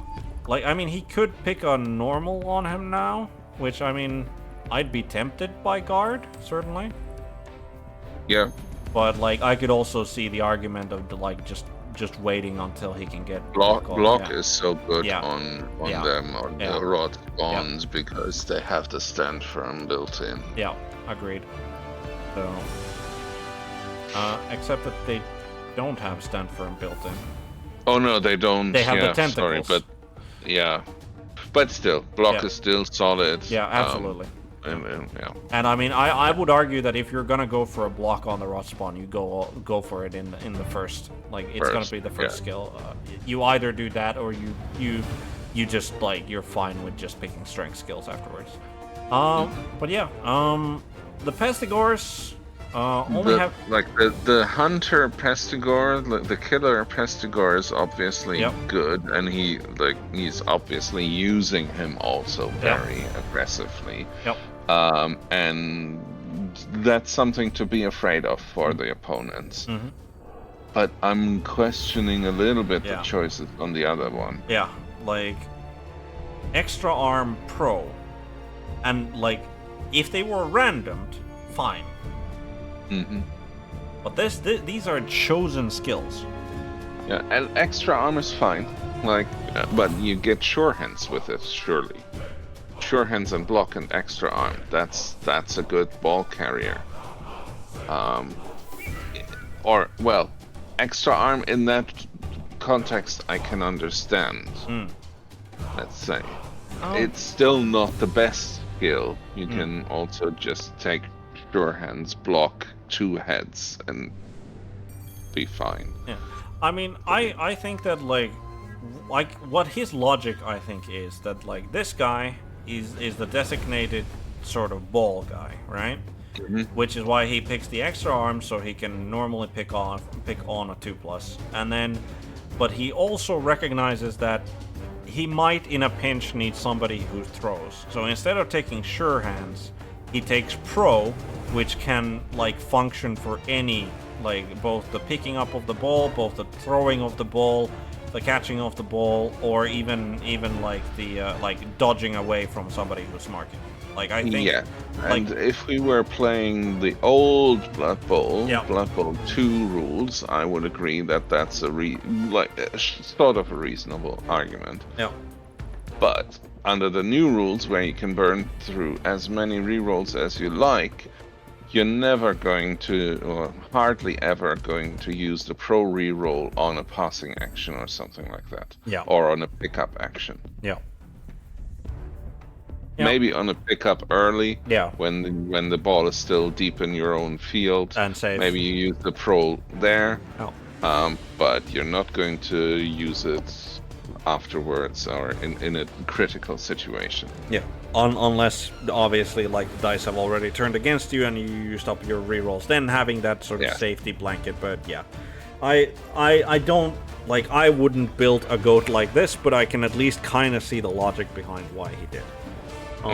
But yeah, I think like he's got 14 players, though one of them will be missing the next game. I think like get that last Pestigor in there, and if that means that you trim out like the Rotter lineman who has 2 niggles on him to keep your TV like contained, then fine.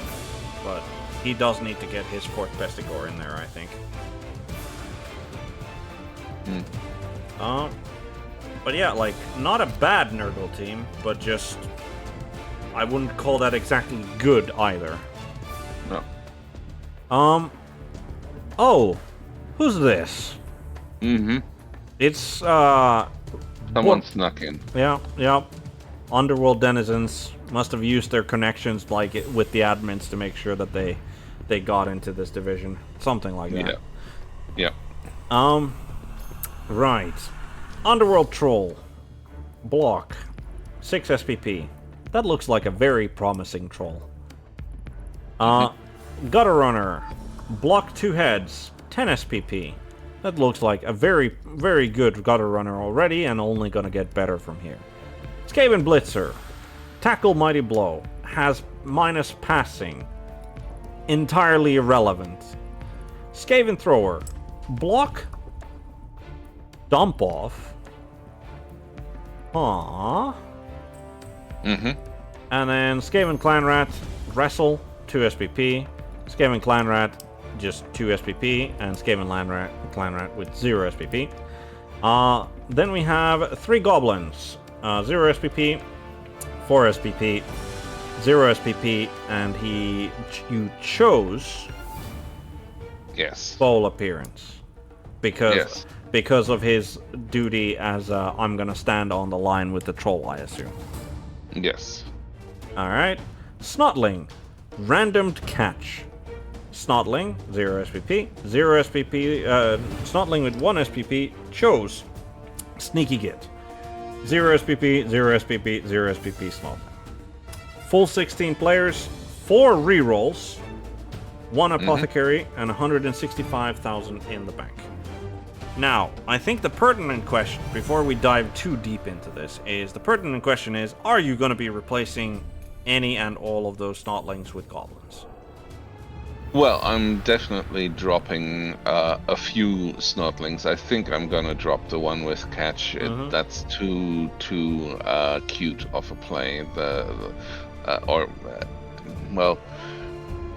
I have a Gutter Runner after all. I'm not relying on a throw teammate usually to make those one-turners, and therefore the catch skill on Snotlings or Goblins is not worth it much. So I'm probably dropping that one and maybe 2 others, maybe even 3 others. And I'm going to hire at least 2 goblins, I would think.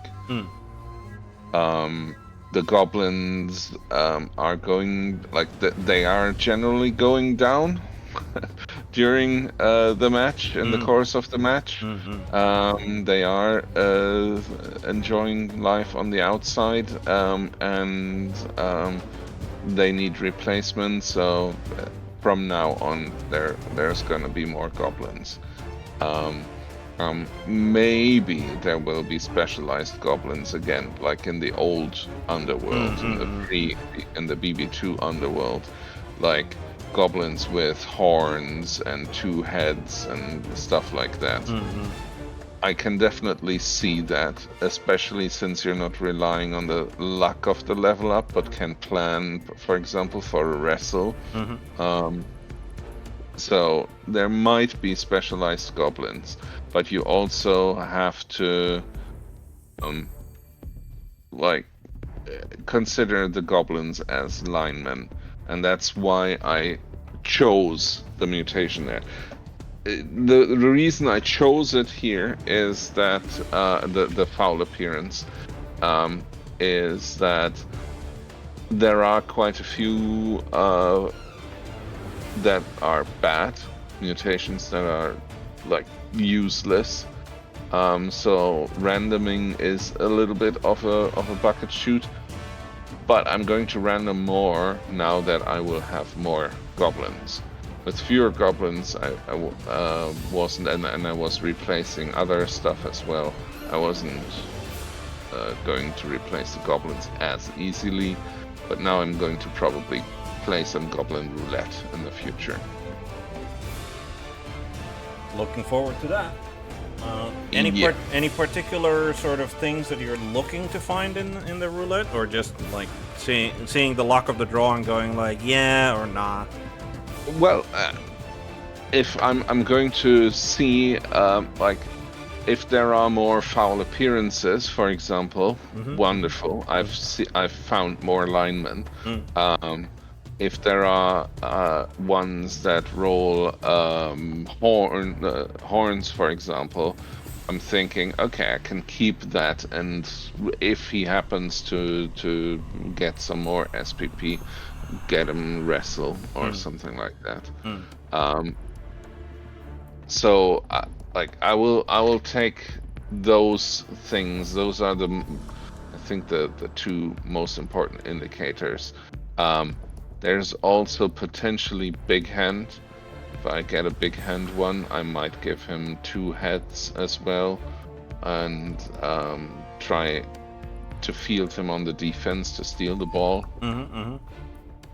So these are the thoughts. And you are just gonna be rolling in the mutations, you think? You're not trying to get, like, diving tackle goblins, for example? Nah. Fair enough. I can easily get diving tackle snotlings. True enough. I am curious, though, the 4 rerolls. Like, to me, 4 seems a little excessive. Have you found it to be that way, or are you comfortable with 4? It's about 50-50, the number of games, or the games where I use up all of the rerolls. 50, like half of the games I have one or multiple rerolls left at the end, but half of the games I actually needed them. So for now, I'm probably going to stick with them. Yeah. I'm just thinking that since you are going to be dumping the snotlings for the goblins, like, your TV is going to start, like, rising up, and, like, I could easily see you dropping a reroll once it starts getting a little too high there. Yeah, could see that as well. Alright, well, good luck. We'll see about the rest of your opponents. Stolberg. Lovecraft's Dreamers. Chaos Chosen.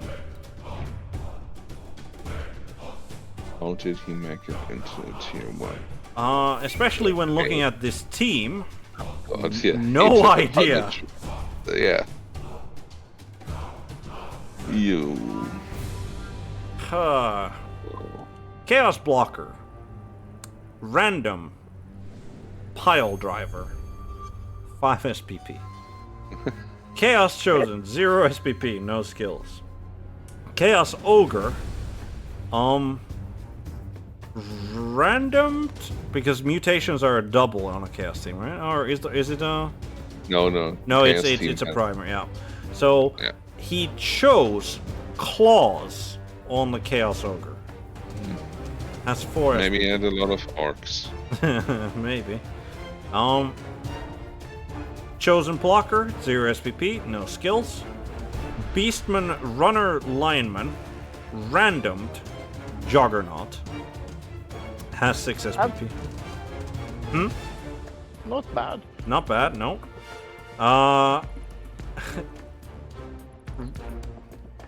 Beastman Runner Lineman, randomed Kick Wrestle, which is also not bad at all for the randoms, 0 SPP. Beastman with 0 SPP, no skills. Beastman that chose to take block, 2 SPP. Chosen Blocker, 0 SPP, no skills. And last but not least, for this 10-player roster, Block Tackle on a Beastman, both of which are chosen skills. He has 4 rerolls, 1 Apothecary, 85 in the treasury. I don't know. Like questions. Like yeah, like genuinely just confused. Because like clearly he didn't fully embrace the I'm just gonna random skills because well he No. This was very strategically random. Yes. Except for the chosen blocker who ended up with Pile Driver, which is I'm sorry, why? Yeah, no. That's a little bit expensive to replace for a while, probably, but it's probably gonna be. Yeah, I maybe. I mean, he's at 5 SPP now. I don't know. Maybe he just like he gives him a touchdown, and then he picks, I don't know, what's it called, dirty player, right? Like, why? Like, I guess. I don't know, or I don't know. Save for a double, give him sneaky gits because, yeah, some choices that I have to question here. But yeah, like 10. I do think, I do think though that this overall, he's probably saying to himself, "I am in tier 1. Yeah. I could get lucky. Yeah. I'm not recycling this team yet." But it smells a little bit like a team that is about to be recycled. Yes, absolutely. And I mean, the fact is, he's got, like, he only has 10 players as well. So, like, I don't know. On the flip side, it feels like a shame because, like, the Juggernaut on the Beastman and then the Kick Wrestle guy, like, those are excellent randoms to get. But like, Yep. and at first glance, this looked worse than what it actually ended up being. But it's still like, Yeah, if he needs quite a bit of help from the dice and or his opponents to be able to make it to championship with this team. I would agree. And then, having already covered the Dark Elf, we have another person who is often active in the voice channel and has been active in the chat so far. Galencio, Old Wrestling Alliance, Old World Alliance. So what do we have here? Human Blitzer, which for whatever reason is not like the number 1 jersey. 7 SPP, no skills, block. Old World Blitzer, Old World Dwarf Blitzer, 4 SPP, no skills on him. Old World Dwarf Blocker, 4 SPP, no skills on him. Has an agility bust, which is, who cares? 2 SPP, Old World Dwarf Blocker, no skills on him. Old World Dwarf Troll Slayer has picked up Guard as a chosen skill, I believe. Has 4 SPP. Human Lineman, randomed into a block. Another Human Lineman who randomed into a block has 5 SPP. I don't think he is randoming again. Human Lineman, 0 SPP. Human Catcher, 12 SPP, has block on him. So either he's probably, I don't know. Would you pick something like he's got block, and that's kind of completes the Human Catcher on the Old World Alliance team already, but maybe You could go sprint. maybe with him. save up for a stat. Sidestep. A sidestep, yep, good call. But I mean, like, I could definitely see him saving up for a stat to get that movement down. Movement would be enough. Yeah, movement, agility, gamble. Yeah. Then we have the Human Thrower, 8 SPP. He has leader. I believe that's a picked skill because they're 80,000, right? Wow, that. Oh no. Yeah. Yeah. Yeah. Okay. Yeah. Halfling Hopeful, 5 SPP, and chosen Sneaky Git, and a Human Lineman, 0 SPP, no skills on him. 2 rerolls, 1 Apothecary, 180 in the treasury, but I think 380. Yeah, 380. I think Wow. I think what's happened here is that he lost his big guy here, and he's got to replace said big guy. And possibly get himself another reroll as well. Yes, potential. Yeah.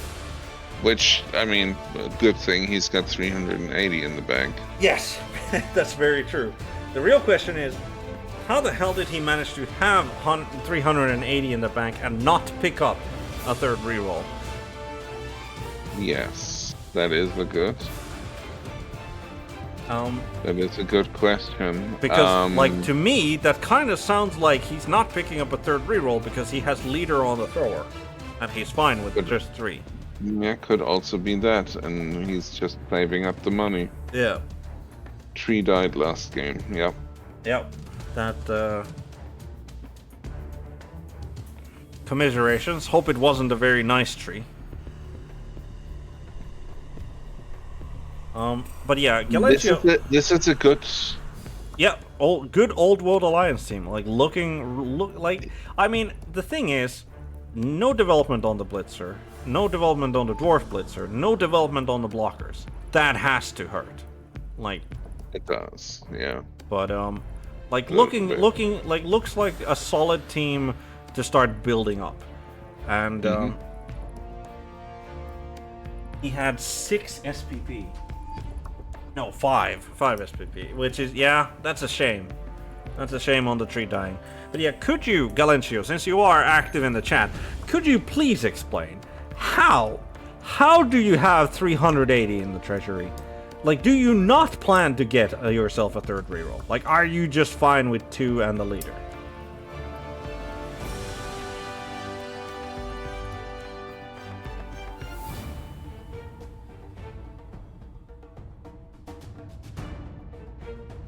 But once Galencio deigns to answer that question, He says 3 rerolls is 2 bloats. Yeah. Okay. Yeah, fair enough. No, I mean, yeah, it's a lean team as it stands. Even if you put a tree back in, it's a lean team. Yeah. So yeah, thrives with bribe, absolutely. And I mean, to be fair, like, I could definitely see him also like throwing in just maybe another human lineman in there to get like if he goes for the fouling angle, and that still like keeps him leaner than getting an extra reroll. But yeah, that was the division. Very like overall like very sort of diverse in that, like a lot of again only like 2 Dark Elf teams are the only sort of double that we have here, and otherwise just looking like a very interesting division. Yeah, and many teams that look solidly built and in a good state as well. Yeah. I do not think that this is going to be easy. I don't see myself winning this division. Although I'm going to give it my best try, obviously. But this is not going to be easy. My favorite is Cronky Chops. All right. So Cronky Chops, Serpent's Dominion. Yep, I can definitely. Galencio, of course. Galencio for the old world alliance solidarity, huh? Oh yes. I'm gonna go with Varys, Merry Winemakers. Because again, like it was a very solid looking Imperial Nobility team, and like it is in these sort of early seasons that I think Imperial Nobility have the best chances of making it like to high tier and getting to championship. So yeah. Then the moment that everyone probably has been waiting for. We're going to the Double Goose Championship. Let's see who we have here.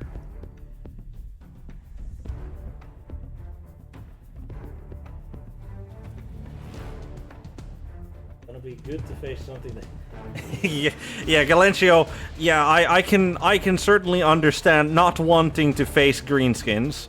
I fully agree with that sentiment.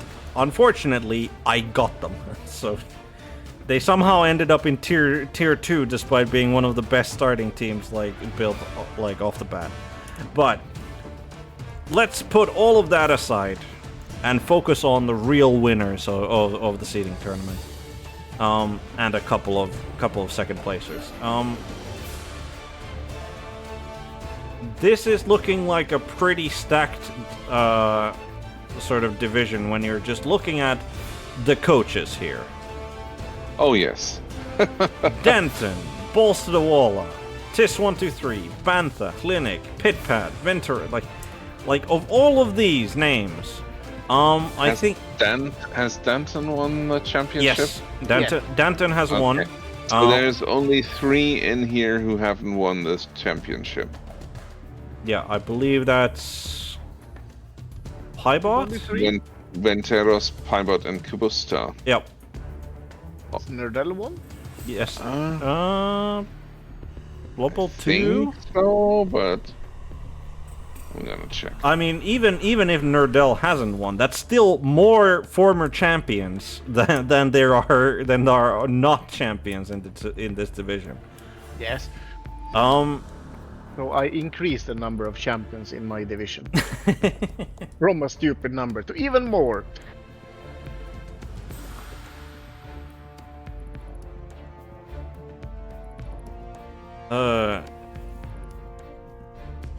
Yeah, Galencio, by the way, I do think that Nobs being the shorthand you used for the Imperial nobles is rather degrading, so be silent, peasant. But yeah, looking at this, we have 3 bouts of Shambling Undead, and then we have 2 Black Orc teams, and then we have individual teams. So taking a look at the Shambling Undead first, we have Balls to the Walla, Ghoul guys. 16 players straight off the bat, 3 rerolls, 215 in the bank. Let's see. Mummy has guard, 6 SPP. Mummy has guard, 6 SPP. No damage on them. Nice. White, no SPP, no skills. White, 3 SPP, mighty blow. That's rather unfortunate. In that, like, not a lot of development there on the whites. Ghoul Runner has Sneaky Git as a chosen skill, I believe. Yes, as a chosen skill, but has managed to pick up a niggle as well along the way, and has 3 SPP. We have the dedicated ball carrier, block sure hands, 14 SPP. I would probably put down a bet that he's going for a stat on this Ghoul Runner, because like getting him to either movement 8 or potentially +1 agility is pretty dope. Then for whatever reason there's a bunch of zombie linemen, and then there's like the 2 other Ghoul Runners are trip fed like around here. So there's a Ghoul Runner with a wrestle as a chosen skill and 1 SPP, and then then just the fully rookie Ghoul with 0 SPP. I mean, more development in the like in the ghouls than in the whites, which is obvious. Like the runner, good. I'm still not convinced about the whole Sneaky Git dirty player ghoul build, but if that is the meta, then that is the meta. Unfortunate that he managed to pick up a niggle somewhere. Wrestle Ghoul Runner probably gonna become like a ball hawk, so going for strip ball, tackle, and then he's got one more to develop, which is like overall, he's in championship after 1 season, so like it's not really surprising that there isn't that much development in the team. But this is looks kind of low development overall. And then you check the TV, and he's at like 1430 because he's at 16 players. And by the way, definitely shaming him for the fact that he has no skeletons among his zombies. Like, you got 16 players, my guy. Like, surely you can fit 1 skeleton in there somewhere. I'd have 2. Yeah, I probably have 2 as well. And zombie lineman managed to random himself a dirty player, and he has 8 SPP. So I'm pretty sure he's going for Sneaky Git, which means that this guy becomes slightly more irrelevant, I think. Yeah, but he That might guy even has gotten let 3 go out off. of the 9 MVPs. But on the other hand, I think in this team, I wouldn't be surprised if he goes eventually for like 3 or 4 dirty players. Yeah. I think that's how he likes to play it. Yeah. But in that case, you really should have at least like 1 skeleton in there, because like the extra movement makes all the difference in the fouling game. So, but yeah, he's got a bunch of zombie linemen with no skills and some SPP scattered on them, and then he has a zombie lineman who managed to who managed to random himself into a Fend Wrestle, which that's a very nice ghoul. Sorry, not a ghoul, zombie. He is blessed by Nuffle. Yes. He So- has even got 5 more SPP already. Yeah. But then again, like, I'm not sure I would, like, want him to bloat anymore, because, like, Wrestle Fend is pretty much where I want the zombie lineman to just stop. Like, I don't want... Yeah. Like, that's already a good enough zombie. Yeah. Alright. But yeah, I can, like, just immediately can tell you that, like, Balls to the Wall, I think, should never be discounted on the, like, on the top, like, who's gonna win the division talk. I mean, no. Yeah. No, absolutely not.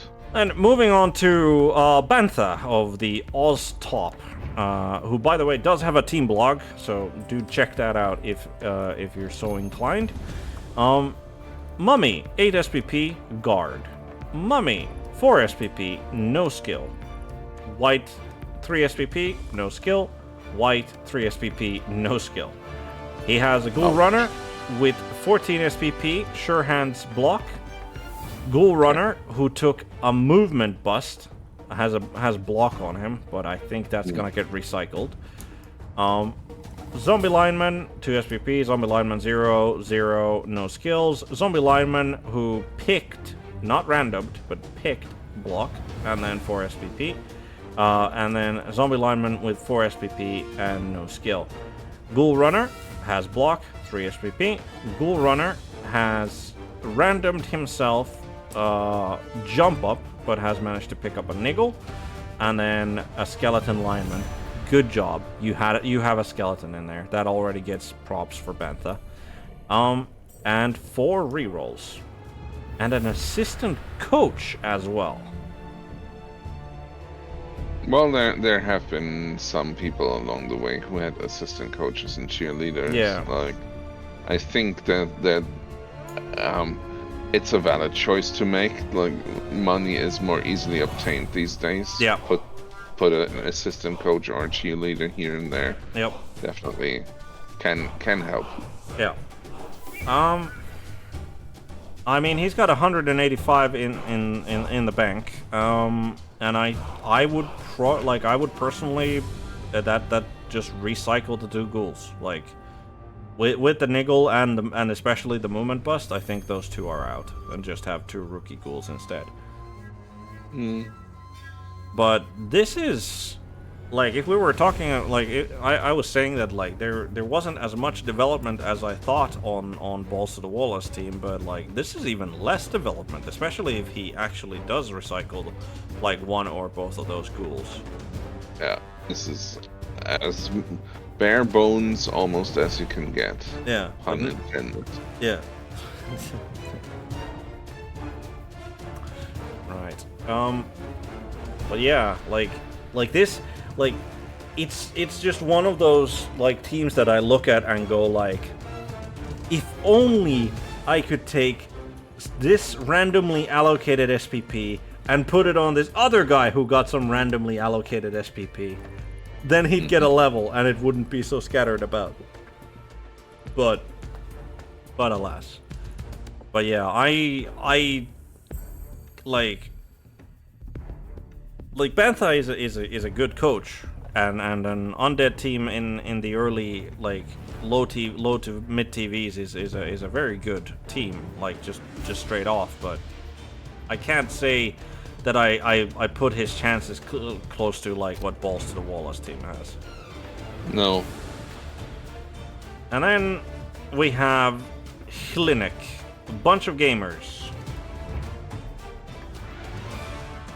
He has a mummy, has block, 6 SPP.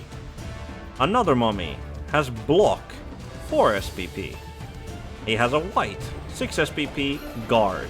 He has a white, Mighty Blow, Tackle Pro, 5 SPP. Ghoul Runner, Wrestle, chosen. Ghoul Runner, Block Sure Hands, 14 SPP. Ghoul Runner, Block, 2 SPP. And that is all for his ghouls. And then he has a Skeleton Lineman, has randomed a wrestle for him, I think. He's got a zombie lineman who chose Dirty Player, has 6 SPP. Zombie lineman randomed a pro. Zombie lineman randomed a Dauntless, and then there is another zombie lineman with 4 SPP, no skills, and a zombie lineman with 0 SPP. 3 rerolls, 290 in the back. I know which of those undead teams I would like to play. Yeah, like, no question about it. Just... if there wasn't, like, if it was looking like that the other 2 undead teams were kind of lacking in development, I think this is very much the opposite of that. Like, this is excellent development after 1 season. And, like, no permanent injuries on anyone who actually matters. Like, there is the skeleton lineman with Wrestle, who has unfortunately taken a niggle, but small price to play. Like, just both mummies with block already and well on their way to getting guard. Yeah, I don't... the real question is this...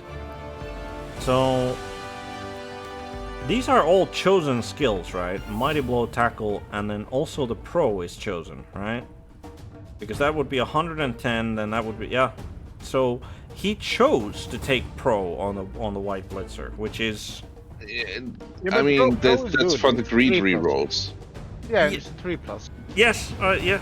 It certainly is, and like that is the killer blitzer. So, but it's a 3+ brawler. Yeah. That you can use on a blitz. Yeah. Yeah. I mean, like thinking about it, like what other skill would I have chosen on the blitzer? I can't at least immediately, I think there's still an argument that, like, even he should probably have guard, especially when the 2 mummies don't have guards yet. Like, I'd probably go for that more than the Pro. But yeah, no, I can definitely see the Pro here. Yeah, like, I can see it.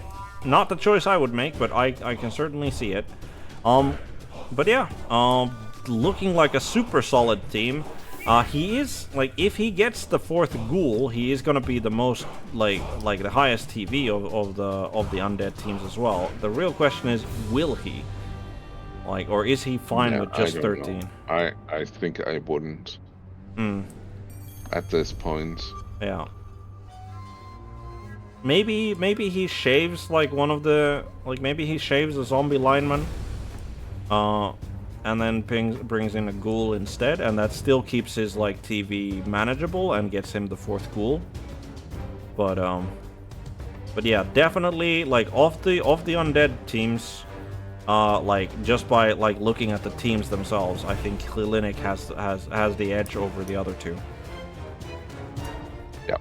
Then Black Orcs, starting with Danton at the very top here. Sunshine Boys. Troll, 4 SPP, no skill. Black Orc, 4 SPP, block. Black Orc, block, 2 SPP. Black Orc, 6 SPP, block. Black Orc, 5 SPP, no skill. Black Orc, 0 and 0 and no skills on them. Looking solid. And like the SPP scattered decently-ish well, so he's probably... like, he just needs 1 casualty on one of the block guys, and he can get a guard in there, and then it's starting to look, like, decently well. Then we go into the goblins, which is 2 chosen skills. No, 2 random. Oh, no. That first one has 85k value. Do the that's goblin... 2 chosen. Yeah, but do they have general access? Let's check. Those yeah, like those are random doubles, which resulted in pro tackle for the first guy who has a niggle on him. That's also an interesting goblin. Yeah, that is also. Then we have random double kick on a guy. We have AV busted into chosen sneaky git. The AV bust probably doesn't matter when it's the Sneaky Git guy. Maybe, maybe not. And then he's got a bunch of bruisers who have 4 SPP and no skills, and then a 0 SPP guy for 14 players total. 3 rerolls, Apothecary, 150 in the bank. Solid, but unremarkable, I would say, for a Black Orc team. This one goblin aside, the thing is that, aside from, compared to the other Black Orc teams that we've seen so far, he does not have a block goblin. And I think that's not great. Because I think, the Black Orc team really, really benefits from having, a dedicated ball carrier goblin that has block. Yeah. How many quick teams do we have in this? Let's take a look. So, the Shambling Undead are not quick, so that's 3 of them out. We have Underworld Denizens, which are definitely faster than Black Orcs. Dark Elves, definitely faster than Black Orcs. Lizardmen, faster than Black Orcs. Old World Alliance, I would argue faster than Black Orcs. Dwarves are not faster than Black Orcs, and there's another Black Orc team. So there's, half of the teams are moving at similar glacial pace to the Black Orcs. Yeah. Maybe then having a block goblin is not as essential. If I put myself in his position, the one thing that I would be afraid of, or the thing that I would be most afraid of, would be war dancers and elf blitzers in general. Gutter runners that have wrestle strip ball, which are not present. Wolves. Yeah, werewolves. Werewolves, which are and that sort of thing. Yeah. We don't have any of that here. No, I think the worst. I have a feeling that there's going to be a human blitzer probably on an Old World Alliance team somewhere. That's probably going to be the worst that his goblins will have to face. But yeah, no, I don't think it's the worst division to not have a block goblin for a ball carrier. But I also don't think that the pro tackle really helps him here. No. It's just the tackle is there is definitely a decent amount of dodge with the ghouls in the undead teams, and then the goblins in the other Black Orc team. And then skinks, so the tackle isn't it's not worthless, but it's is what I'm gonna say to that. But yeah, as I said, solid if not unremarkable, I would say is my Sunshine Boys sort of judgment, I guess. And then going down to the very bottom of the list, we have Kubusta of the Black Orc Down, who was in my division. He has Trained Troll, 6 SPP, has Guard on him. Black Orc, 4 SPP, Mighty Blow. Black Orc, 4 SPP, no skills. Black Orc, 6 SPP, Block. Black Orc, 4 SPP, no skills, missing the next game. Black Orc, 0 SPP, Guard. Black Orc, 3 SPP, Mighty Blow. That is a very, very solid line of Trolls and Black Orcs. And then we have the Goblin Bruisers. We have a Goblin Bruiser lineman who has... Is that diving? That's diving tackle, yes. With a niggle on him. That is a random skill. So, that's nice. Goblin Bruiser, 0 SPP. And then we have the nicest Goblin in this division, which is the Movement 7 Goblin Bruiser lineman. That 8 SPP, no other skills. He's a ball carrier, yes, of course. Yeah, and with 8 SPP, he only needs it's 14, so he needs 2 touchdowns. He needs 2 touchdowns. Yeah, 2 touchdowns, and he's got block movement 7 Goblin for his ball carrying duties. And another random diving tackle Goblin, which is nice, and a random sneaky git Goblin, and a 0 SPP Goblin. 3 rerolls, 1 Apothecary, 250 in the bank. 13 players in all. I think Very this solid is team. like I think this is one of the strongest teams that we've looked at so far. Like this is, One of 3 undefeated teams. yeah, one of the 3 undefeated teams in the division, which coming in, which but yeah, I would argue, like, and having played Kabusta, he's a very good coach as well. Yeah, like I would argue that this is like this is at least comparable to Linux Undead team in like how well developed this team is. I like Clinic better. But yeah, it's close. Yeah. All right. Moving on from the Black Orcs, we have Nerdell, Thunder and Lightning, Underworld Denizens.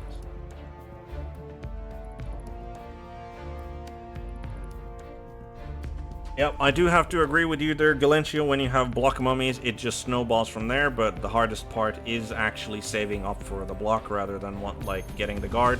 Fully agreed. But let's take a look at Thunder and Lightning. We have a Troll rather than a Rat Ogre, so already going wrong. He has 10 SPP though, so he's probably picking up a block on that. Skaven Blitzer. Monster's Mouth. Random. Yeah.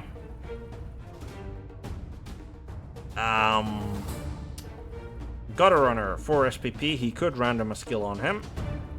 No skills otherwise on the Gutter. Skaven Thrower, block, 3 SPP. That's a chosen skill, I'm pretty sure. Yeah. Clan Rat, 0 SPP. Clan Rat has randomed claws and has 4 SPP. Clan Rat has chosen claw block. Yes. Yeah, because like those are both primary skills for him, and he's at 90k now. Goblin Lineman, 4 SPP, nothing else. 4 SPP, nothing, no skills. 5 SPP, nothing else for the goblins. And then we have all of the Snotlings, only one of which has 4 SPP, and none of them have any skills on them. 205 in the bank, 3 rerolls, no apothecary. On the plus side, Yeah. he's got the money for the apothecary. Yep. And also to replace some snotlings with goblins. And his goblins that he's already got, he could random some skills on them. Yes. Like play some roulette, some mutation roulette or whatever. Yeah. Which could improve the team. Yeah. The real And question is one other plus side, he's got 3 block already, which is and will have another one on the troll, so 4 block. So that's good. Stabilizes the team. Yeah. I think he needs to get rid of the Skaven Blitzer. Like now. I mean, yeah, like rather now than later, because like the Monster's Mouth does almost nothing for the Blitzer. Yeah. And then like he's got the cash to replace him, and then like he doesn't need to do the goblin snotling into goblin replacing. He can do that afterwards. Like the snotlings work out just fine for the time being. So I think replacing the Blitzer, not randoming a skill on the guy like when he has the chance, and getting the apothecary like that's 140k spoken for. And I think you just keep the 60 at that point in case he gets some like bad casualties in the first game, and after that, once he knows like how much money he has left, he can start like rotating out the snotlings for goblins. Yeah. But he's gonna have a hard time. Yeah, he's gonna have like the one good thing about like this team is that its TV value is very low. Yes. And like that can come in, like that can help out a lot. But he might even fire a snotling or 2 already to get star players. Yeah. I would not be surprised.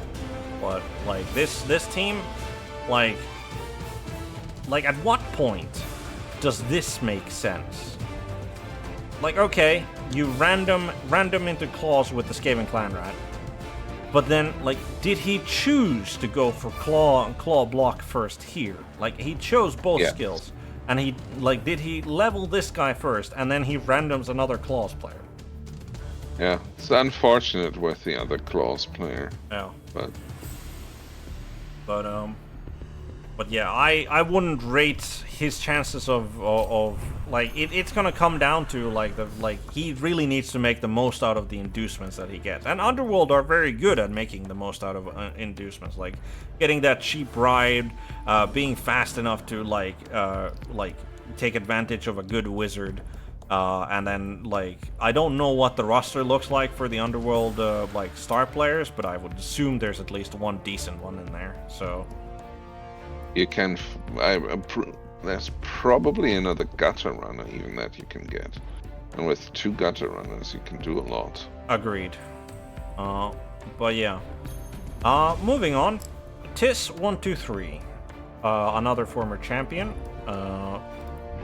It's so good to see the name Don't Panic again.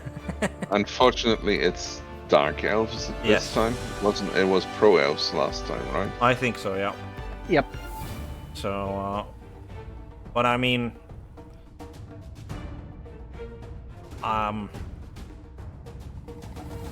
there's been quite a lot of development in this team, but I just immediately looked at the 2 Witch Elves who both have Strip Ball on them.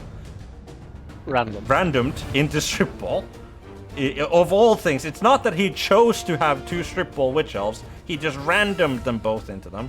In which case, the first Witch Elf you random into Strip Ball, why do you random the second Witch Elf as well? Like he is flying in the face of like the general wisdom of you don't like random with Dark Elf positionals. I think the 11 Witch Elf got Strip Ball first, and then 10 got it because that name says random, so obviously. Yeah, I know. But yeah, Blitzer, 12 SPP, has dodge. Blitzer, dodge tackle, 16 SPP. Is he going for stat ups? Blitzer has dodge, 2 SPP. Blitzer has dodge, 8 SPP. So he's got, like, if how much is the double on the 3rd level? Because I think that's what Fort Prefect is going for. 18, yeah. So he's going for the 18 Mighty Blow. to get Mighty Blow. Yeah. I mean, that makes sense, but what's the 12 here for? 14 for a double guard. Yeah, that's the guard. Yeah, and then he takes Sidestep as his next one on the normal. Yeah, fair enough. He's got 8 here. But yeah, like this is... Look, yeah. Dark Elf Lineman. Randomed block has 7 SPP.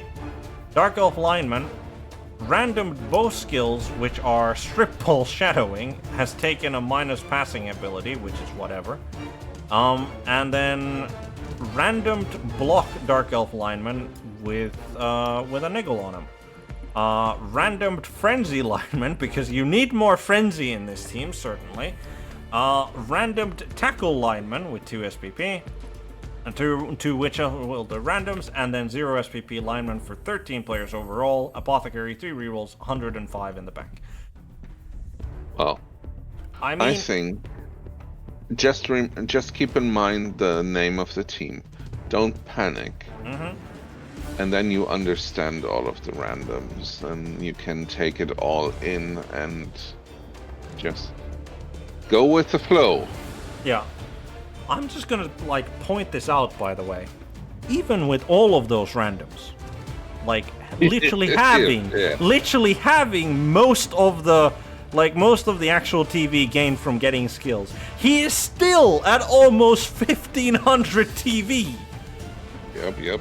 Elves. Like, no. At what point does this like? And I'm just looking at this and going like, man, if this was an orc team, he'd be at best at like nearing 1200 with all of the random skills he's gotten.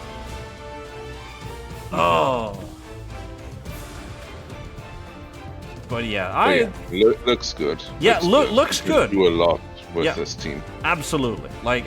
Especially the fact that his Blitzer core looks so solid. Like, all of them have dodge, and then they're already, like, well on the way to get, like, whatever skills he's aiming to get for them. Like, absolutely. I don't want to be his third opponent. Yeah. Alright. So, from Don't Panic, we're gonna skip the 2 Sampling Undead, because we already covered them. And then there's, wait a minute, haven't we seen this team name before? Oh look, it's Frog Salad. But I was about to say that it's actually a proper team now, but no, I think Black Orcs are probably a more proper team than an Old World Alliance team is. Lies and slander. Right. So, Human Blitzer, Mighty Blow, 2 SPP. Human Thrower, 8 SPP, Block Dodge. Human Catcher, 0 SPP, no skills. Human Lineman has managed to random himself into Strip Ball Wrestle, which is nice. The Human Lineman over here randomed into a Frenzy. Human Lineman randomed into Block. Human Lineman randomed into Kick. Now, we were talking about some people being blessed by Nuffle. This is bullshit, is what I'm saying. Like, and we can ask Pidpad, how many linemen did you have to go through? I don't think I've fired any. yeah, that's zero. Zero. Alright, Old But, World... I mean, they've only random one skill each. Yeah, the wrestle is picked on the Strip Ball Wrestle guy, true, but... And I mean, Frenzy isn't exactly great. It's exactly the one that you would want, though, to make a fun player out of, so... Not as the first skill. But yes, I want Frenzy. Yeah. Troll Slayer, 2 SPP, no skills on him. Dwarf Blitzer, 2 SPP, no skills on him. Blocker, 2 SPP, no skills on him. Blocker, 6 SPP, has guard. And then we have... So that's a common theme then. On the other Old World Alliance team, we also had that the dwarves just don't get SPP. Yeah, well, on his... My dwarves are usually missing games as well. Yeah, I mean, on the other Old World, like Galencio, like his star player on the roster was the Troll Slayer, I think, because like he had a decent amount of SPP and he had gotten himself at least like one skill. A skill. Yeah. Yeah. So, but like, yeah, the dwarf. I mean, to be fair, the dwarves are probably the hardest to try and like actually gain SPP with. Because, like, they're supposed to be in the thick of the fighting, but they have no skills whatsoever that would actually help them in making casualties. Halfling Hopeful has Sneaky Git, has chosen that one, and then we have Tree with Block. Yes. 3 rerolls and an Apothecary, 250 in the treasury. Are you going to actually foul with that halfling? Yes. Even though it means you can't, if you get sent off, you can't do the No, but I have a catcher. right? Yeah, throw teammate anymore. I have a catcher. I can still do a one-turner. So okay. Is that overall better to one turn with a catcher? You have Or more does it control over it. And I mean, with the Frenzy, like, if he can, like, once the catcher gets sidestep, like, that's when it really unlocks, I think, the one turn. But, like, I'm just gonna say that, like, you absolutely, if you have to choose, you use the catcher, I think, because it's more controlled, and 2, it is actually a player that you want to stack SPP on rather than the halfway. But like, This is also one of the undefeated teams. Yes, this is...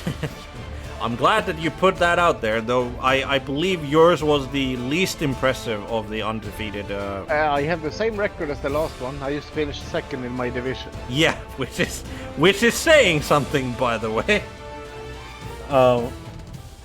But yeah, I'm And just... the most dangerous player on the team is the halfling. Block actions done. 4. Inflicted casualties. 2. KO results inflicted. 2. Yeah.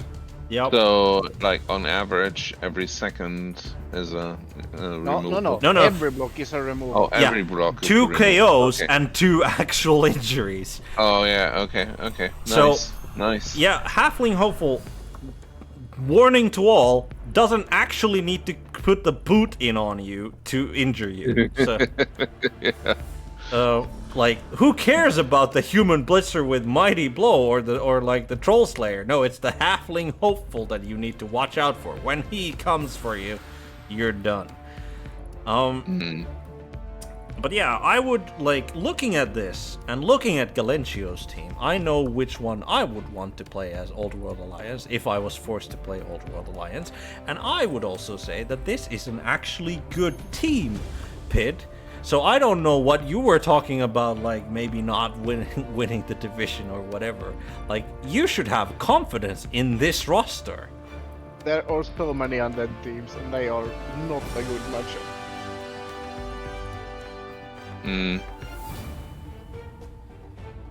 The rest I can deal with, but the undead are scary. Maybe if I get to have my dwarves on the pitch, that would help. The only one who's played all 8 games I've played is the one with guard. Yeah. The others have all missed at least 1 game. Yeah. And my treatment has got assigned a touchdown.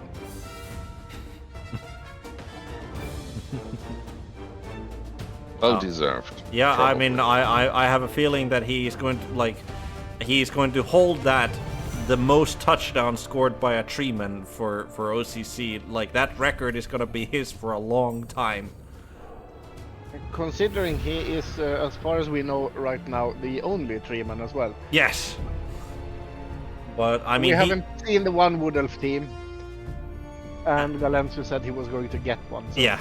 There is currently not one in the other Old World Alliance team, but there will be one. So, but yeah, no, that's an Old World Alliance team after 1 season. That's well developed. You didn't lose anyone important, apparently. I mean, you might not have lost. I replaced the catcher You've at least once. Yeah. So, but you know, the catcher is one of those players that you're probably going to be able to fairly easily stack SPP on, so that's not too bad. That's what I thought too. Yeah. Right. Moving on to the proper dwarves rather than the ones in the Old World Alliance. Venteros, bearded beer chuggers. Who let the dwarves in? Right. And that's the last undefeated team. And this is the last undefeated team. And they had the best record in all of OCC. 7-2, right? Yes. And I mean, that's like for dwarves. And an impressive touchdown differential of 11 plus. Yeah. They scored 16. That's more than I scored. Yeah. Yeah. Yeah. And I scored a lot of touchdowns. And they're dwarves. It's well, and they don't have anything outlandish. yeah. Like, looking at this, they've got Blitzer 6 SPP guard, Blitzer 0 SPP guard, Troll Slayer 6 SPP, Stand Firm, Troll Slayer 2 SPP, no skills. Hold on. No. No. Oh yeah, Mighty Blow. They don't start with Mighty them. Blow. Yeah, both of them have Mighty Blow and then Stand. Where's? Well, no, you don't need tackle when you have the dwarf blocker. Yeah, fair enough. So Stand Firm. I mean, this makes Actually, you do, because the dwarf blocker is so effing slow. yes, true. But the Stand Firm does mean that this Troll Slayer is way more comfortable, like doing the surf plays. Yeah.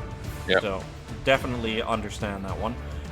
Runner, block dodge, 10 SPP. Runner. Wrestle Strip Ball, 8 SPP. Nice. And he randomed these two? What? No, never mind. Dodge is a double for a runner, isn't it? Yeah. Yep. So then we have the Dwarf Blocker linemen, 3 of which have guard, 2 SPP on one of them, and then 2 rookies with 2 SPP on one and 0 SPP on the other. Apothecary, 3 rerolls, 145 in the bank. And a nice low TV, Yep. so that he's usually getting inducements. I mean, I would be tempted to get a lineman, like just to have 12 players, but like considering like the inducements that he's gonna get if he keeps his TV low, I don't think it's actually worth it. Maybe not, yeah. Because like he's dwarves, right? Like you're not betting on getting removed as dwarves, so the 11 players is and you're not fouling. as I dwarves. would like 1 sub anyway. Yeah, like I definitely like would want the 12th player at some point. But whether or not he goes for it immediately, I think depends a lot on I like think that point is now because he has guard plenty. Yeah. Yeah. I mean, I think it depends on who his opponent is. Like if the inducements that he gets for not having the like outweigh it, but like yeah, I think it comes down to who his first matchup is, and if it's not someone, yeah. But yeah, I think 12 players for this roster would be better, or like in the grand scheme of things. But like this is a very, very solid dwarf team. Like Yeah, this, I'm not looking forward to playing that. yeah. Or actually, give me them early. Yeah, and hope that you can make the most out of your better passing and movement. Yeah, I mean you can see like what like that is like that's 1 season of play for the dwarves, and that's the development they got. Like that is 23 casualties, 16 touchdowns. yeah. I mean, I don't think there's any question that Venturos knows what he's doing. He clearly does. Yeah. I've never played him, I think. So. Yeah, I don't think so either. But and he's one of the few coaches here who has not won the OCC. But Well, considering this is going to be his first season, I believe. well, yeah, aside from the season, yeah. But yeah, I mean, he could well like with that team. Like he can very well. He could be the first dwarf team to win the OCC, right? I don't think there has been a dwarf team. Yeah, now that to you win the mention it, OCC. yeah. I don't think so, actually. Yeah, we might have to check back on that, but like, I don't off the top of my head I recall. know there's been close, but I don't think Yeah. anyone has actually won. All right, and then last but not least, Ibot, who is I believe the guy who got bumped up into here. We have Blizzardman, Golden Hope's Legacy. Croxigore, 0 SPP, no skills. Saurus Blocker, Mighty Blow Tackle, 0 SPP. Saurus Blocker, Block Mighty Blow Tackle even. Saurus Blocker, Block Guard, 0 SPP. Saurus Blocker, Block 4 SPP. Saurus Blocker, Block 2 SPP. Saurus Blocker, 5 SPP, no skills. And Saurus Blocker, 2 SPP, no skills. That's a good solid Saurus line already. And then only 11 players total with Skink Runner, Kick, Wrestle. He has random doubles on both, I believe. And then Yes. he has random doubled Sure Hands on one of his Skink linemen who has 15 SPP. So I'm pretty sure he's not going to be randoming any auto doubles. Maybe he's going. I would probably go He's for going a for stat. the stat. Yeah, Yeah, the plus He's movement going there. for the Yeah. stat. And then he's got 2 0 SPP Skink with 3 rerolls, and Apothecary 185 in the bank. Yeah, I'd invest in another skink. I'd probably Yes. like get a chameleon Skink is what I would say. Depending on who you face. Yeah. Which we... no, do we? Maybe. I don't remember. Oh, I tasted Schedule the has word. not been posted yet. No, but it follows a set. Oh, thing. yeah. You could, yeah. I believe I get the dwarves in the first game. So you get what you wanted. Yep. You get them early. Alright, and that is the championship division. It's gonna be a close one. Yeah, like, I Yeah. mean, there's no question that, like, all of these teams, I would argue, aside from Nerdell's, like, I think Nerdell's team, There's the inducements. yeah, like, they need to get the most out of those inducements, but, like, just from, like, not knowing how he is as a coach, but, like, Yeah, just, but wasn't Vanta's team the weakest team? yeah, And is yeah, pretty weak, but also balls to the wall. I wasn't that well developed either. Yeah. Oh, but he has the guard. he has the guard.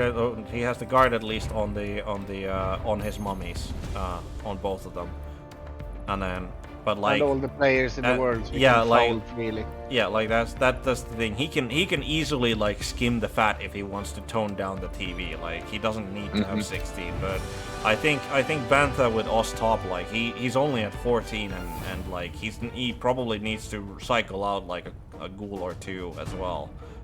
By the way, that's not Oz top, that's OZZ top. Fair enough. Fair enough. But yeah, As in ZZ top. yeah. But like, it's gonna be a very interesting division one way or another. Like I think. So Yeah, I have to pick myself because I'm in the division. That's how the rules work. yep, I Yeah, fully agree. Well, those might be the rules. I did not play by the rules and did not pick myself to win my division, but I think that's a reasonable assumption that I'm not winning that division. You, on the other hand, Pidpad, you have a real shot here. I would say. I mean, I mean, obviously, I think everyone in this, like even Nerdell and the Bantha, who have like maybe the weaker of the like teams present, like I don't think anyone's like should be counted out at this, like. No. But all have. No, but Danton was the one who got bumped up, by the way. Oh, Dant. Okay, I thought it was Pidpad, but fair enough. Fair enough. But yeah. I'm gonna pick Lineage. Yep. Bunch of gamers shambling undead.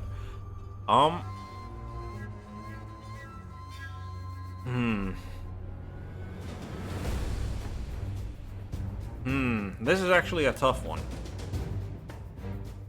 I cannot in good conscience cheer for a dwarf win, so I can't pick Venturos.